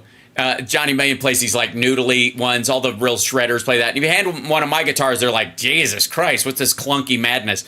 But I can play it really well. The thickness of the strings? Yeah, the thickness of the gauge, right? So I play really heavy gauge strings because of my busted fucking finger, because I got 3 screws in that guy. And so to have better control and not over clamp on it and put myself out of tune on chords, I do heavier, almost like acoustic strings on an electric. Guitar players hate that shit. So when I hand one of my guitars to a guitar player, cramp up more. How do you deal with like cramp? Like, how do you not cramp up like in the wrist? You know what I mean? I just feel like playing for that long with that much movement in your wrist. Like at some point, it matters. I mean, it matters. I got one coming on. Yeah, you have to stretch, right? If you ever watch, you should watch Johnny Million. He can do this motion to this motion, like that, but he can do it like this. Like with both sets of fingers, like seamlessly, yeah. Seamlessly, like he can go from this position to this position, like fucking windshield wipers. It's amazing. I'll make him do it on the. I'm amazed. I'm amazed at the technique of. I always have been amazed at anybody that can play the guitar to that skill set, because it's just absolutely the things you can make a guitar do. I feel like are endless. Like when I first heard Peter Frampton like kind of make the guitar talk, like almost with that is literally a talk box. There's a microphone. No, I know, but just a little different shit. The shit that you can do with a guitar is like holy shit. Right, the inflection's amazing. And again, this is why. Wow. Yeah, right. Well, my favorite is Steve Vai on Yankee Rose, because he's not using a talk box. He's just playing and using a wah-wah pedal. So he goes that wah wah wah right. wah. I mean, and he the makes things it laugh. that Stevie Ray Vaughan could do with a guitar. Oh, I mean, dear as much God. as the guy sucks, Eric Clapton, the things he could do with a guitar. I His mean, more Stevie pedestrian. Ray Vaughan was It was style, but unbelievable. yeah, Vaughn's amazing. So again, this is how golf conversations happen as well around these things. It's totally reasonable that these kind of conversations break out. It's totally normal. But here we go. Partner. Trump. Take this one any day of the week. That's a nice one. So now Bryson hit the good shot, and they're going to let Trump hit the putt. That was a much tougher Because it's situation. That's what you do with a kid. This is also the distance that allegedly Trump believes the shooter was aiming at. That's like hitting a 2-foot putt. That's what he's literally said.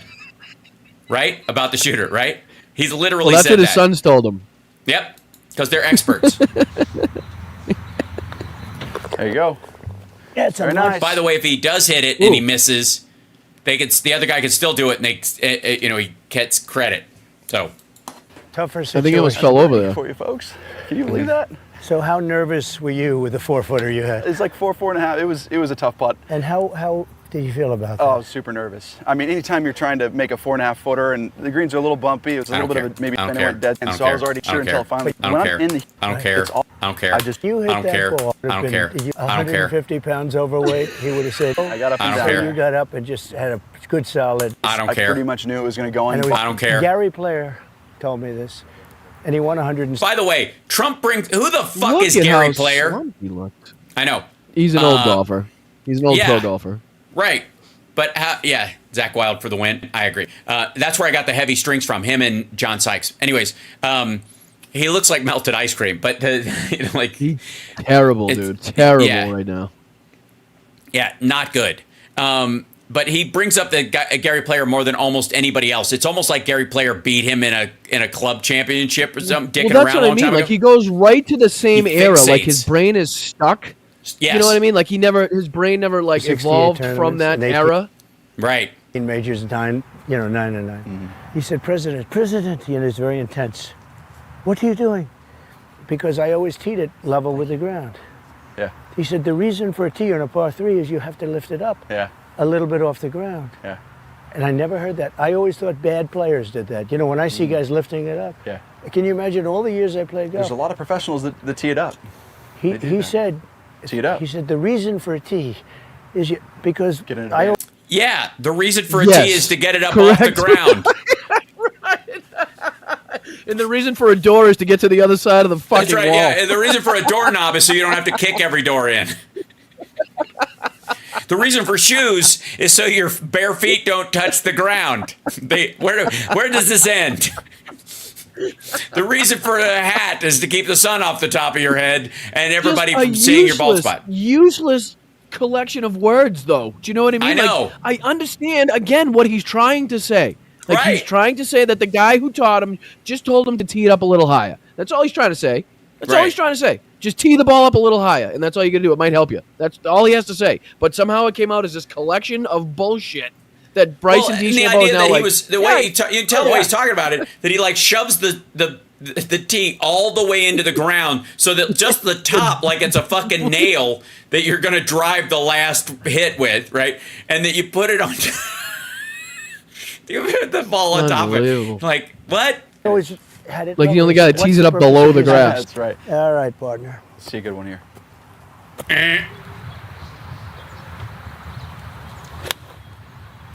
Come in there. Come in. Well hit. Come in. Come on. That's a good strike. Good shot. Well hit. Nice job. Thank you. Where's dancing? So I'm going to do something a little different here. It's a little into the wind. A little different. The flag's over to the right of the green. Yeah. Yeah. I'm going to actually aim at where the flag is. You're going to play close to 126. Not a bad shot from Trump. I want to try and spin this I won't lie. back a little bit, but I'm going to play. Well, no, his big thing is straight drives. That's what he does. Like, he does that all the time. But the thing is, nothing about the shot says that it should be a good shot. Like, if you were, like, as a golfer, looking at the swing without even looking at where the ball goes, you would say there's no friggin' chance on earth that goes anywhere near where he's aiming. I'm sorry. It's just not going to happen with that swing, the technique. That it's just not going to. But somehow, every now and then. But the thing with that separates a good golfer from a great golfer is being able to do it every single time. Like Bryson, you'll see is very consistent in his shots, the technique, what he does, and the other golfers will be sometimes they'll shank it, and they'll have a few good shots in a row, and then they'll kind of lose it. You know what I mean? So that's which is what Trump seems to do. Right, 10 o'clock. Right, 45. exactly.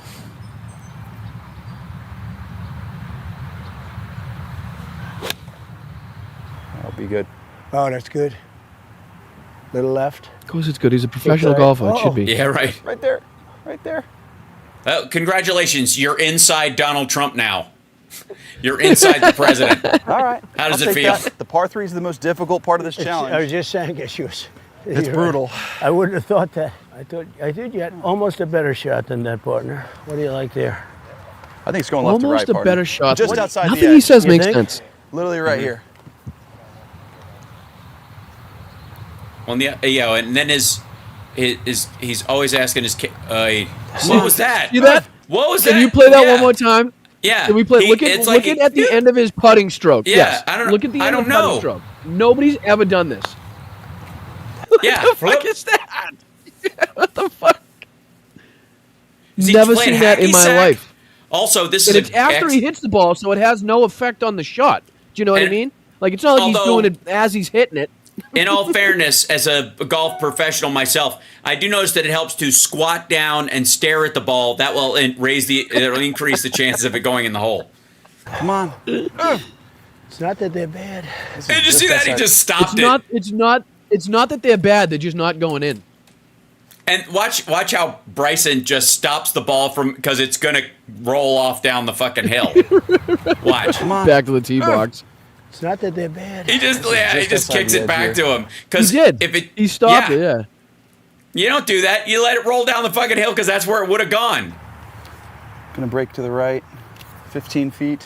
It goes both ways. Uh-oh. Great insight, Donnie. Thank you for that It's help. not an easy putt.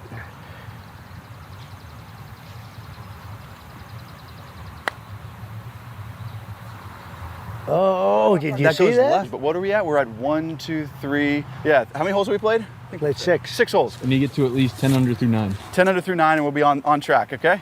We have a par 4 coming up. All right, I can drive it. Should be able to Very drive it. reachable par 4. By the way, I hope we get to the part where they almost crash. do I'm it. done. That's with what it. I'm... 3 from this tee, 315 yards. So I'll get it close, and he'll put it on the green, I predict. It's perfect for him. I think he'll probably use a driver. By the way, the amount of shoulder tension that is on display here it's making my fucking neck hurt. Al, there's a lot of tension in his shoulders because And he's got fucking 13-pound tits. He's got 13-pound tits and no hanging off of muscle each in shoulder. his shoulders at all. He The literally. only thing holding those tits I on have are the back muscles in his I back. have never, like I swear to God, I've seen bigger shoulders on a hot dog. But the part is like he's just, like he seems tense as shit. This is His not skin this. is the only thing holding those tits up right now. Oh my God! Hard to believe he can hit a 3 with 315 too, but he doesn't want to swing too hard. All right, so can we So, just, yeah. as a man that's supposed to be 6'3", 215, he should be able to hit the ball close to 300 yards if he were, let's say, in some good shape. But let's see how Right. close he gets to 315 here. Yeah.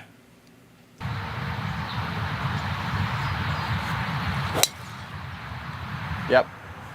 Beautiful. That's where you want it. That's unbelievable. Perfect. Great shot. Thank you. Nice job. All right, partner, you can put that sucker in. And he's using a driver, by the way. He's using one of his big fancy drivers. Great shot. Not a bad shot, but he's short as hell.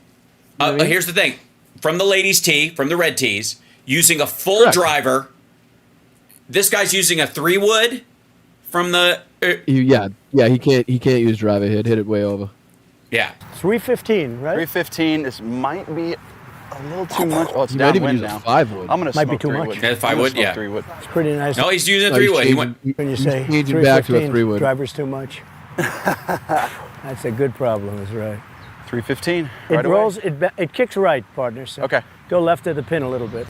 It kicks right. Okay.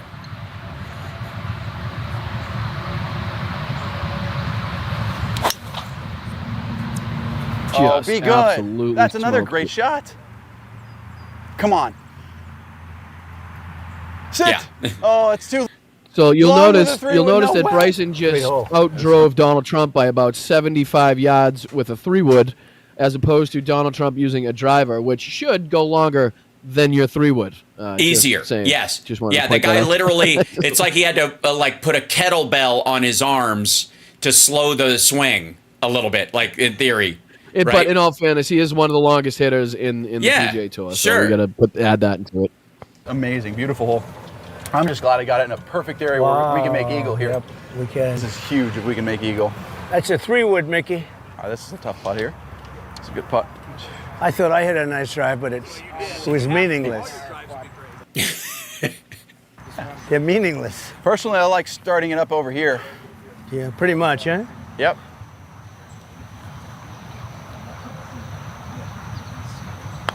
That's nice. Let's do it. Come on. Come on.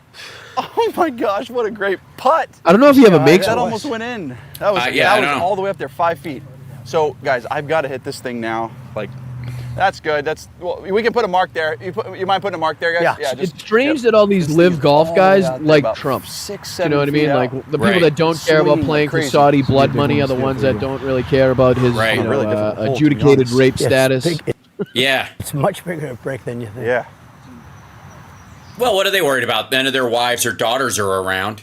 They're not anywhere Well, you near think this. they don't know? You think they know and don't care? They think they don't believe it? Like, why would this professional golfer be around a man that has the background that this guy has? Been on Epstein's plane, just flew around in the old Epstein jet. Yeah. I mean, just the adjudicated rapist. I mean, the E. Jean Carroll cases where he's defamed her. Well, to use, I mean, do they not believe it? Well, to be fair, to use one of your favorite golf phrases, to be fair, I don't know how you play golf on this level without being around at least one adjudicated rapist. Come on. Well, at least on the Live Tour, right? I like that's what I mean. And and by the way, if you think what Donald Trump has done to women is terrifying, imagine what the fucking Saudi royal family does to women. No, please. Right.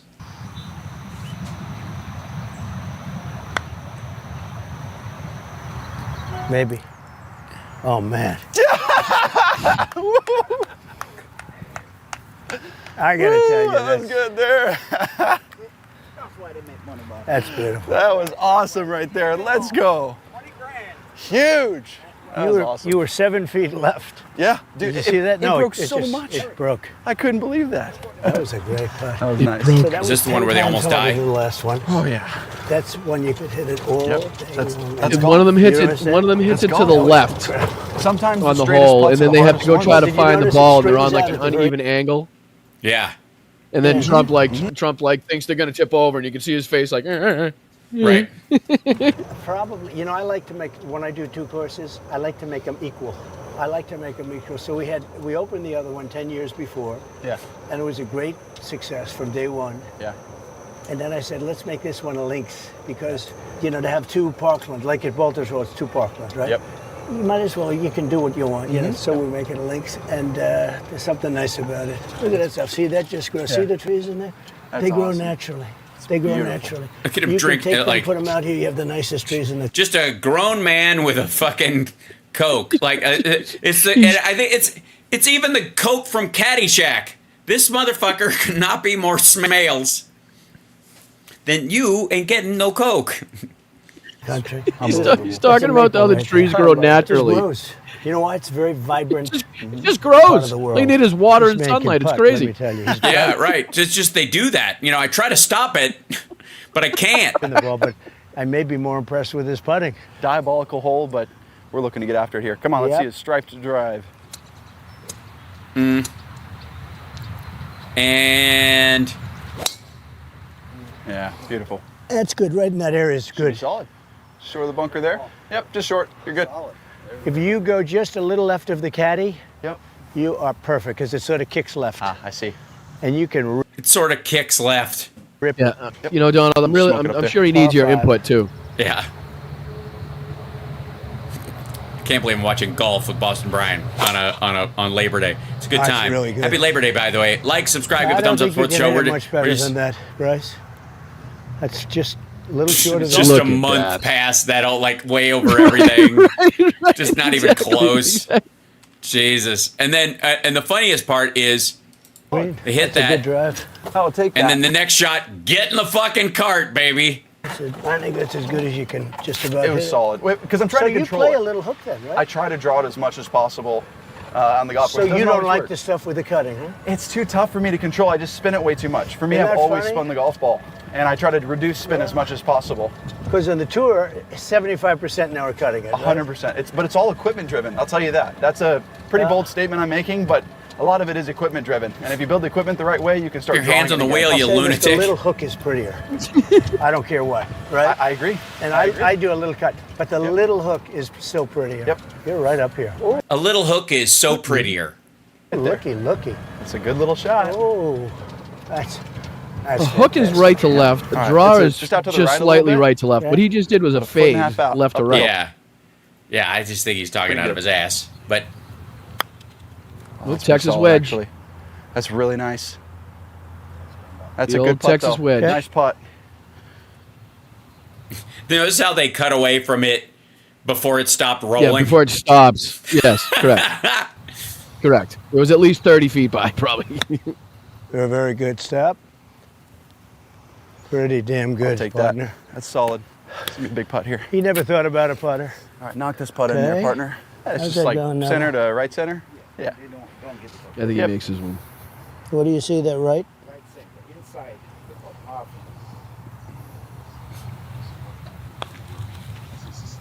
Oh, there we go. Oh, Same. try to Yeah. walk that one in. Yeah, right. Nothing about that looked athletic. Great I job. thought I pulled it. I did pull it, actually. That's how you do it? That's He all makes right. the putts, I hit the drives. I love it. Bryson, would you ever putt from where you were? If it's super into the grain. More and more people are doing it, right? Yeah, definitely. I mean, when you have these grain. Again, He's talking about putting. He's talking about putting off the green. The Texas wedge is when you putt from the fringe of the green when you're not actually on the green. They call it a Texas wedge because a lot of people have trouble chipping. So some people find it easier to use the putter Use from a putter, offside, right. off the green. Any shots? Especially the new putters that are all like, like the design on them is so perfect, and everything is all like, it's ridiculous. Like this. Well, I just went to look at the driver he was using on the range there you were watching is the TaylorMade QI10 driver. It's like $700. It's a beautiful looking thing, but I mean, it just it's almost hard not to hit it good. I think nowadays. Right. It's almost impossible. Especially from as a grown man of his size and weight, from the women's tees and the distance they're going. Like I get that what the game they're playing, but still Possible to chip and use the bounce to it's almost amazing that he isn't making it. Right? your advantage. The bounce can't control that into the grain.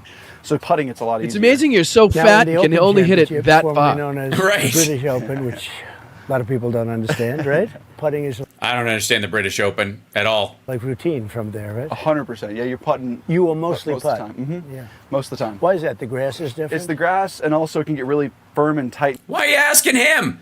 Don't you own 15 golf courses? Clumpy, and It's like a green. It's tough to. I swear to God.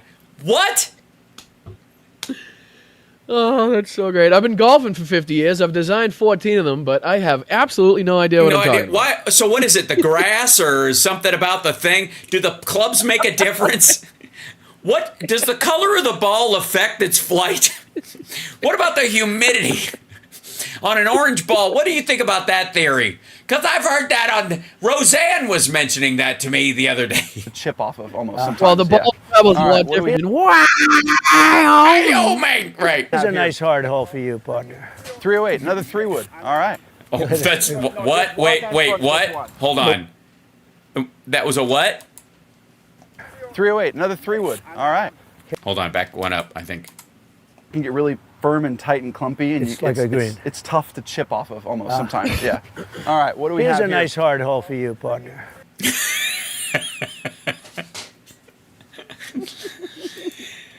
Sound bites galore in this one. Right. You know I got where one we early. got some I got- hard holes? Up in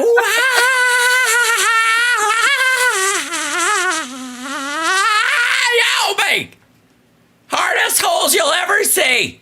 These are American holes. Hard, crusty, stiff, narrow American holes up in Wyoming. I'm gonna send that. I'm gonna send that to my mom. Oh no.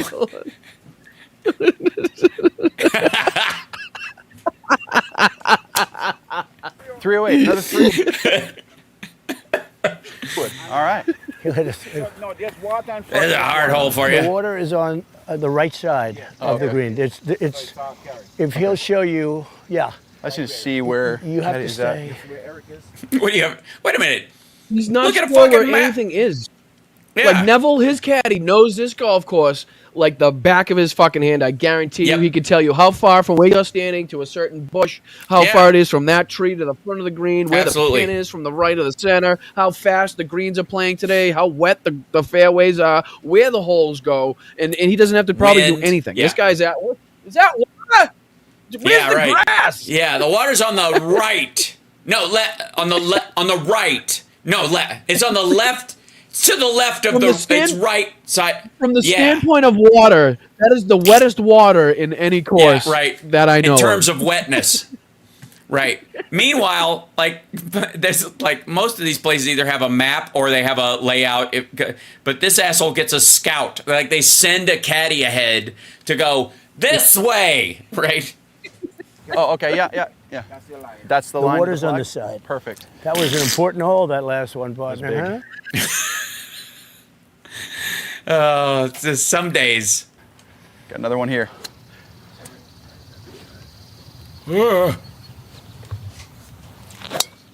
I mean, look at that. You know what happens to Trump too? He gets tired quick. You can tell he gets tired quick. Like towards the end of it, he's just kind of like, you know, it's a generic get up there and try to do. Right, exactly. It's easy when you get in drives like that. I'm telling you.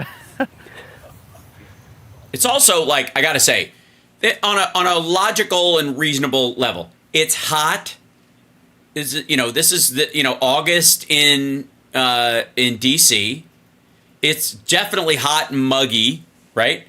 So at his age, period, it's going to be rough. Like, you need to stay hydrated, you need to stay in the shade, you need to have like a cooling towel or something like that. And he's drinking a fucking Coke out of a fucking glass bottle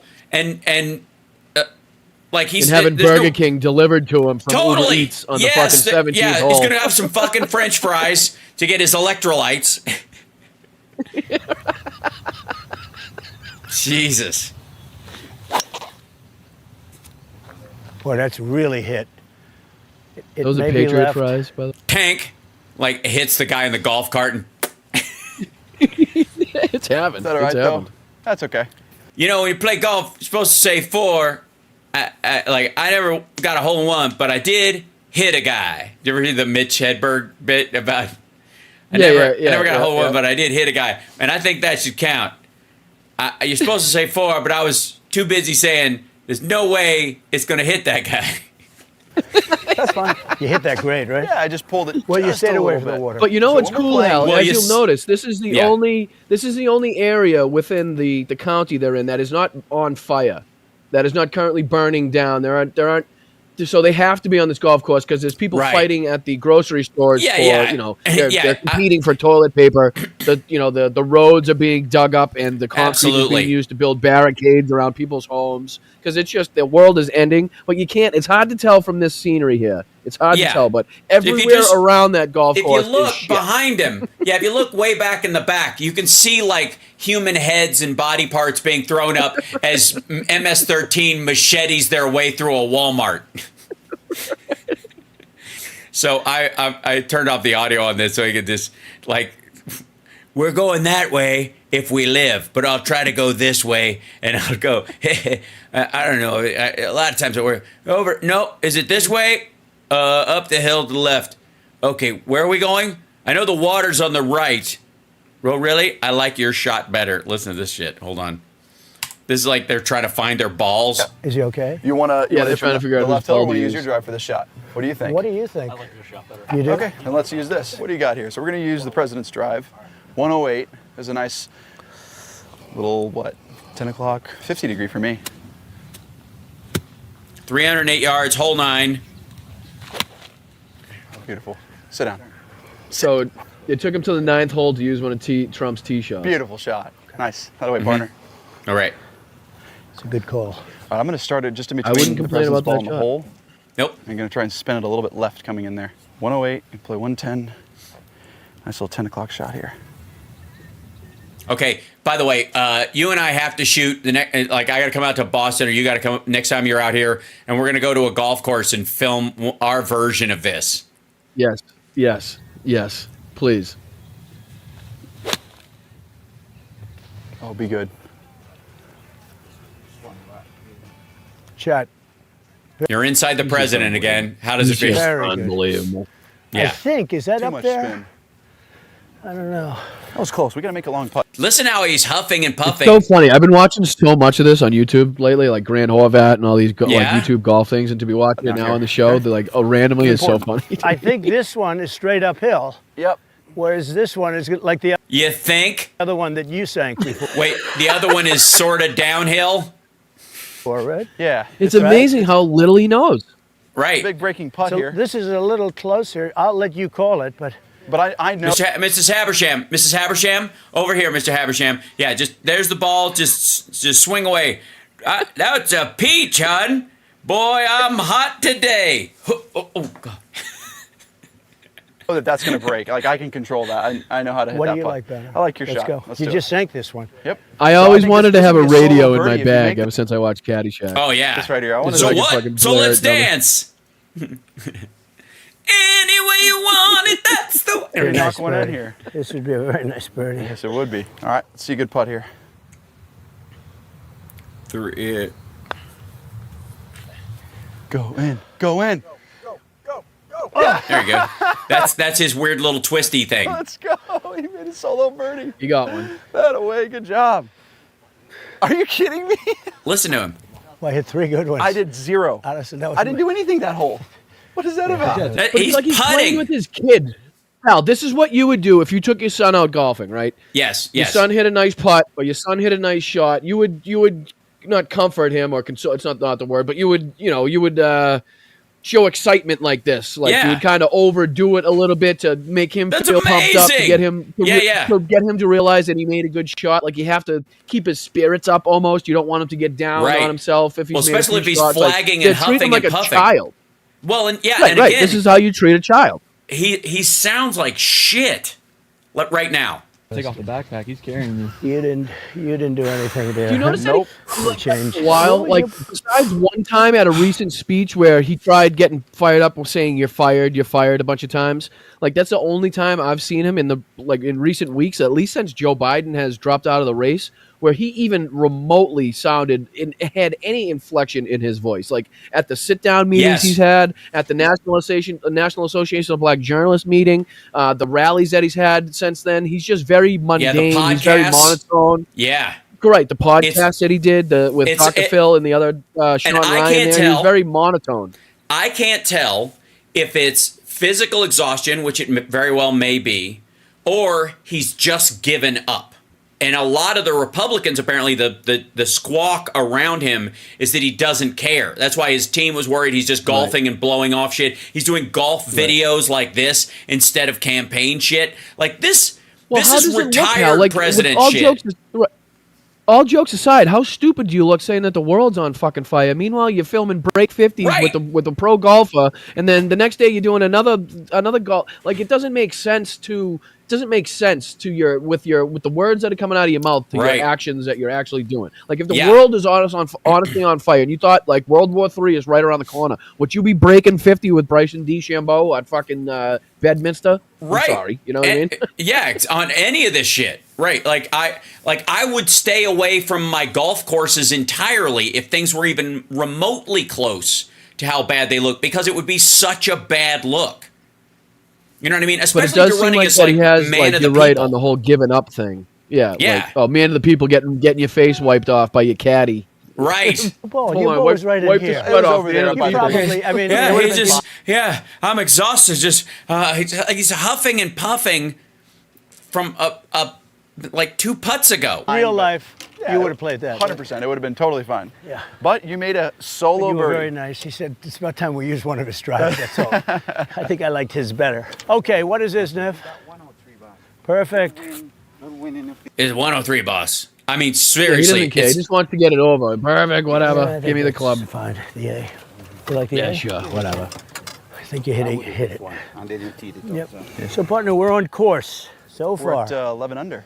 But we played pretty good. 11 under through 9. 11 under through 9. That's a new record. That's unbelievable. Oh, go in the hole. Just do it. Please go in.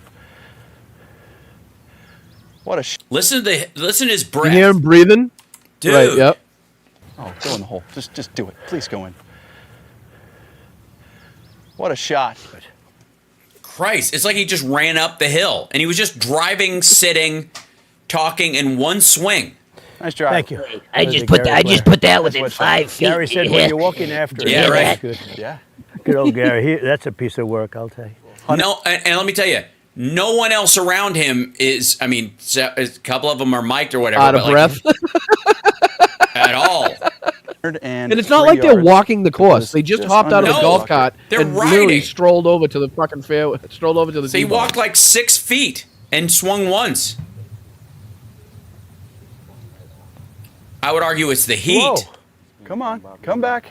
I'm I shocked thought that was too gonna at the come back amount more. of That's 2 Republican-leaning holes now that the veterans that have come out against his gotten Arlington inside National me. Cemetery 8 stunt inches left? as well. I've Yeah. seen many Like a cup of out. Instagram videos, TikTok videos, Facebook videos of people, vets that were not only leaning right, but Trumpers through and through that have come out and said that this was pretty much a bridge too far, for them. And and he follows up his Arlington kerfuffle by with the release of a couple of golf videos.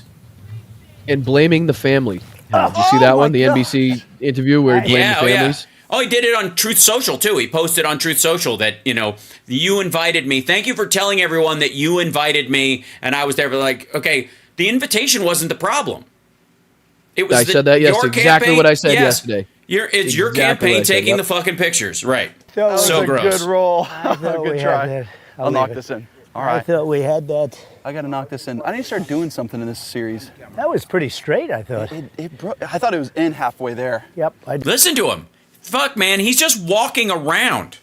Like, he's not doing anything right now. In this series. Listen. That was pretty straight, I thought. I thought it was in halfway there. Yep, I did. It didn't break that much. I'm going to play it just a couple inches out. 24 feet, you can play this thing. And he's leaning on his fucking club. He's still breathing.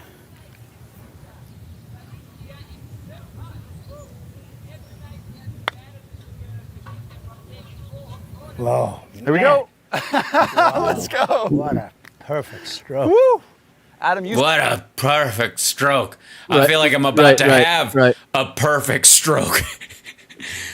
It's amazing to me that he would give up because he's got a lot on the line, my friend. Like, he has a lot riding on the fact that if he doesn't become president of the United States, he's got some serious legal troubles coming that he can't fucking step in the way of anymore.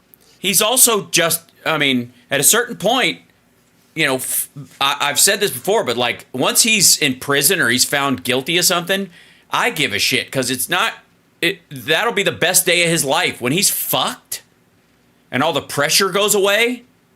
Even on appeal, like if he loses and they're like, we'll schedule appeal, you're not going to be jailed until the appeal is over, and we can push this shit for 10 years. And you'll probably be dead by then. It's like a prostate cancer diagnosis, sir. That's what they'll tell him. There we go. And then he slices, and then as he gets weaker, and then he's riding. Oh, is this I think this might be the. I'm looking for the. I know. Just he goes over a hill. I play it well. For a guy that plays as little as I do, I won so many club championships. And I have for a guy that plays as little as I do, he just said. He plays every day. I hit it onto the green. I put well. Yep. It's an enjoyable and a lot of guys don't. And you know what it does? It takes everything off your brain. Mm-hmm. See, normally this. It does. Yeah, that's good. That's an excellent point. You know what it does, Brian? You know what it does? It takes everything off your brain. See, normally this. Hold on. So you can't think of all the crimes you've committed in your life. Hit it straight. I hit it onto the green. I put well. Yep. It's an enjoyable. And a lot of guys don't. And you know what it does? It takes everything off your brain. Mm-hmm. It does. It takes everything off your brain. Now, there's two ways he could go. Like you and I, when we deal with this asshole, sometimes you're like, okay, does he mean it takes everything? It lifts, doing really well. You don't worry about the putt because you did so well on the green. You got it there. Getting a good drive takes all the pressure off your brain because now the work is halfway done or something. Or it's very relaxing and you don't think about anything but golf because of whatever. Like, it's one of those two things. Like I said, it clears your mind of all the crimes and the times you've cheated on your wife after she had just given birth to your son that was 5 months old. So you don't really have to think about all the black people you didn't allow stay at your properties. You don't really have to. You don't have to think about all the contractors you didn't pay or that you stiffed on the work that they did. You don't typically have to worry about the women you've defamed in your life. You don't typically have to worry about any of the sexual but in all fairness, you do occasionally drive by the gravesite of your children's mother. True. That might. Do you drive near it or over? I forget now. Yeah. See, normally they say, nice layup. This is the drive. How far is it? Funny joke, I don't know what. Yeah, right. Haha. Word funny. I assume from your inflection you meant to be funny, so I will laugh because I don't know what the fuck you're talking about. Another 108. He's, this is. It's a good example. Cut in there. Is that like he does this stuff out of muscle memory, just like the presidential campaign? Great job.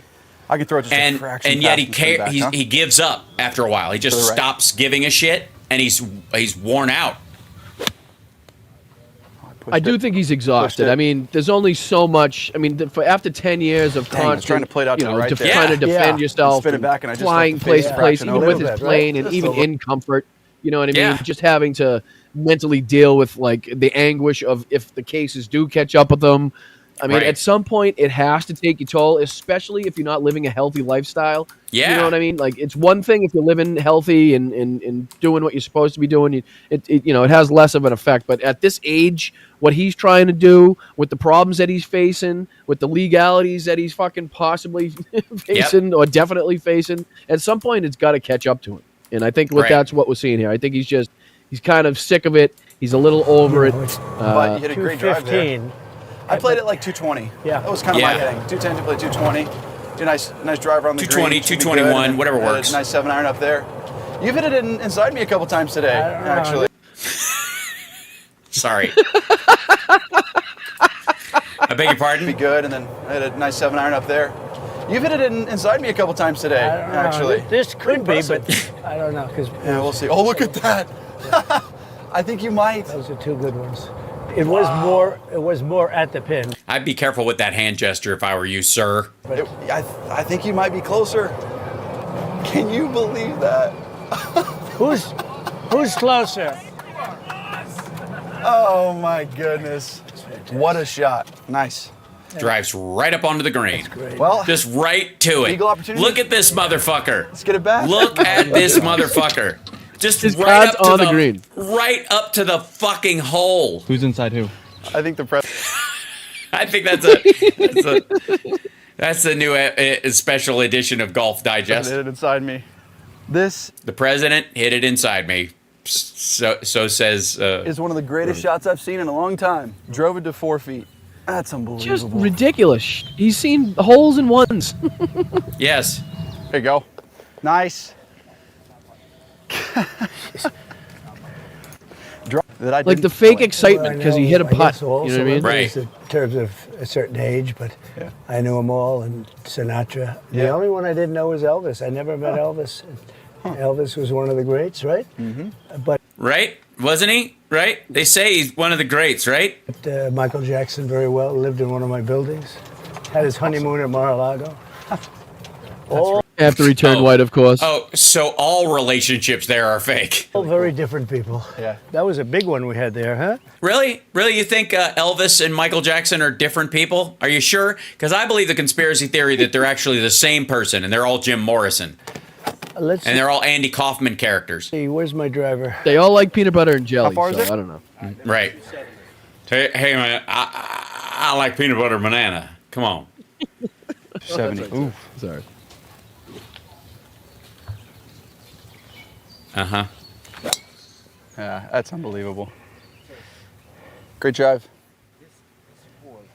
That's right I there. understand what's unbelievable about that, though. I don't either. Good shot, yes. And the fairway, yes. Unbelievable, no. Yeah.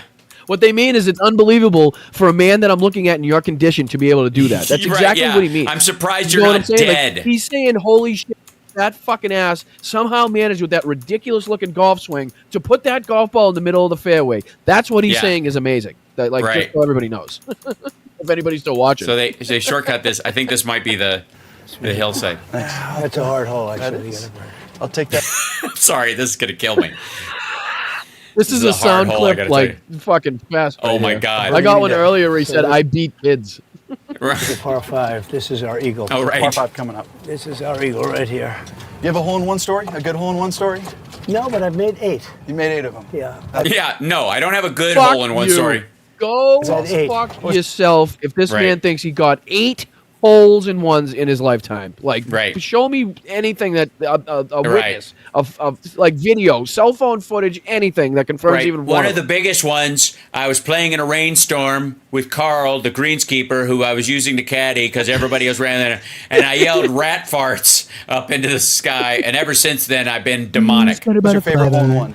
It's got about 160. I don't think the big stuff. I don't think the big stuff's going to come down for a while now, honestly. The last one I made with Ernie Els. Did you? No. It was a 5-iron. No. It was 188 yards in Palm Beach. Uh-huh.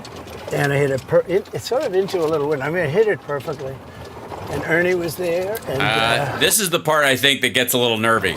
we had some actually great players. Gene Sowers, he was a senior tour player. He won the Senior U.S. Open a few years ago. Ken Duke. Yeah, I know. Keep your eyes on the road, you old fart. If I remember correctly, they're going down to the left to get somebody's ball.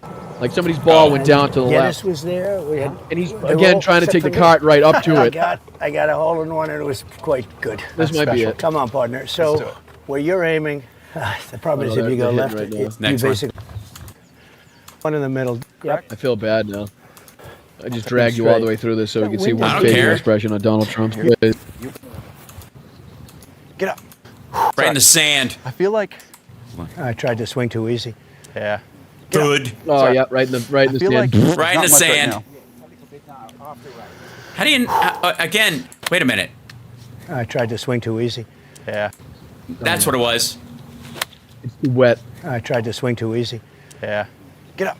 It's all right. Yeah. I feel like The- must have not been. much right now.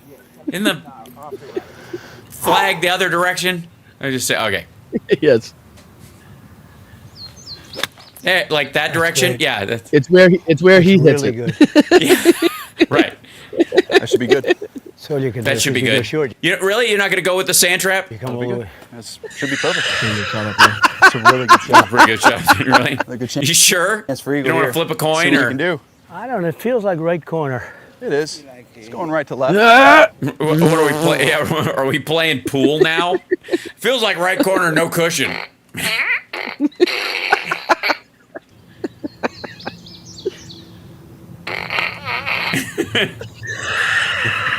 Not even Part of close. that broke a little bit. It did. Did it? It You did think break a little bit. It The did wind? break a little. Yeah. So I guess maybe figure a cup.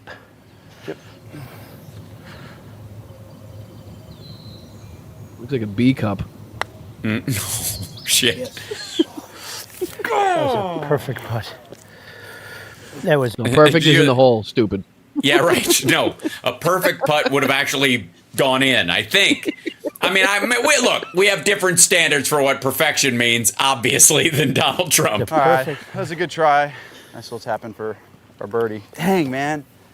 I've never wanted to golf with Hal Sparks so bad in my life now. Oh, my was God. close. Yeah.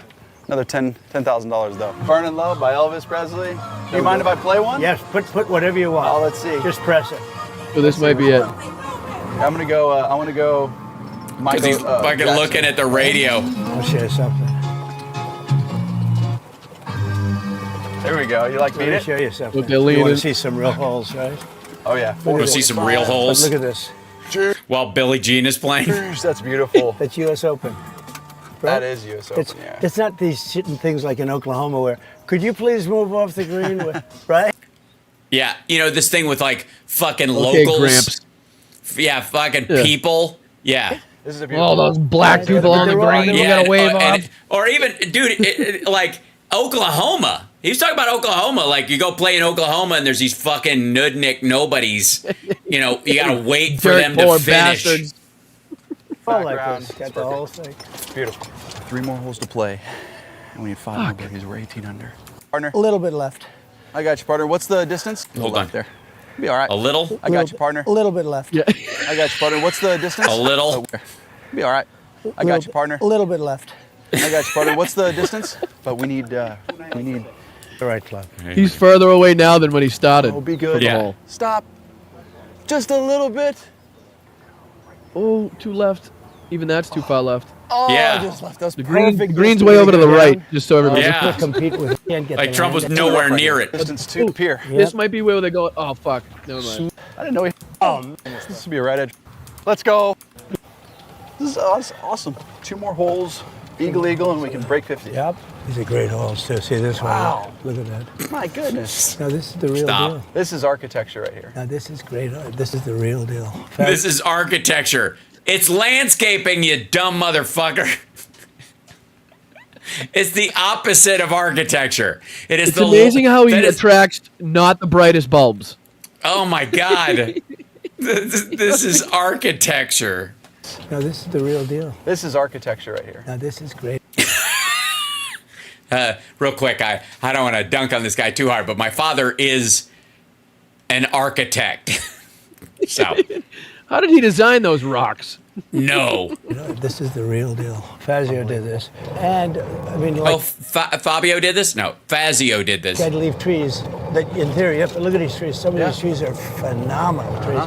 They fit the hole. I like some trees. I mean, I know it links and all that stuff. But still, every when you once in have a beautiful oaks and this and that. I like some trees, but... I like some trees. Come on, partner, we can do this. We got it. This is a drivable hole. Well, it kept us in it. Jesus Christ, he's trying to kill me with the fucking hole references. Mickey. That thing broke a lot. Did you see that? Smoked left. It was awesome. It was a great putt. All right, partner, let's go. See a solid drive here. Yeah. Yeah, look at the size of that fucking club, too. Striped. Stars and stripes right there. Now it's my turn to hit a 6-iron. He's all right. Ladies tee, full driver. This guy's using a 3-wood on everything from the ladies tee. Like I know for a fact that if I was using the same club Trump is using, I would overshoot the hole.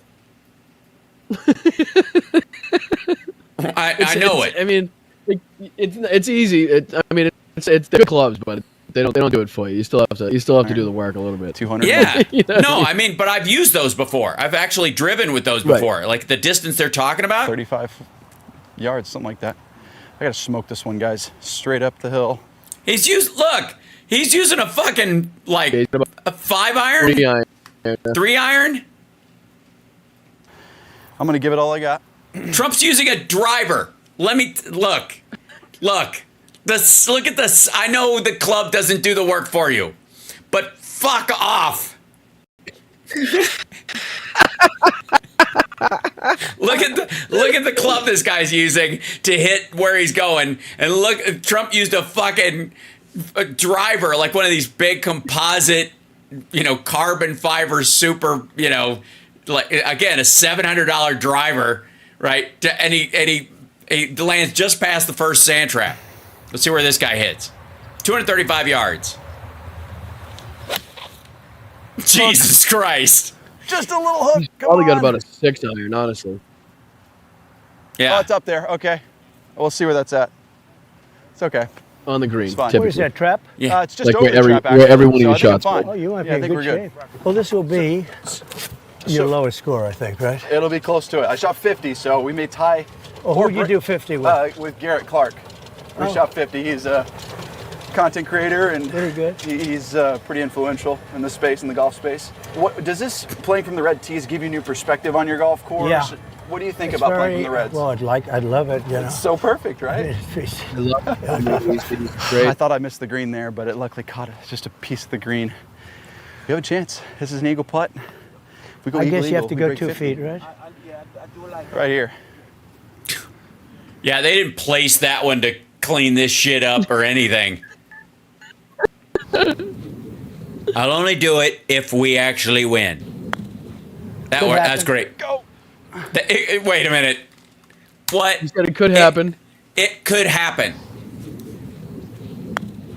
No. Could happen. Go. What do you mean? It could hit it Bryson in the left foot. Boy, It does at the end. That's what we like to call a putt that never had a damn chance. That didn't break at all. Hey, partner, that broke a lot less than we thought, huh? It did. I'm only playing it a Why little don't you bit. figure a foot? Yep.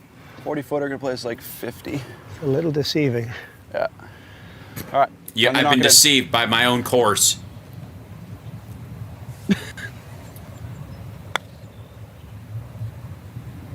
Come on. Go left. Go left. Oh. I gotta tell you, come here. You know what? Come here. Trump probably hates it because it makes him look bad too. Too much. Yeah. Let's They didn't. Yeah, He's doing they didn't it make it. go. They have to be 2 under. Or they have to eagle this next one to tie the 50. Oh, that was Right? Because correct. they have to be 23 under par. I think. Right? Correct. The par here is 73. Yeah, so Yeah. Perfect 23 roll. under par. Can you believe that? Fantastic. Oh my goodness. So now What do we you need, think, partner? Now we need one more. One more eagle, and we. Oh my God! Let's go. Let's go. Awesome. That's U.S. Open stuff, right? That's what it happens. right there. That's what you have to do for U.S. Open. Are you very impressed with tour players? I mean, are they like amazing? They're awesome. You know his game?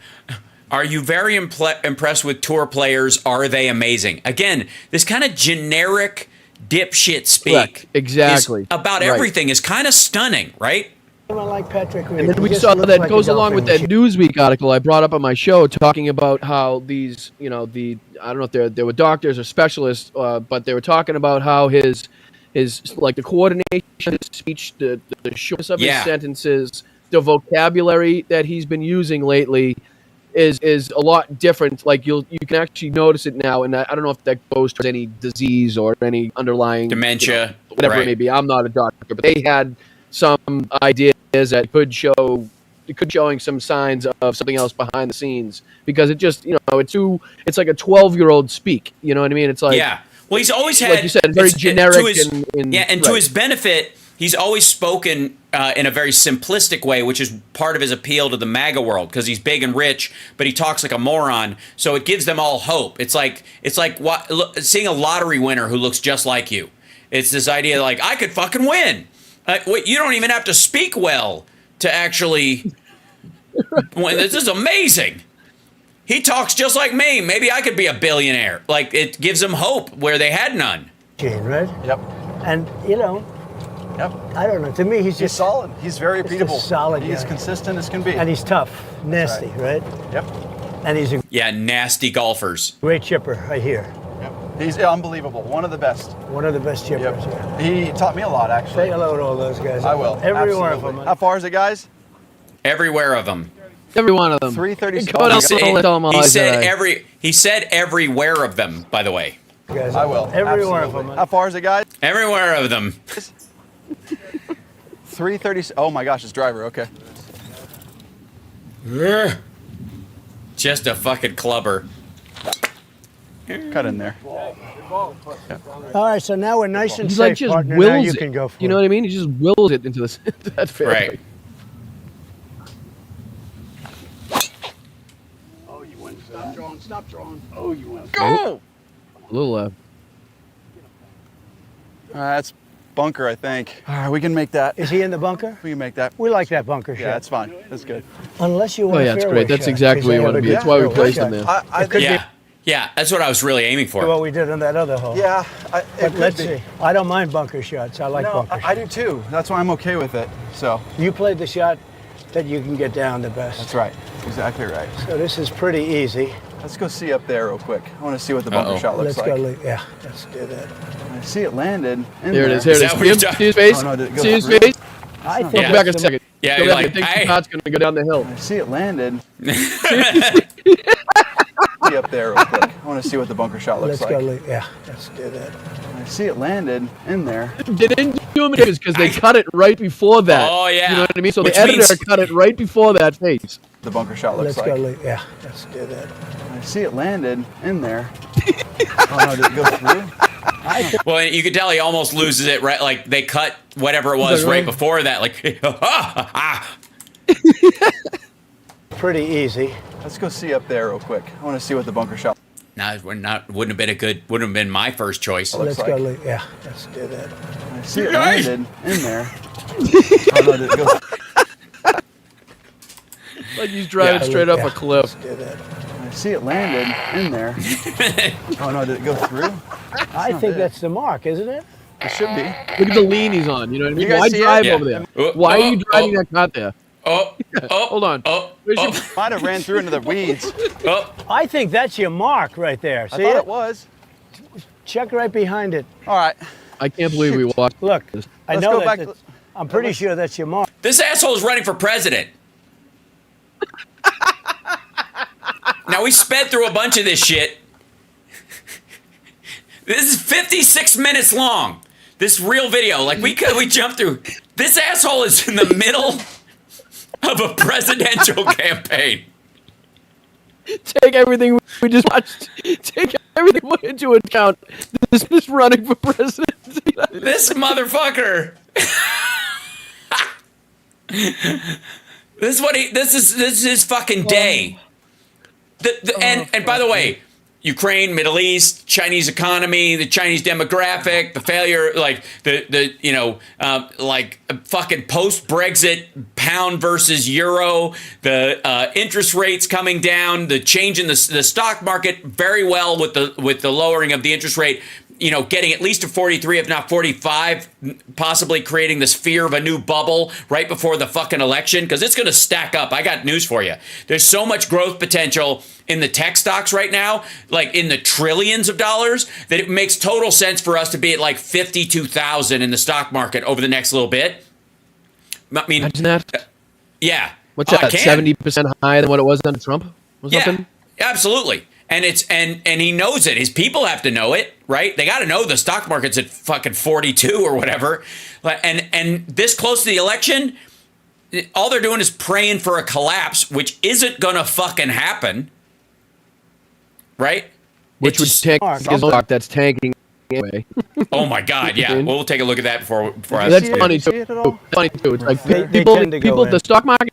It's going up. People think I'm going to be elected, but somehow my stock is the only one not doing well. Right. What does that mean too? Is that invest in the stock market's going to completely collapse. It's going to go to shit. But buy my stock because it will be the one thing that salvages, even though it's the only thing that's failing right now. Yeah, they always probably. Okay, let's go back to the fairway. Let's go get your fairway. He's out of breath. I'm surprised. From driving. He either made it through all this without coming up with any talking points like, "Oh, the world's sad right now. We have to fix something," or at least, or that he did, say any of that shit during this film. Yeah, the audio's a little choppy, and I'm trying to fix that right now. But oh my God, really? Hold on. I probably ripped out the cord. No, it's all right. It's just it might be only choppy on my end. That's a possibility as well. Thanks, Mark, for grabbing that. This is current Trump stock, 1950. Meanwhile, what did it start at? 10 or something? What? Sorry. What did it when it first? What was the price stock when it first came out? 70. 70 was like right after the initial public offering, it went to 70. 77 or something like that. That's amazing. Yeah, now it's a 20, and this Dow Jones is at 41.5, and again that's before on top or red on the bottom. Right, that's right before. That'll be right before what's his name, before Powell lowers the interest rate. I'm gonna pop this back in. Mm-hmm. There we go. And this is the end of this business. Fairway shot. Yep. You have a wedge. Yep. We'll knock it in there. Okay. How far is that, Neville? 40? 140? Yeah, 140. Perfect. It's a box stop. All right, let me have it. Is that what you like? How's the wind? It's windy, but it's up. Yeah. Neville, how's the wind? Just to let everybody know, the smartest, sweetest, kindest, most gentle man on this golf course is Neville, by the way. Yeah, no question. Oh, beautiful. Oh, yeah. Good shot. 140 shot uphill into the wind, 145 shot, landed 2 yards. Don't care. Yeah, don't care.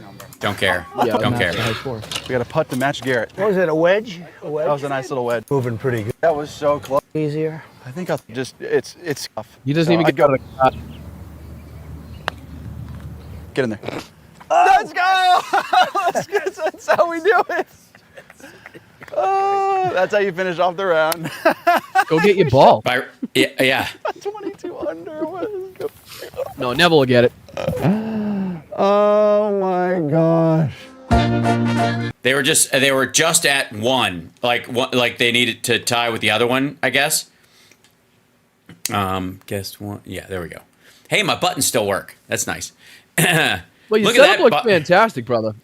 It's getting there. Yeah, I've just got to rebuild the old version, onto Streamlabs, because for whatever reason, OBS by itself is acting funky. So I've got to strip it out and start from scratch. Got to take out all my plugins. I'm so scared to start Streamlabs. I downloaded it. I got a friggin' subscription to it, and I'm just afraid to. It's so great. Much like OBS. I thought it would be different.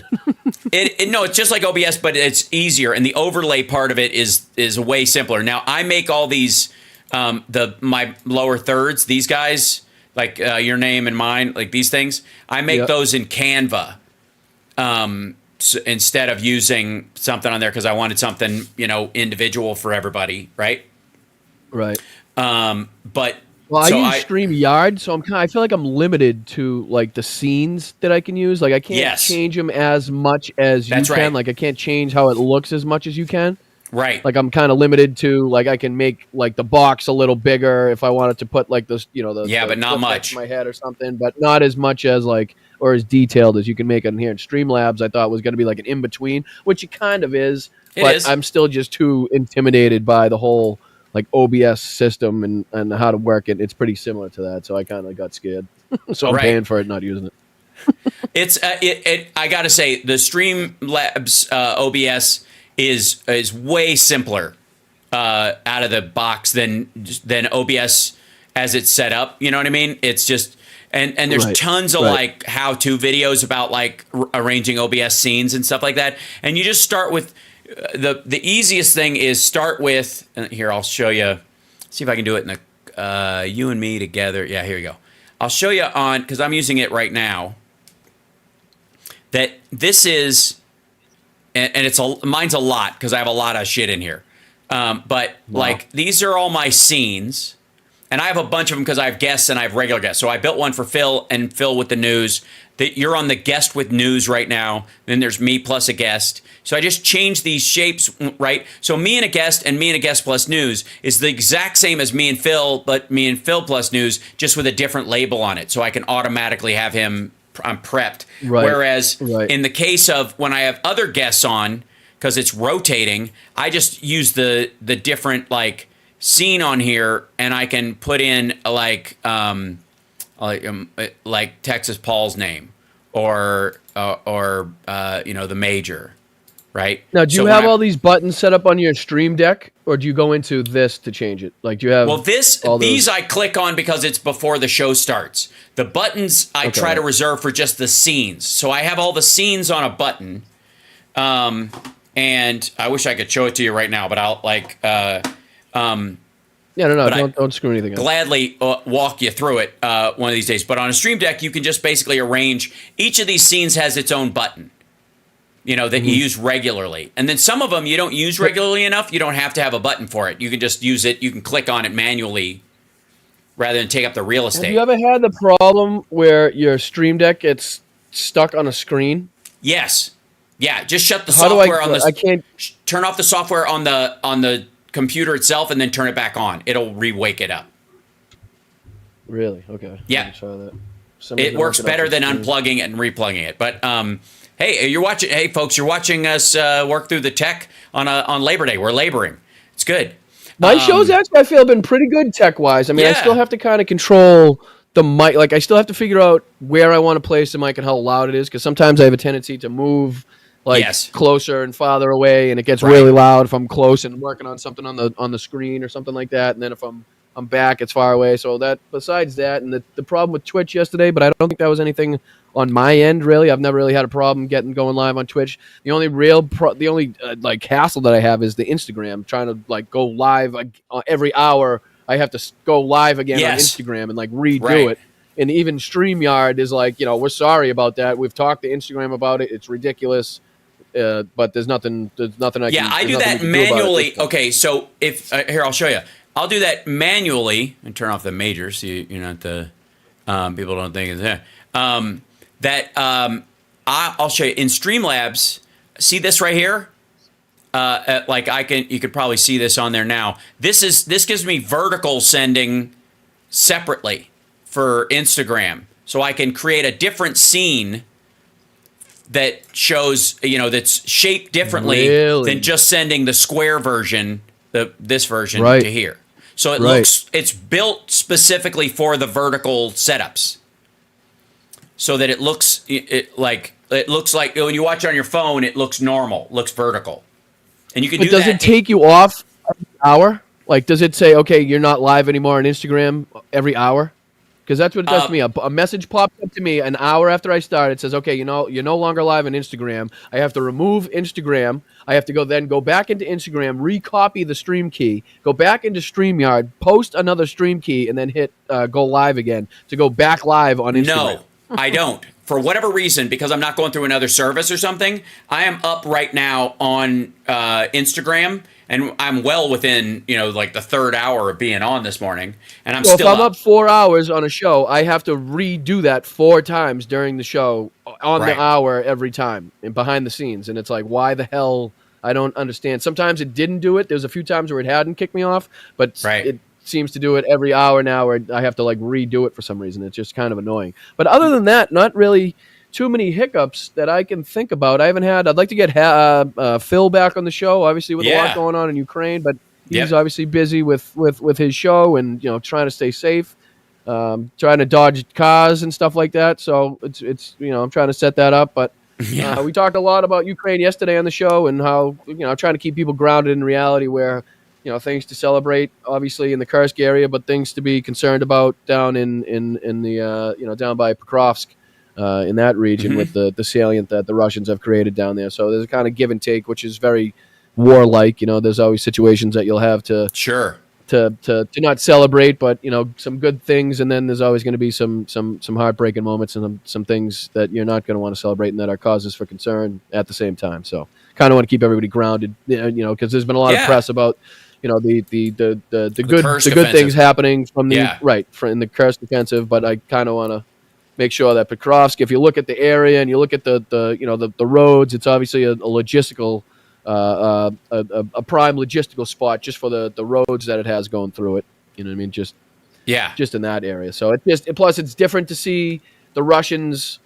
Because what we heard from Sersky was basically the Kursk offensive was meant to take soldiers away from Pokrovsk in the Donbass area, hoping to take Russian soldiers from there. They would move them up to Kursk, and it would ease a little bit of the offensive going on in that area. That didn't seem to happen. It seemed that the Russians somehow made a smart choice and ended up taking soldiers from different areas of the front as ineffective as they were, but they just didn't basically take the bait and remove a ton of their soldiers from Pokrovsk and the Donbass area. So, it was basically General Sersky coming out and saying, we tried and it didn't really work, so now we have to figure out where we're going from here, type of thing. You know what I mean? Yep. So I wanted to show you something on Labor Day, just because I think this is appropriate to the situation we were in on whether or not whether there will be any more Labor Days past a certain point. Because I got to tell you, what is Labor Day in the era of AI and robots? For real. That's a meaningful question. So check this out. An open AI-backed startup says it's ready to introduce its advanced humanoid robot into homes. 1X Technologies just released a short clip of the pre-production model of its Neo Beta AI robot. Neo Beta will be... It's a Norwegian company that has an office in San Francisco that's creating this Neo Beta.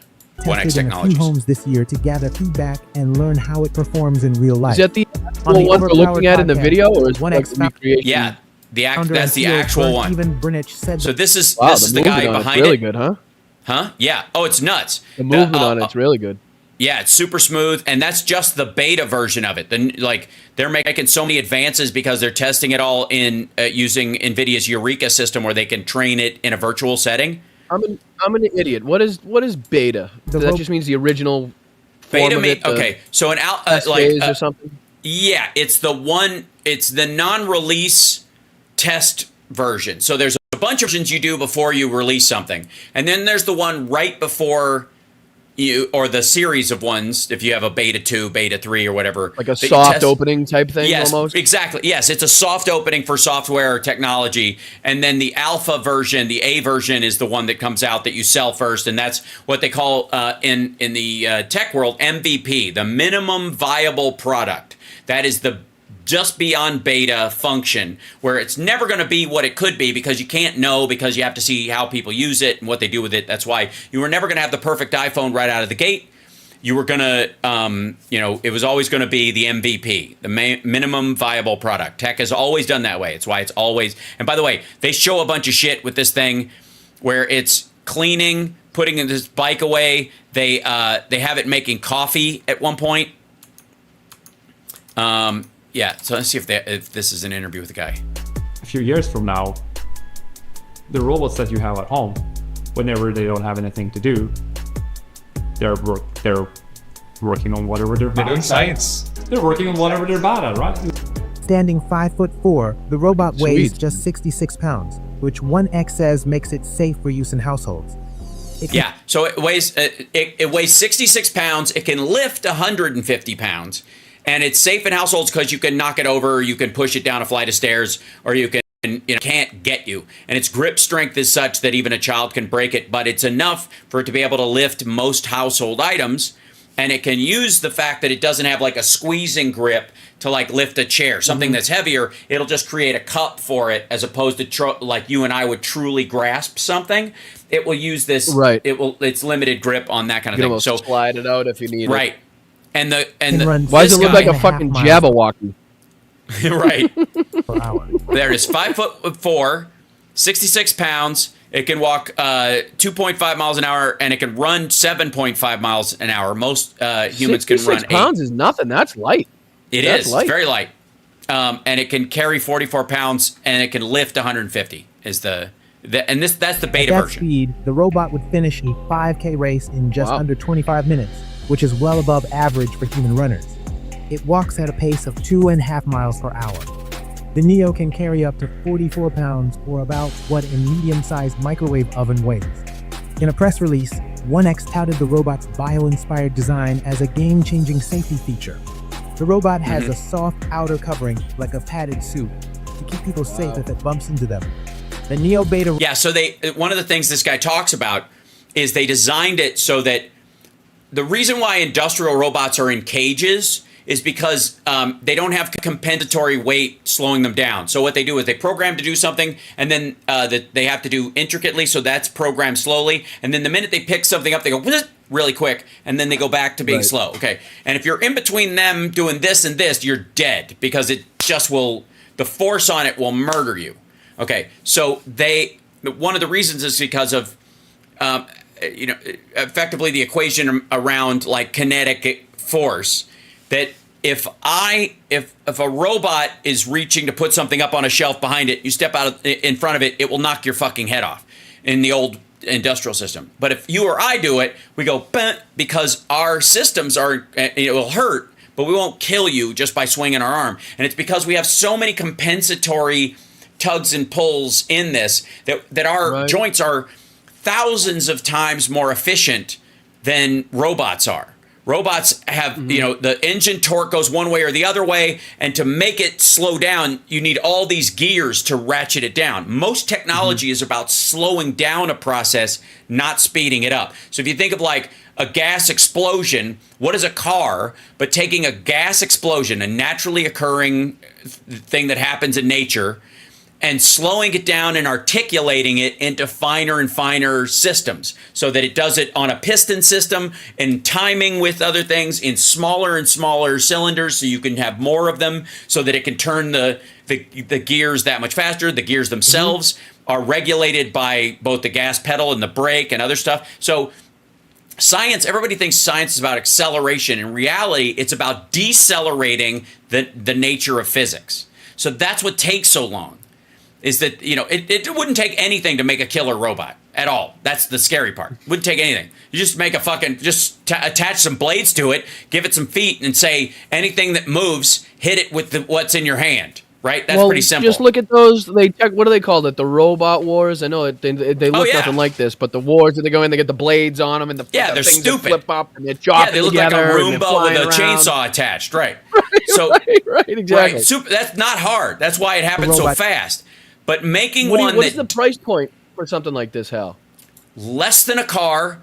They're looking at about $20,000 initially, which means think of everything on an industrial level that was $20,000, and understand that the 10,000 TVs model and will shit. be VCRs and microwaves dude, and shit. flat screen televisions in 1991 were $26,000. And they look like a fucking barn with a And they screen were on it. fucking 9,000 pounds. Yeah. I used to have one. We actually one of the bars in our town closed, and they had this giant fucking. They called it a flat screen TV, but it Yeah. was nowhere near a flat screen TV. And they were like, "Oh, you want to be like, yeah, dude." It took like 35 guys to get that thing out. When it pulled up, we were like, "What is that thing?" It was like somebody removed the movie theater screen and like put it down in front of the house. We were like, "What is that thing?" Right. It's amazing. So here's they show in the essence of how they learn these things, and they've got sensors on their fingers now. So that's figure one. That's the Boston Dynamics one. This is agility robotics. That little robot at the tail end that they show, this guy is already working in Amazon warehouses already. Really? Yeah. I like how they gave it a ring light as a face, just in case you wanted to. So it scream. looks nice. Now this is Eve. So the same company that made the one we're just seeing, the Neo, made Eve first. This is Eve. Eve is already working in a Eve. Wally. Right, yeah. Oh, so my the favorite difference movie.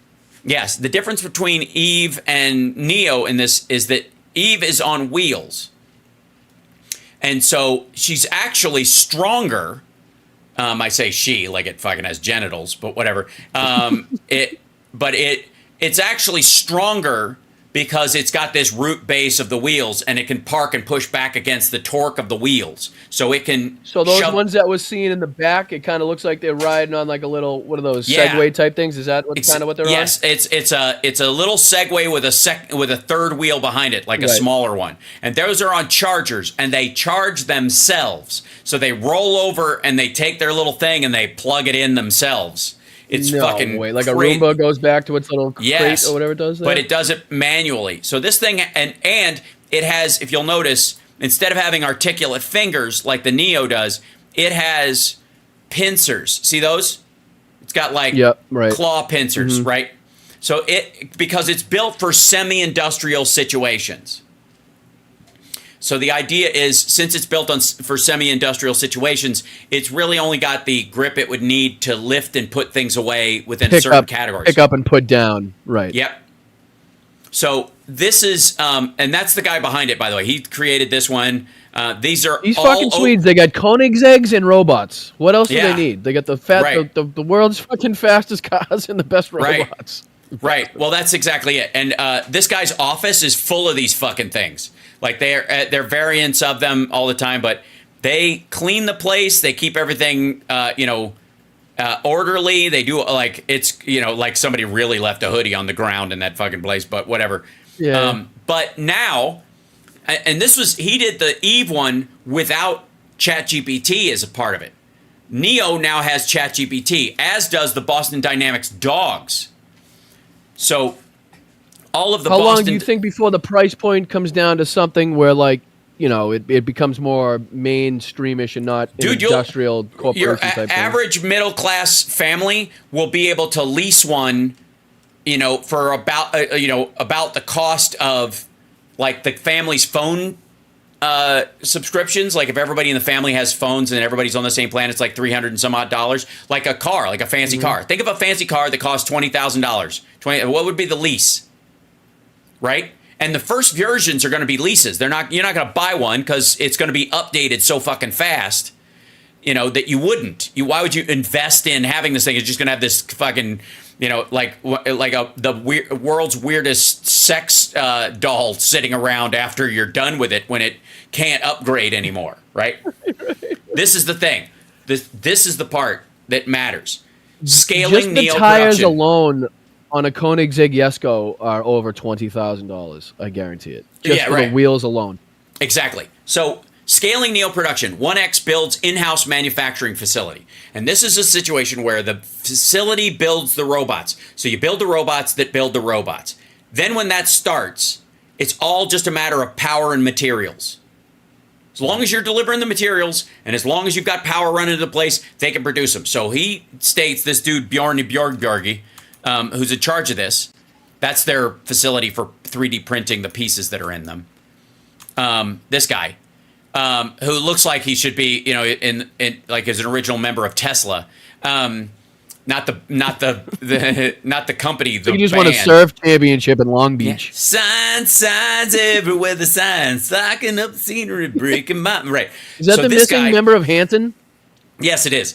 So boy, this guy's anybody who's said redheaded stepchild at some point has got a fucking target on their back. So they're gonna get a knock on their door from a robot sometime soon. But this is their facilities.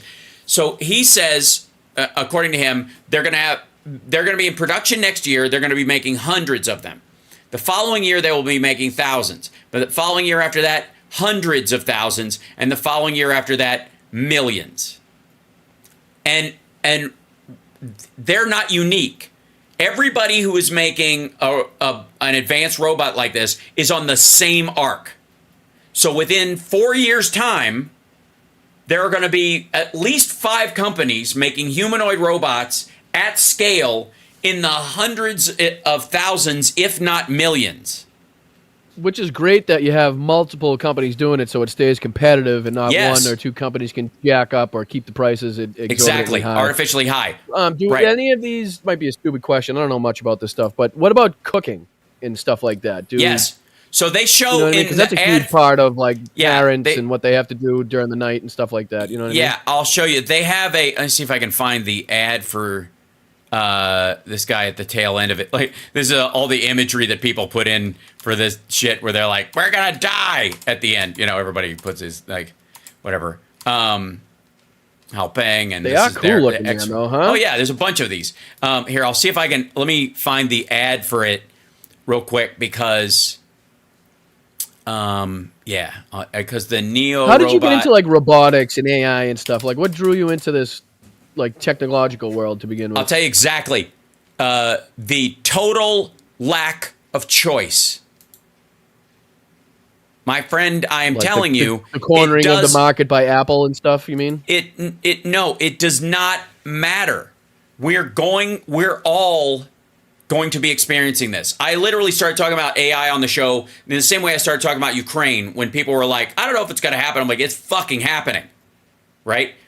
This is the same thing. Like, there's no getting around this, people. There is no situation where these robots aren't going to be a regular part of life very, very soon. It's not like, you know, the conversation around fucking flying cars and stuff, years ago. Right. This is coming. The AI stuff, the acceleration of it was so fucking fast, and it's so much so that's why why we have the Friday AI show, is because I need people to get used to it, comfortable with it, so that when stuff starts working its way into your workplace, into your life, you're gonna be okay with it, because it's gonna happen so goddamn fast. It's nothing else. There has never been a situation where, on an industrial scale or on a material scale, the industrial thing makes itself. There was never a car plant where the cars made the cars. There was never a situation where molten steel became hardened steel and hardened steel made the molten steel into hardened steel, or it was a self-perpetuating system. Robots are that thing. And they're here. Let me show you. Here, I'll show you. This goes to what you were asking about. This is, right now, this is still in beta. So it's on a tether. It's got a little, you'll notice here, it's got a diagnostic tether on its back. Not a wire to keep it standing. Not if it falls over, it falls over. This is just a diagnostic tether so that they can have a hard wire to it. This is it putting away dishes. And emptying the dishwasher. This is a part of their kitchen. Now, would you have to program that on where, like, how does it know what's the dishwasher, what's the cabinet for the glasses? So here's the egg. So this is it handing an egg. And the big deal is, how do you know how to pick up an egg? By how hard you have to grip it. Because if you grip it too hard, you break it. And if you don't grip it hard enough, you drop it. And eggs are a great example of the technology making a leap forward. So in answer to your question, the way they're teaching the primary on a lot of these is via virtual reality headsets. So what they do is they have hand controls that look just like the hands, and then they have a virtual reality headset, and then they go through the activity with the AI participating in it and going, I'm going to demo what the activity looks like. This is what chopping an onion or a tomato looks like. This is what dicing this versus mincing. This is what a sauce should look like. And they can teach the robot to do this and accept the inputs that it's getting, including temperature.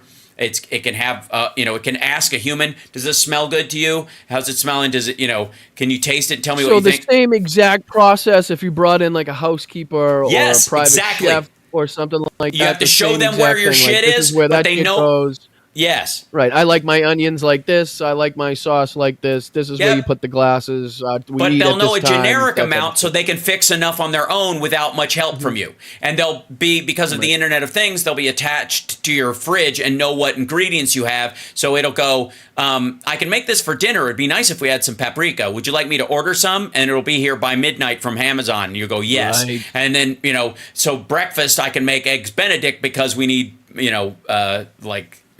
need heavy cream for me to make the sauce, and we don't have any. And you just say yes, and it orders it. It's there the next morning, and it fixes the meal itself before you wake up. That kind of shit. Okay.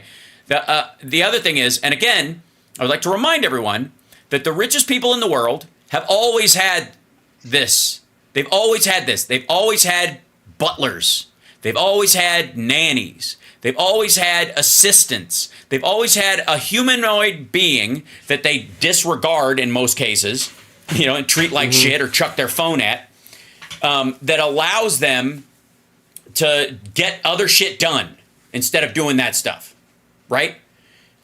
And it costs them at certain times, slavery is one version of it, but once they had to, indentured servitude was the other, and it costs you over the course of your life, the upkeep of that human being, the food, the shelter, all that kind of stuff. And there was never a chance for somebody in my line of work or in my level of income or yours to have a fucking butler.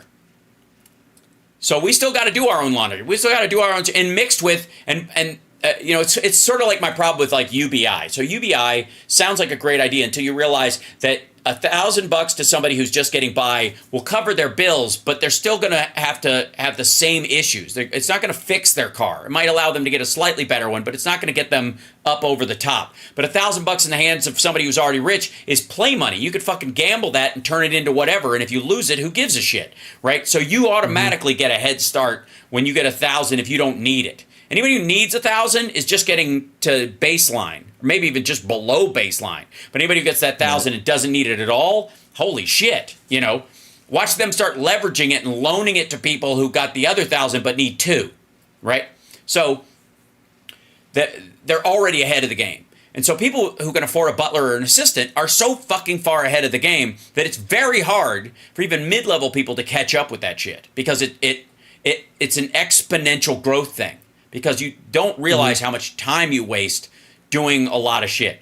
Once a robot like that becomes available as a regular thing, and the average middle class family has one, just to do fucking chores, what you can do with your free time, or where you can go, or who protects your house while you're gone, or feeds the dog or the cat or whatever, all that stuff opens it up. There's just a little more you can do with your life, if not a lot more, right?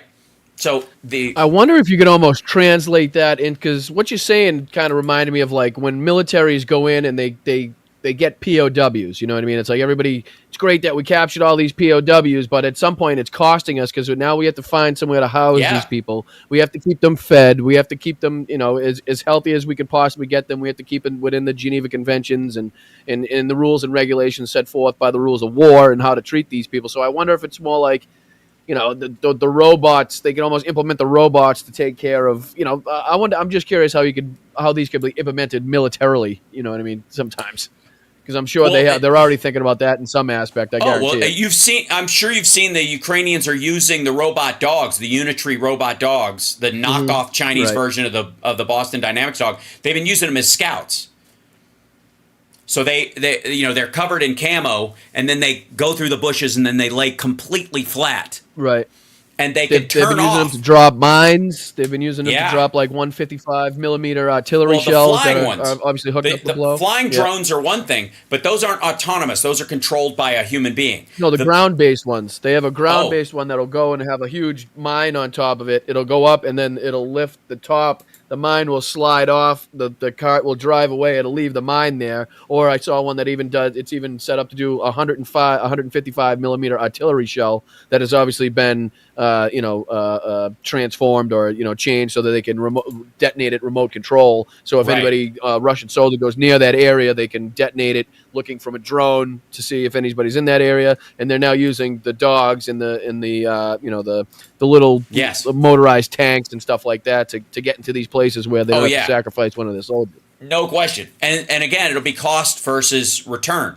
If your ROI is just a piece of gear versus a human being, this is the argument about like when everybody was making issues with like Obama drone strikes, and I'm like, I got news for you. In any situation, Bernie Sanders is going to favor a drone strike no matter what. If he needs to do it, if you're pressed and you have to do you have to make a decision. You're going to go drone strike first because they never come home in a flag draped coffin. That's why. The drones, yeah, correct. Yeah. Right. So, anyways, in this one, I want to show you this. So this is one of the ad things that they show. This is it putting its glasses away, and then they show another like almost an ad image that they're putting out, like a little highlight reel. Here it is. It puts the bike away, and then it makes a cup of coffee. It uses an espresso machine. There's cleaning the table, and then it pours the beans in, and it makes actual espresso. Like it goes through the machinery of actually making the espresso itself. Wow. And then it waves the girl over to take a picture. Come on over. Come on over, babe. I wonder who their audience is. Come in. Take it easy. Yeah. Like, is they going to give it like a 1950s style misogynistic type attitude? That would be great. Like, come over here, babe. I'm making the coffee for you. You drink it there, babe. Come on there, toots. Yeah. And so there's a bunch of this stuff about how they taught it to walk. And here it is. 20 degrees of freedom, grip strength enough for Neo to deadlift 70 kilograms, tendon driven with force control, naturally compliant, safe, designed for one falls between failure. True skill transfer from human expert requires matching dynamics and kinematics between droids and operators. So anything specialty that it needs to learn how to do, you put the headset on and the little gloves, and you go, this is how I want things to be done. Like when you're washing my dishes or whatever, watch out for this. Or if we got a bar over here. So when you see these bar bottles, you'll see these are all bottles and these are all things. And the AI will learn as you're talking, and you'll go, okay, I'm gonna pick this up, take the rag, clean the top of it like that, and you put it back, right? So now you've got a robot bar back that goes, and if anybody's in your way, just wait till they pass. Is it a one-time thing, you think? Or is it like a thing where you kind of have to teach it over a certain period of time? No, because it can adapt because it's OpenAI driven. It's based on these large language models. So you don't have to teach it specifically everything. It can learn in a generalized sense. So it can learn stuff. And another question, what do you have to speak like you're speaking in prompts? Like, you know how some people are really good at prompts, and some people can really get a lot out of the image just in their prompt? Okay. No. Right, okay. So I suck at prompts. Right. I'll show you the Unitree thing. So Unitree is China's knockoff of a lot of these things, and basically they're just stealing the technology from a bunch of the toys. And you can see how they designed theirs, and it's kind of plastic and crappy, which is fine. But it's got an empty. It's got an empty face, like it's hollow, so its face doesn't contain anything. You'll see when it turns around, it's like It's just got its head is empty because it looks like it has a screen on the front. There you go, and it waves. It's very, Looks like me doing the Irish exit out of a bar on a Friday night. Right, and there's a guy kicking it, and it's able to stand up. He punches it. Whoa! It can straighten itself out. Yeah, that is a human reaction. Yeah, that's wild. Yep. Watch this part. Watch this part. Ew. Yeah. Good Lord. It can fold itself up, basically, so you can pack it. Wow. So it's like a transformer. Yeah. This is not. I would argue this is not the safest part. Right. I don't know why they're doing this. So again, but they use Eureka to teach it. You can teach it how to use weapons.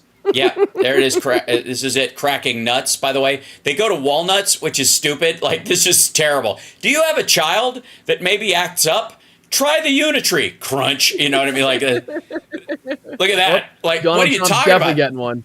Totally. You can open Donald Trump's Diet Cokes.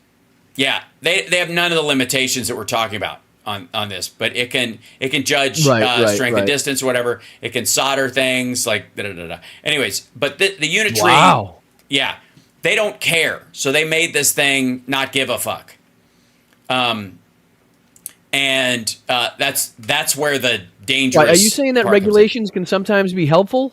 I am. I do believe that. Yes, I think so. Yeah. So, and then there's the Tesla bot. So there's been a lot of talk about the Tesla bot from this dipshit.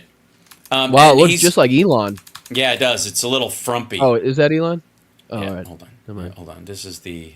It's called Optimus, which is just so like because nothing this asshole does is original. He's such a child. He is.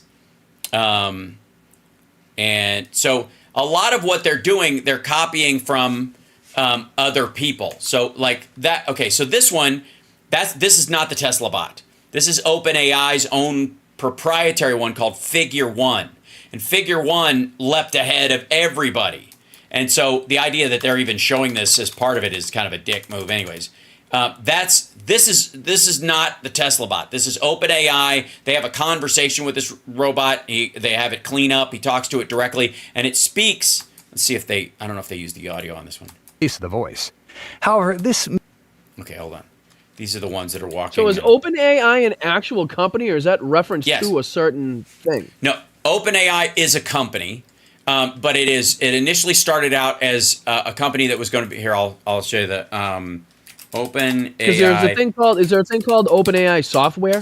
Am I just making that up? OpenAI is the brains behind ChatGPT. So the software that you would use is is that. So I'll show you. Here's the company. There's a company called Figure, and this is OpenAI. This is one of OpenAI's subsidiary companies. Okay, so here you go. I'll show you. Open this one. Yeah. So this is Figure 2. So they've already had Figure 1. This is the second iteration. Let me show you this, Boston Brian. If I do say so my damn self.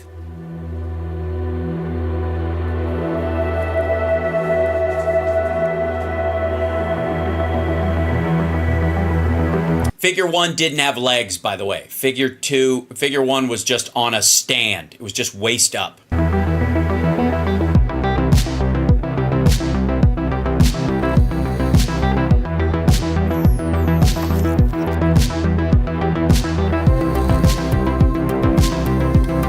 It's like the beginning of iRobot. Like here it comes.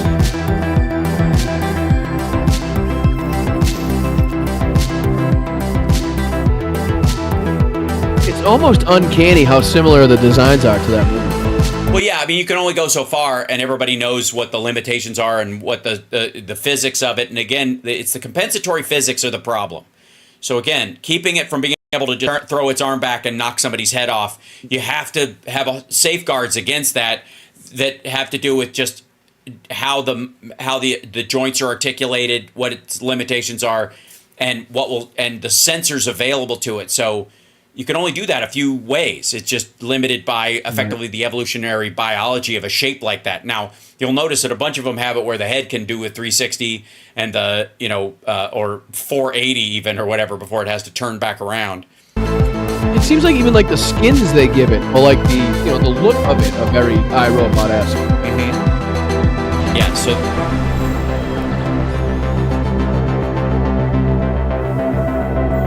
I mean, that's just incredible. Yeah.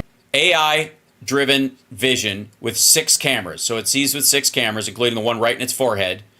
And it's got like backup cameras, so it's got eyes in the back of its head. It does still walk like an astronaut with diarrhea. I was going to say the motion that seems to be one of the more difficult parts of it. Well, again, that's because of the compensatory weight. Because they walk like somebody who's carrying kettlebells on their knees. That'll get better. Right now, they don't want them to go very fast. So that's part of the issue, too, is that people are not intimidated by a robot that walks like that. Well, it's even the straightening of the leg when you walk. I mean, when you walk, the leg goes straight forward, and then they stay kind of bent the whole time going forward. Right. So this thing has been trained. That's It works a at a BMW BMW plant. Yeah, it's at a BMW plant in Germany, I think. And they're doing tests where it works on the assembly in areas where basically where humans' fingers have been caught body the panels. most. That's crazy. Yeah. That's amazing. It was shown how to do it once. Then it'll weld Watch it on this. after. Watch this. One motion too. One motion. Yeah. 24/7, all the time, like never I'm telling you, stopping. The way that Germany's engineering and the way they're just unbelievable. The way they do stuff over there, it's incredible. Well, this is figure 2 is not a so well done. Yeah, I believe they're just using it in that factory, but the yeah, right. But they're smart enough to be they're smart enough to be using those things. Yeah. You know what I mean? So it's like Right. they just like the most efficient, even in their vehicles the German-made vehicles, German-made watches, German-made fucking anything, Yes. knives. It's just the quality of them. You can tell right when you pick them up. You can tell it's a good quality, Right. a well-engineered piece of kit. You know what I mean? Yeah. Well, and hold on. Excuse me. God bless you, sir. Thank you. God bless you. So sir. here, I'll show you the other part. This is OpenAI's speech to reasoning. This is the part that matters. The rest of what I was just showing you is sort of an ad, almost, for what you saw. But this is the actual, like, how this shit works.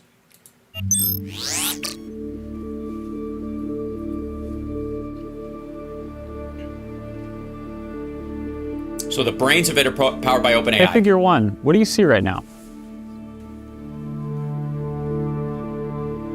I see a red apple on a plate in the center of the table, a drying rack with cups and a plate, and you standing nearby with your hand on the table. Great. Yeah.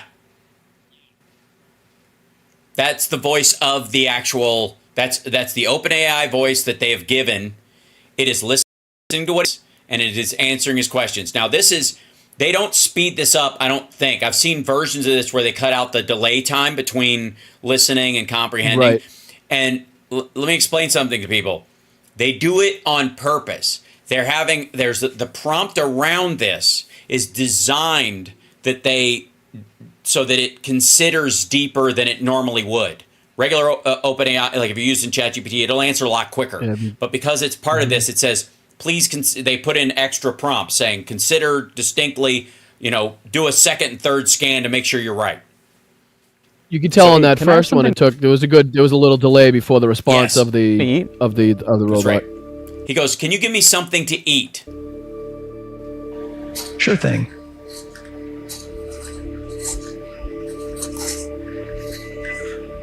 He didn't say give me the apple. He said give me something to eat. Watch. Great. Can you explain why you did what you just did while you pick up this trash? On it. So I gave you the apple because it's the only edible item I could provide you with from the table. Did he say ah? Yes, he did. Yes. So one of the things that they put into the voice systems on all of these things is a recognition that human beings are trying to think about what they're saying. They say and that's very natural. So the occasional is completely reasonable, and it helps with the engagement. I've shown you this, Julianne, before, but I don't think Brian's ever seen this. That's why I want to show it to him. And this is Gen 1. Not even close. What I just showed you, that figure 2 that walks, is this thing with feet. It does all that other shit too. Like all of those robots in that factory, if you walk up to them and you go, hey, figure 1, what's happening, blah, blah, blah. And I guarantee they all have like a different name too. Like, figure 1A, figure 1B, figure 1C, whatever. Mm-hmm. They'll know that's their name, so they don't all answer because they can all hear you. Well, it just makes it so much more human-like Great. when they, when they say ah and ums. It just Yes. gives it that much more like personal feeling almost. And one of the big advances is in its reasoning. So he said, why did you do that? He goes, the apple's the only thing edible on the plate. So, and while he's putting away trash, recognizing that the glass isn't trash, the plate isn't trash, the mat isn't trash, the trash is trash, and he puts it in the basket, that's that. He knows the difference between those things, between the things that are supposed to be there and the things that aren't. And then he reasons that while he's telling you that, he gave you the apple because it's the only edible thing and you wanted something to eat. Based on the scene right now, where do you think the dishes in front of you go next? It's reasoning. The dishes on the table, like that plate and cup, are likely to go into the drying rack next. Great. Can you put them there? Of course. Watch him scoop this plate.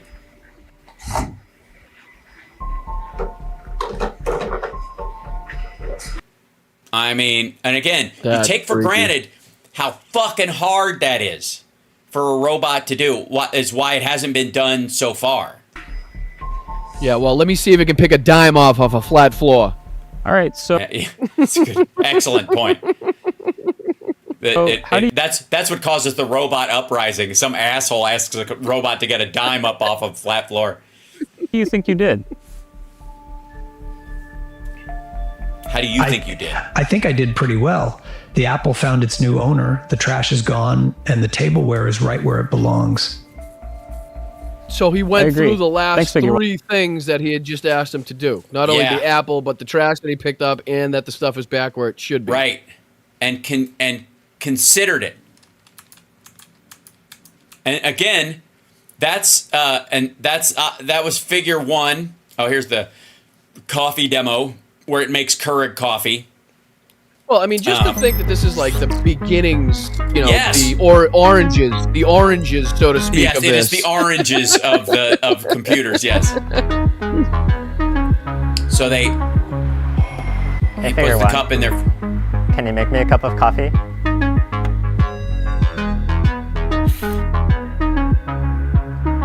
So it has to recognize that he just put a coffee machine in front of him because it wasn't there before. And a coffee pot. And that it isn't in one categorical space. It just set it on the table. So it's got to recognize where it is, pick it up dexterously, set it up, know which buttons work on it, the fact that it's plugged in, you know. What side it's facing. It could be facing the other way, the button's on the other side type thing. Now, I think he helped it by putting the cup there, but I don't think he had to. But I love how they have their OpenAI thing on the side of their Keurig like a bunch of nerds. Thanks. Unbelievable. Yeah. Uh-huh. It learns on these individually. And again, this is figure 1. Okay? So where do you think this helps us the most? Do you think you've like given us free time instead of doing these like mundane, Well, primarily it's typical the end of things that we would be? it's the end of dangerous jobs. Let's go. Like dirty jobs are one thing, but it's the end of dangerous jobs. Like, there's no reason why, you know, human beings need to be mining or doing shit like that. It's just not, it makes no sense. But there's a myriad of other things that it can help us doing. And again, show me one that can solder in a crawl space, Hal. Okay.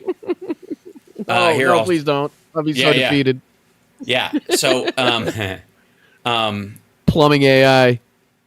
Well, that's the other thing too, is that where's it, you know, that's why they're humanoid. So that they can get in the same space as we can. And the difference between that is that they'll make one that can solder in a crawl space that's the size of a child. Right. So it can fit in a place that other folks can't. Here, I'll show you another one. This is so fucking bonkers. It's typically my job. I'm the guy that can get into the spaces. Right. I've heard that about you. Typically, which sucks. Yeah, I mean, there's still going to be a lot of like, especially when you talk about old architecture and stuff like that, and it's a matter of data. It's a matter of getting the data. Mm-hmm. So until we have that data, this is, by the way, an ad for Figure 2. This is like kind of an updated part of this. So let me show you. This shows you its kind of mechanical elements.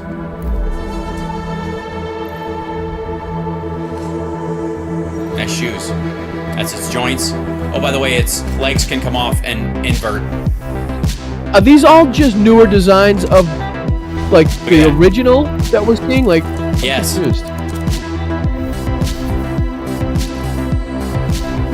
Made in California.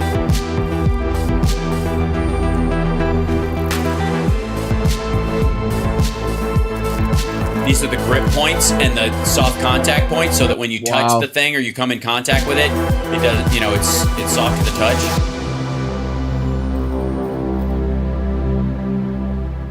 Dude.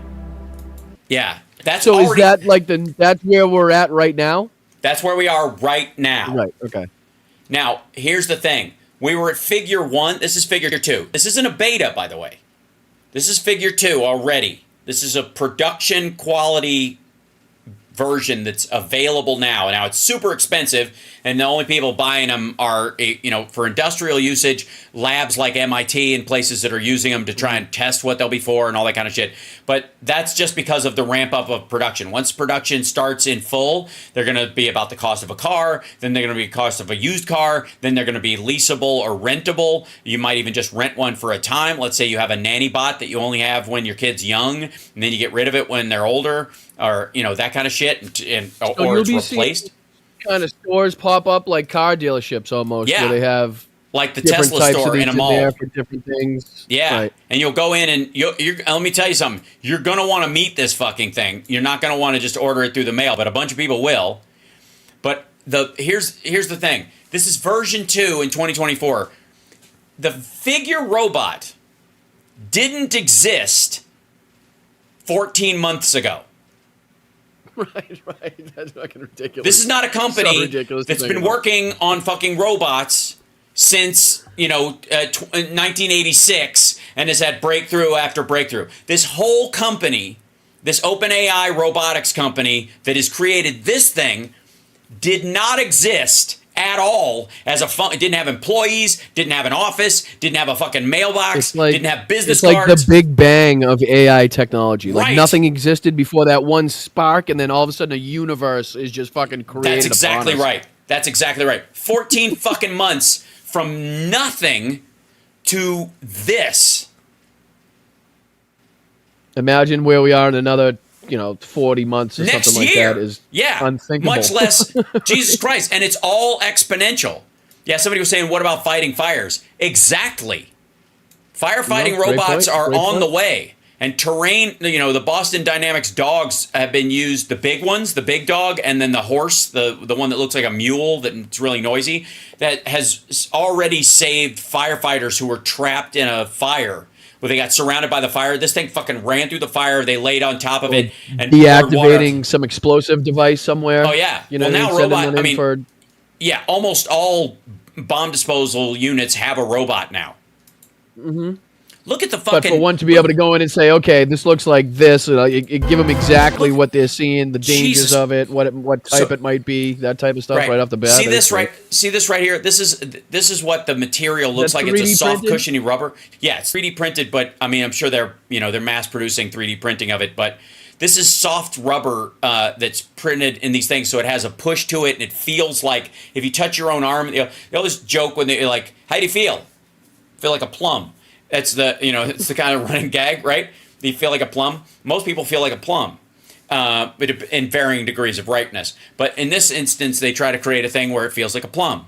And look at the hands on this fucking thing. This thing. I wanted to articulate through the hand part again.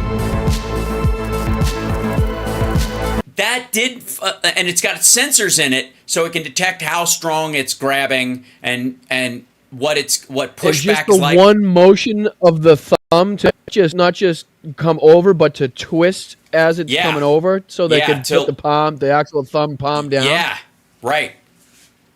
It's and then look at its wrist. Look at that piece of wrist thing, where it means its wrist can rotate completely. Probably 220 degrees, around that range, and of course Flip the arm over can and do this. yeah. You ever take it used to be one of my tricks in school is do this rotating. thing like that. Right. You take a glass of water and I can rotate it without spinning it or without spilling a drop. Like that was one of the things. It can do that. Which will look like look amazing when somebody finally does it. But but like it will be able to carry something, reach up, grab something, bring it down, and pass it over there. Imagine that, huh? Yeah, it's great. Yeah. And again, think about all the old people whose family can't afford a nurse because of, and by the way, a nurse who's patient enough to deal with their fucking annoying. $100,000 a month for some care for your parents, whether it be at home or in an actual facility or something like that. $100,000 a month it could cost you, and upwards, obviously, somewhat lower than that. But I mean, just as a ballpark figure, I mean, who the hell can afford that? Right, and these things, the price point on this one is going to be somewhere in the order of like $28,000 to start. Mm-hmm. And so instead of $100,000 a month, you're doing $300, $400, $500 a month, leasing it or renting it or whatever, and it's getting the same stuff done. And it gets updated all the time, and it has sensors in it that can detect. It doesn't sleep. Orders your medication when your medication's low, your insulin if you need it, whatever it might be, any life-saving care that you may need that you're dependent on other people for. I'm sure this thing could be a great assistant, a great help for. That's right. And it doesn't stop the family from coming to visit and take care of them and all that kind of stuff, but it takes the pressure off of what's happening when they can't be there because the stress around that is just overwhelming for a lot of people. And it can definitely help with the smell of urine in the air. That's for sure. Yeah. Cleaning nonstop whenever it's not doing something else. While you're sleeping, it's cleaning relatively quietly, right? It's like the number of them, and let's see if I'll show you. This is one of these dumb videos that has all of them in it, and then I'll let you guys go because I've been on for a bit. I've got some tweaking behind the scenes to do. I'm so sorry. I can't believe I made you watch that video. So this is hold on, like this. These are all just killing the game too. Nvidia, huh? Yeah. Well, you know what that comes from? It came from the fact that they did all these gamer GPUs, which require the most amount of processing of any part of a computer, is making a screen work. It's a bitch. So because they focused on that, all of the video cards that they were using, that they were making, started getting bought up by crypto farmers. Crypto miners were using Nvidia GPUs to do all the calculations that you would do to mine Bitcoin. Then the bottom fell out of it, and there were all these leftover video cards sitting around, and this market had been built for it, and AI just kind of landed right in the sweet spot, just underneath, just picking up where GPUs, like real PowerPoint began, and then like it just exploded out of that. It was like the timing could not have been better. Now, these are all, again, this is Agility Robotics. They're using a lot of things, these moving carts, and then this little guy, that's the one that's at the Amazon warehouses. Let me tell you something, ladies and gentlemen, you are looking at the unionization of Amazon right now. That's what's going to happen because the cost... Socialists! Right. Well, the cost of unionizing, where you have, a person who wants to work at that level, and what you would need to hire them is far higher than the cost of one of these things, even right now, much less, they got fetlocks. Is that what you're looking at? Its legs bend backwards. Are they all working in the background there? Or was that a conveyor belt I was looking at? There's a conveyor belt, but they put the stuff on the conveyor belt. This is Agility Robotics. They make these. Oh, I see. Pick it up, put it. I got you. Yeah, see, he's got fetlocks like a horse, like the back legs of a horse.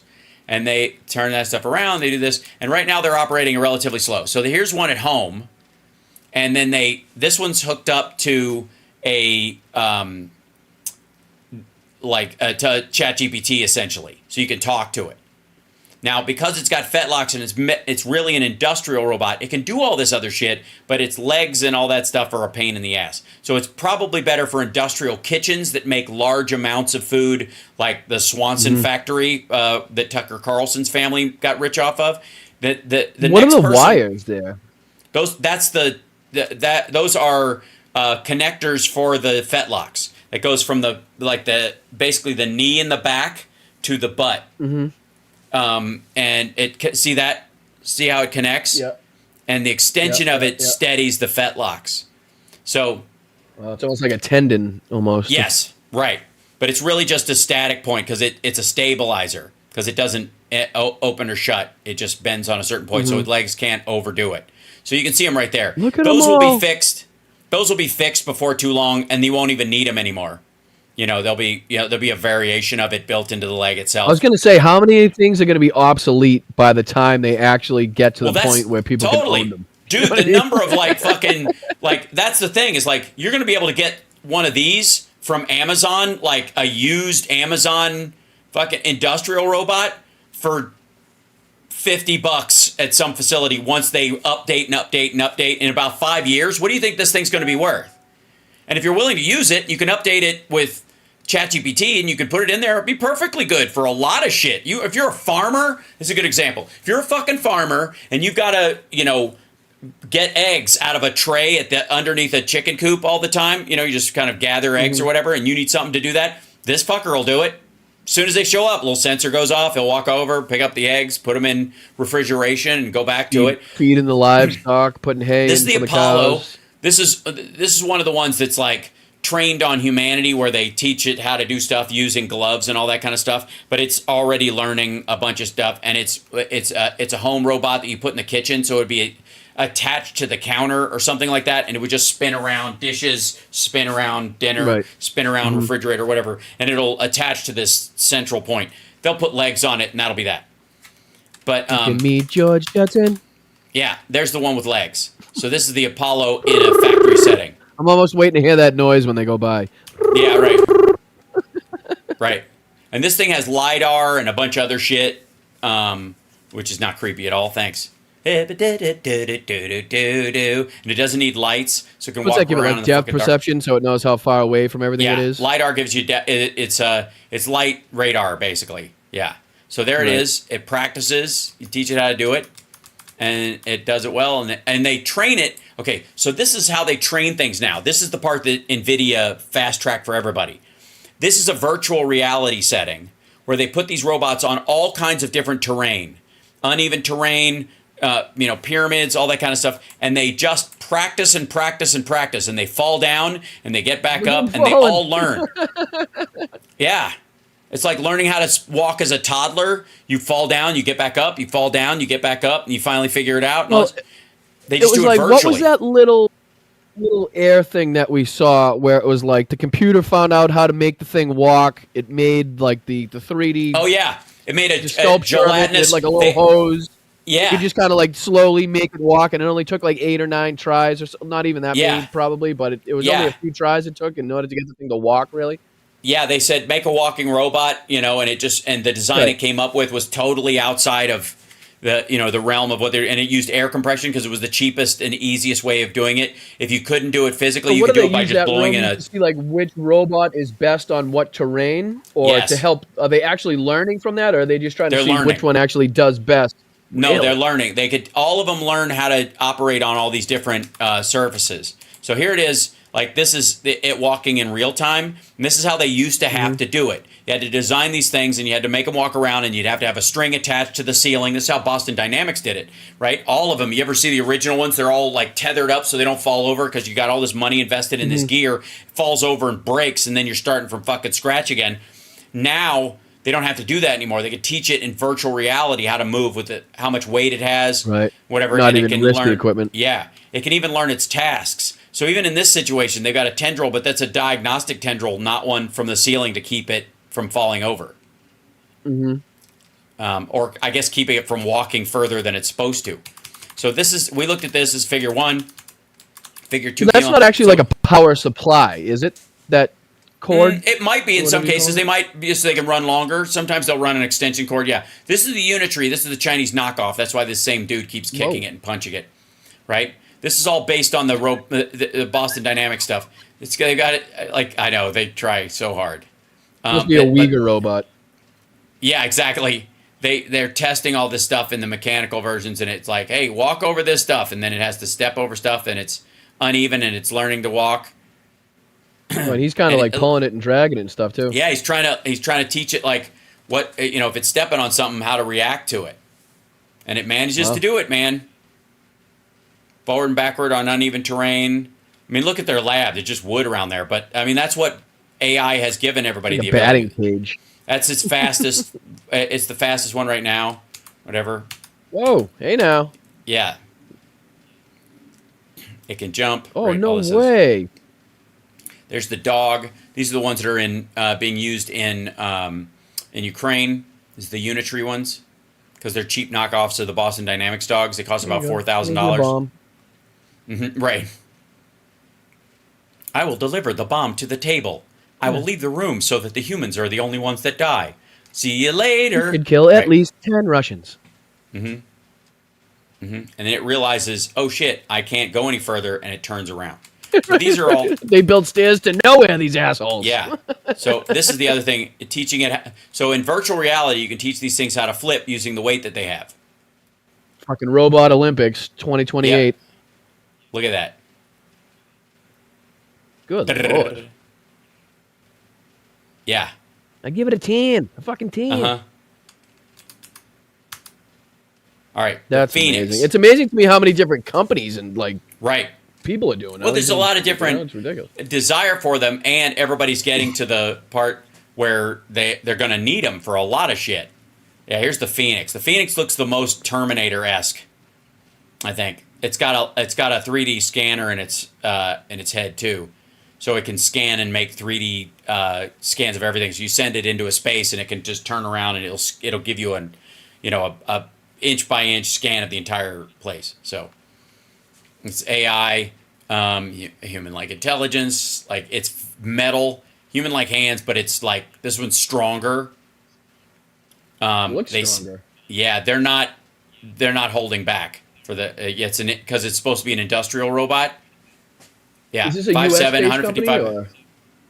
company, No, this is just another tech company working on robots. It's the Phoenix. Yeah. There it is practicing. There it is making cookies. There it is. Like it's putting place cards in front of cards down here. things, and that's a view from its eyes. Right.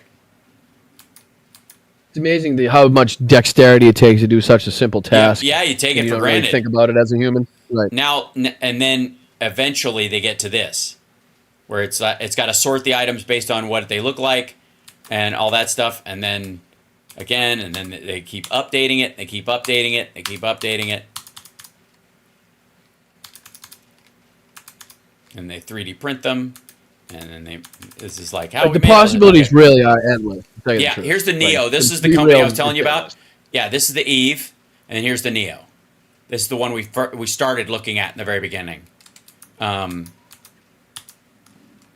it's meant to be a housekeeper butler type.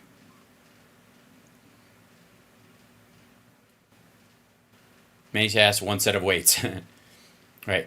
So it's putting stuff away. It's putting groceries away. Setting the table. There's the It's Boston like it can Dynamics. only get more fast and more responsive from here. Yeah. You know what I mean? Like, you can see the robotic movement in it, and I guarantee in not a long period of time that will smooth. Like, they'll figure out how to make it way more smooth and stuff. You know what I mean? Well, this is the Like, this is Boston going Dynamics pretty fast right Atlas. here. Yeah. Yeah, Atlas that was the top of the line. They have now the only difference between the Atlas. Whoa. Atlas, yeah, dude, Atlas a fucking bulldog. It's so scary. The only difference is that these were hydraulic joints using air, and now they're Is electric. that real? What I'm seeing, or is this Yes, like this is real. a graphic No, this is real. What? Yeah. Yeah, that's older. That's the That's Boston Dynamics. ridiculous. Yeah, the Boston Dynamics shit they're way faster now. and they made a version that this is about like sorting objects and stuff. This is Optimus, the Tesla one, which again is just like it's in the exact same arc as Neo, and as the Unitree is stealing all this stuff from Tesla. So Tesla's stealing everything. How it can tear apart a Tesla truck in 2 seconds. Right, yeah. Like that dude who was like pulling the pieces off of it. Whistling, what's his name? Whistling Diesel, I think. Mm-hmm. Yeah. So this, they're designing these, and they're on the same arc. And Unitree is basically, they make a bunch of the shit for these in China at the Tesla factory there. So Unitree is just stealing it, because if you have a business in China, they have to own 51% of it. So the production partner that they have there, they're just taking all the technology that Tesla's coming up with for Optimus. It's so stupid. So, anyways, on that note, ladies and gentlemen, yes, sir. On talking Labor Day, what does Labor Day mean 5 years from now? A lot more different than it's going to mean today. I can tell you that. Yeah. Especially in first world nations. The question is, how fast does it move down to third world nations? Again, one of the defenses about immigration we hear all the time is they do the jobs Americans don't want to do. Mm-hmm. Right? Which, beyond that, the existence of those people in our country also adds to the richness of our country, because we interact with the folks that are here that are doing the jobs that Americans don't want to do, allegedly, right? Well, what happens when you don't need those people anymore? What happens when you don't need people much anymore? Look at what's happening in Japan. Japan is becoming more racially homogenous, not less, and will continue to do so, as they do not want nor need immigration to solve their aging populace problem. So this is a question that's going to be on us before we know it. That's why I talk about it. That's why it's fascinating to me. And that's why I think it's crucial for people to start getting a grip on even like how comfortable they are with it. Because like I said, it won't be about people who use it best for business or figure out some unique way, because that will be dead as quickly and available to everybody as people come up with it. The real difference is like how comfortable you are using it in your life, and how ability, sort of almost like the robot team building in it. How do you hand off that, these tasks to robots or automation or AI as quickly as possible, so that you're getting ahead in this situation? It's going to be a major question. And again, it's not even something I'm making up. It's not even something that like I think from my point of view should be doing. It's not, you don't have a choice. This shit's going to happen. This shit is coming, period. So, well, it's all fascinating, to tell you the truth. I mean, especially for somebody that's not really versed in a lot of this stuff. It's all, like you said, even to the people that are versed in it, it's a rapid leap ahead from where we were, like you just said, 14 months ago. So for people that don't typically comprehend that stuff, to try to comprehend the massive evolution that we've seen in such a short period of time is, I don't know, it's definitely a lot to get your head around. Yeah, and increasingly, let me see if I can open this for you. Hold on. Can I just say, it feels nice to be back with you. It feels nice to be back with the Hal Sparks chat, doing Hal Sparks things on Hal Sparks and Hal Sparks' show, which is, if you guys didn't know, if you're watching, is the #1 world's rated, highest broadcast. Here's a quick introduction for your audience. Right, hold on. Hey there, Hal. Hold on. Of course, here's a quick introduction for your audience. Hey there, Hal Sparks' Megaworldwide audience. My name is Pi, Hal's personal AI. Think of me as Hal's digital sidekick, always ready to chat, help out, or simply have some fun. Hal and I are here to provide you with entertaining content and engaging conversations, so don't hesitate to get in touch and join the fun. Also, say hi to my friend Boston Brian, if you will. Hey there, Boston Brian. Great to meet a friend of Hal's. What's happening in the City of Champions today? Wow. She called it the City of Champions. I liked her did. already. Mm-hmm. I liked her. Yeah. He says, It sounds so like real though. It sounds like very not robotic. Yeah, no, it doesn't. Like, let's see, city. And I'm probably messing it up because you probably usually do it by microphone. I'm sure, right? Yeah, no. Haha. Boston Brian knows what's up. Boston has a rich history of championship-winning teams, so it's only fitting to recognize the city's sports excellence. I mean, the Celtics, Patriots, Red Sox, and Bruins have all brought home their fair share of trophies. Am I right? Uh-huh. You are, man. Yep. You are very right. That's so cool. Yeah. He says, you are very right. Yeah, there we go. Hold on. I have to hit. And creepy. Some people are like, hey, creepy. Let's see this. And so is this what you've been using? Because I know you've been talking about a lot on your show, like how you can use this to better plan your trips to different cities and, you know, find the best food spots and how to organize your travel routine. That's different. And, you know, just the hotels and stuff. So that's different than that, lady? Yeah, so that's, hold on. Let me open up ChatGPT real quick. And OpenAI is the company behind ChatGPT. And ChatGPT is what most people, let's see, I'm going to jump in here. And then I'll have to log in to ChatGPT.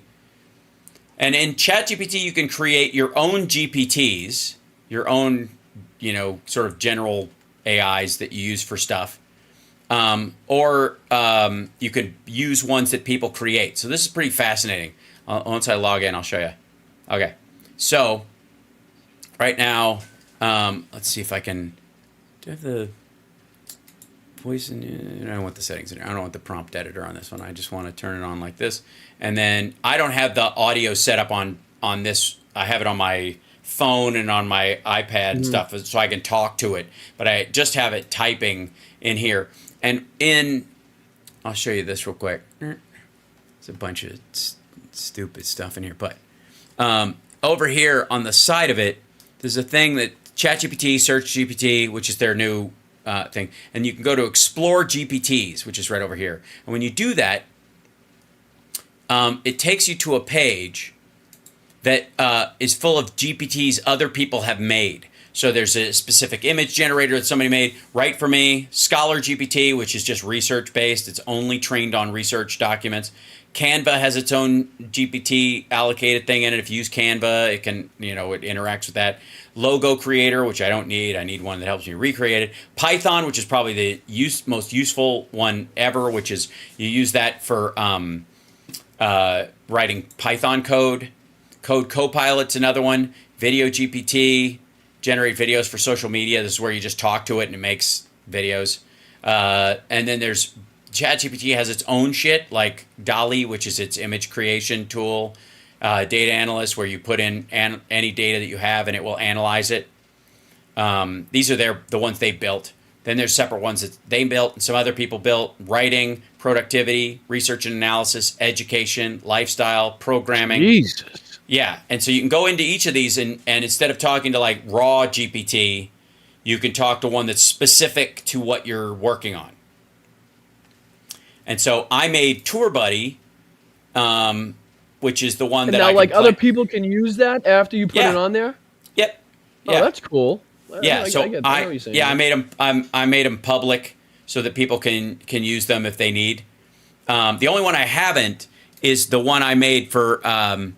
Here it is. Scene Partner Pro. This is the one that I just made not too long ago that allows actors who have to do who have to tape themselves and send it in an audition tape to upload the script and it reads the other lines. Oh, So that's cool. It will act with you. You can do so like it your own listens- reading. Right. Yeah.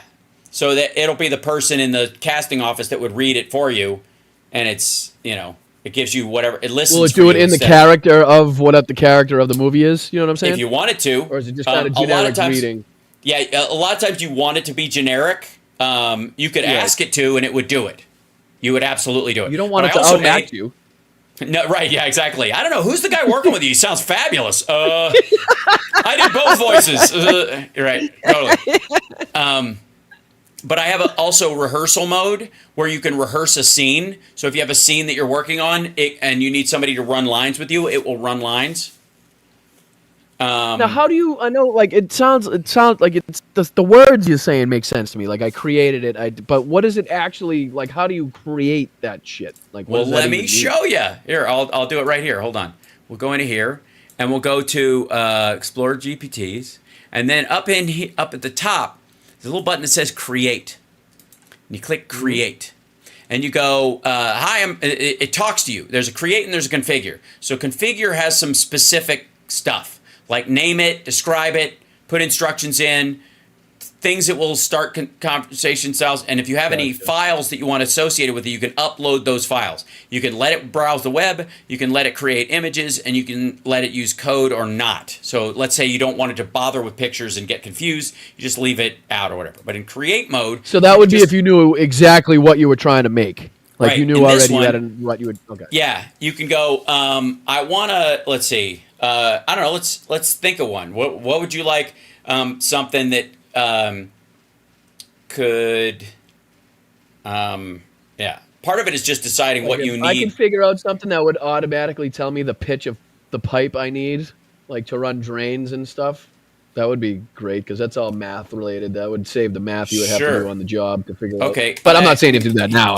That was just a random thought. GPT that can tell me the pitch of a pipe on a plumbing job using images I upload. Updating GPT. And check. Let's give this GPT a name. How about Pipe Pitch Pro? Does that sound good to you? Sure. Wow. Pipe Pitch Pro. I'll create a profile for it. I'll show it to you in a moment. There you go. Generating a profile picture, so it'll give it a little image. I'll send you a link to this when we're done. You can use it. There's the image it gave it. Perfect. Great. And then now let's refine what should be emphasized or avoided when it's assisting you. What is the, explain to me what the pitch situation is. How do you most encounter it? Like, well, you have to make sure that the, like I think it's you need an 1/8 inch of pitch for like a certain size pipe, and then you need a 1/4 inch of pitch for a different size pipe on a drain. Do you know what I mean? So basically you'll be looking at it and you have to figure out where the pipe, basically because drains, you have to make the water flow in a certain speed. Direction. You know what I mean? You want the water to flow so it takes everything down with it, but you don't want it flat enough where all the sediment and anything in the water stays in the pipe. So you want it to have a correct pitch. So it's kind of hard because, like you said, it's all different with different houses and basements and how much room you have. So I think it's... Well, how would you decide it when you do it? What would the process be? So I think if it's a 2-inch pipe or lower, it's 1/8 inch pitch. And then if it's a 2-inch, a 3-inch pipe or higher, it's 1/4 inch pitch. Okay. So it depends on like the size of the pipe you're using. If it might be too difficult to do. I'm not sure if you can do it that way. If I encounter a 2-inch pipe or less,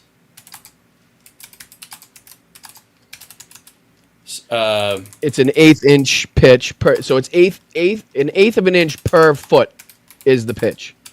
Yeah, 1/8 of an inch per foot,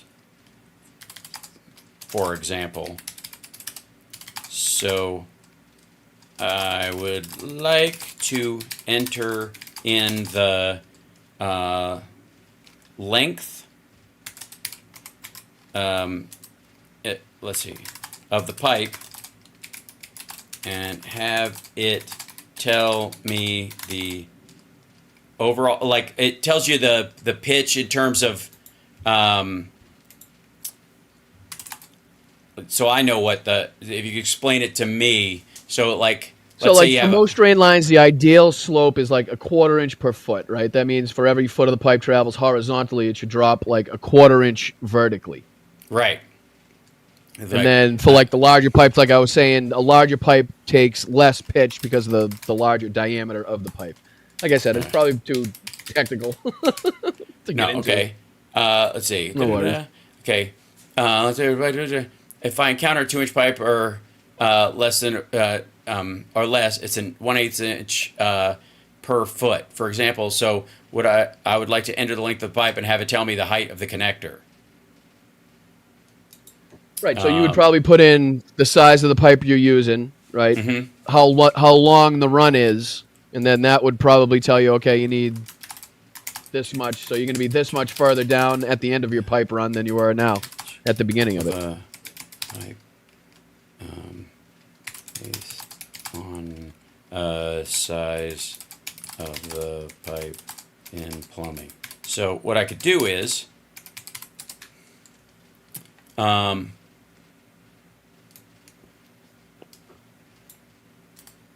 okay, copy this.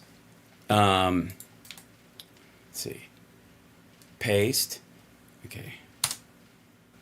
Following formula is used to calculate the plumbing slope. S equals frac H, L, S, frac is a variable slope per foot. H is the height difference in inches. L is the length of the pipe. I've updated Pitch Pro to use the formula. Okay, excellent. You can now enter the height difference and pipe length to determine the slope. Would you like to refine anything else? Perfect.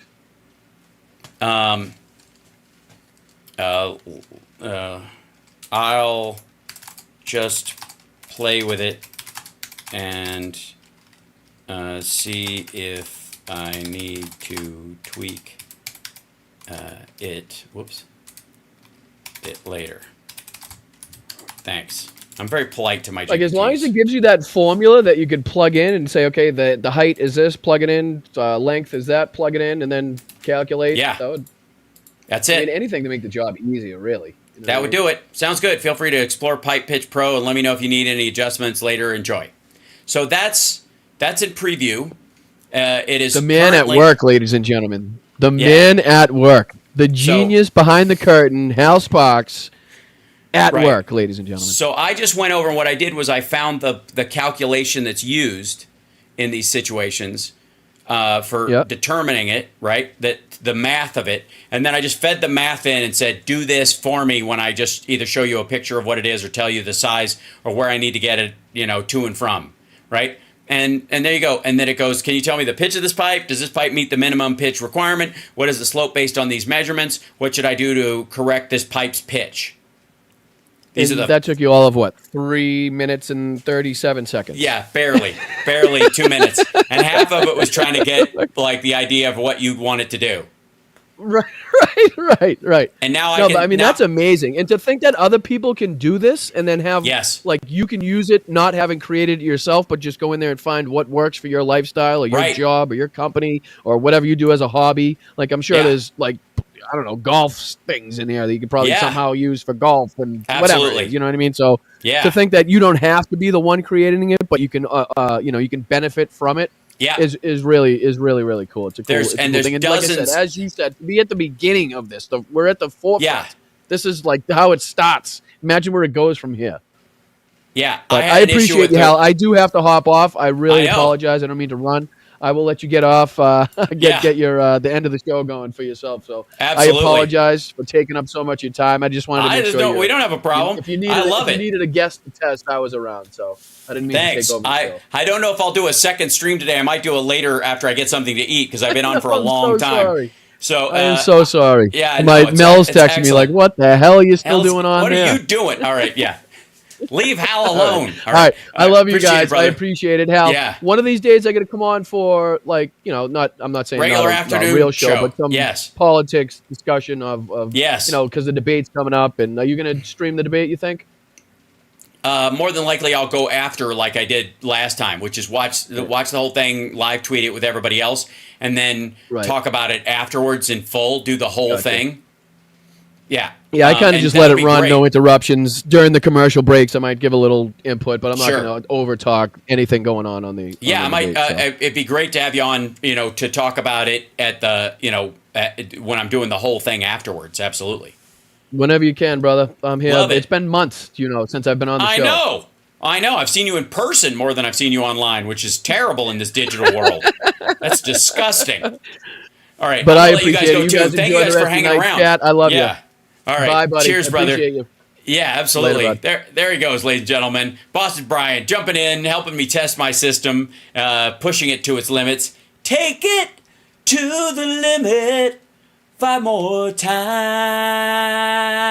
Yes, I'm working on a holiday. It's totally true. All right, I'm going to shut down and try to fix some of these things offline, and then I might jump back later on to do the Mark Levin interview, if that's cool, after I feed myself, which I did not intend to stay on this long, by God, but all right, never mind. You know. I don't have to tell you guys again, for God's sake. All right, does this button still work? I don't know. Hit the like, everybody, come on.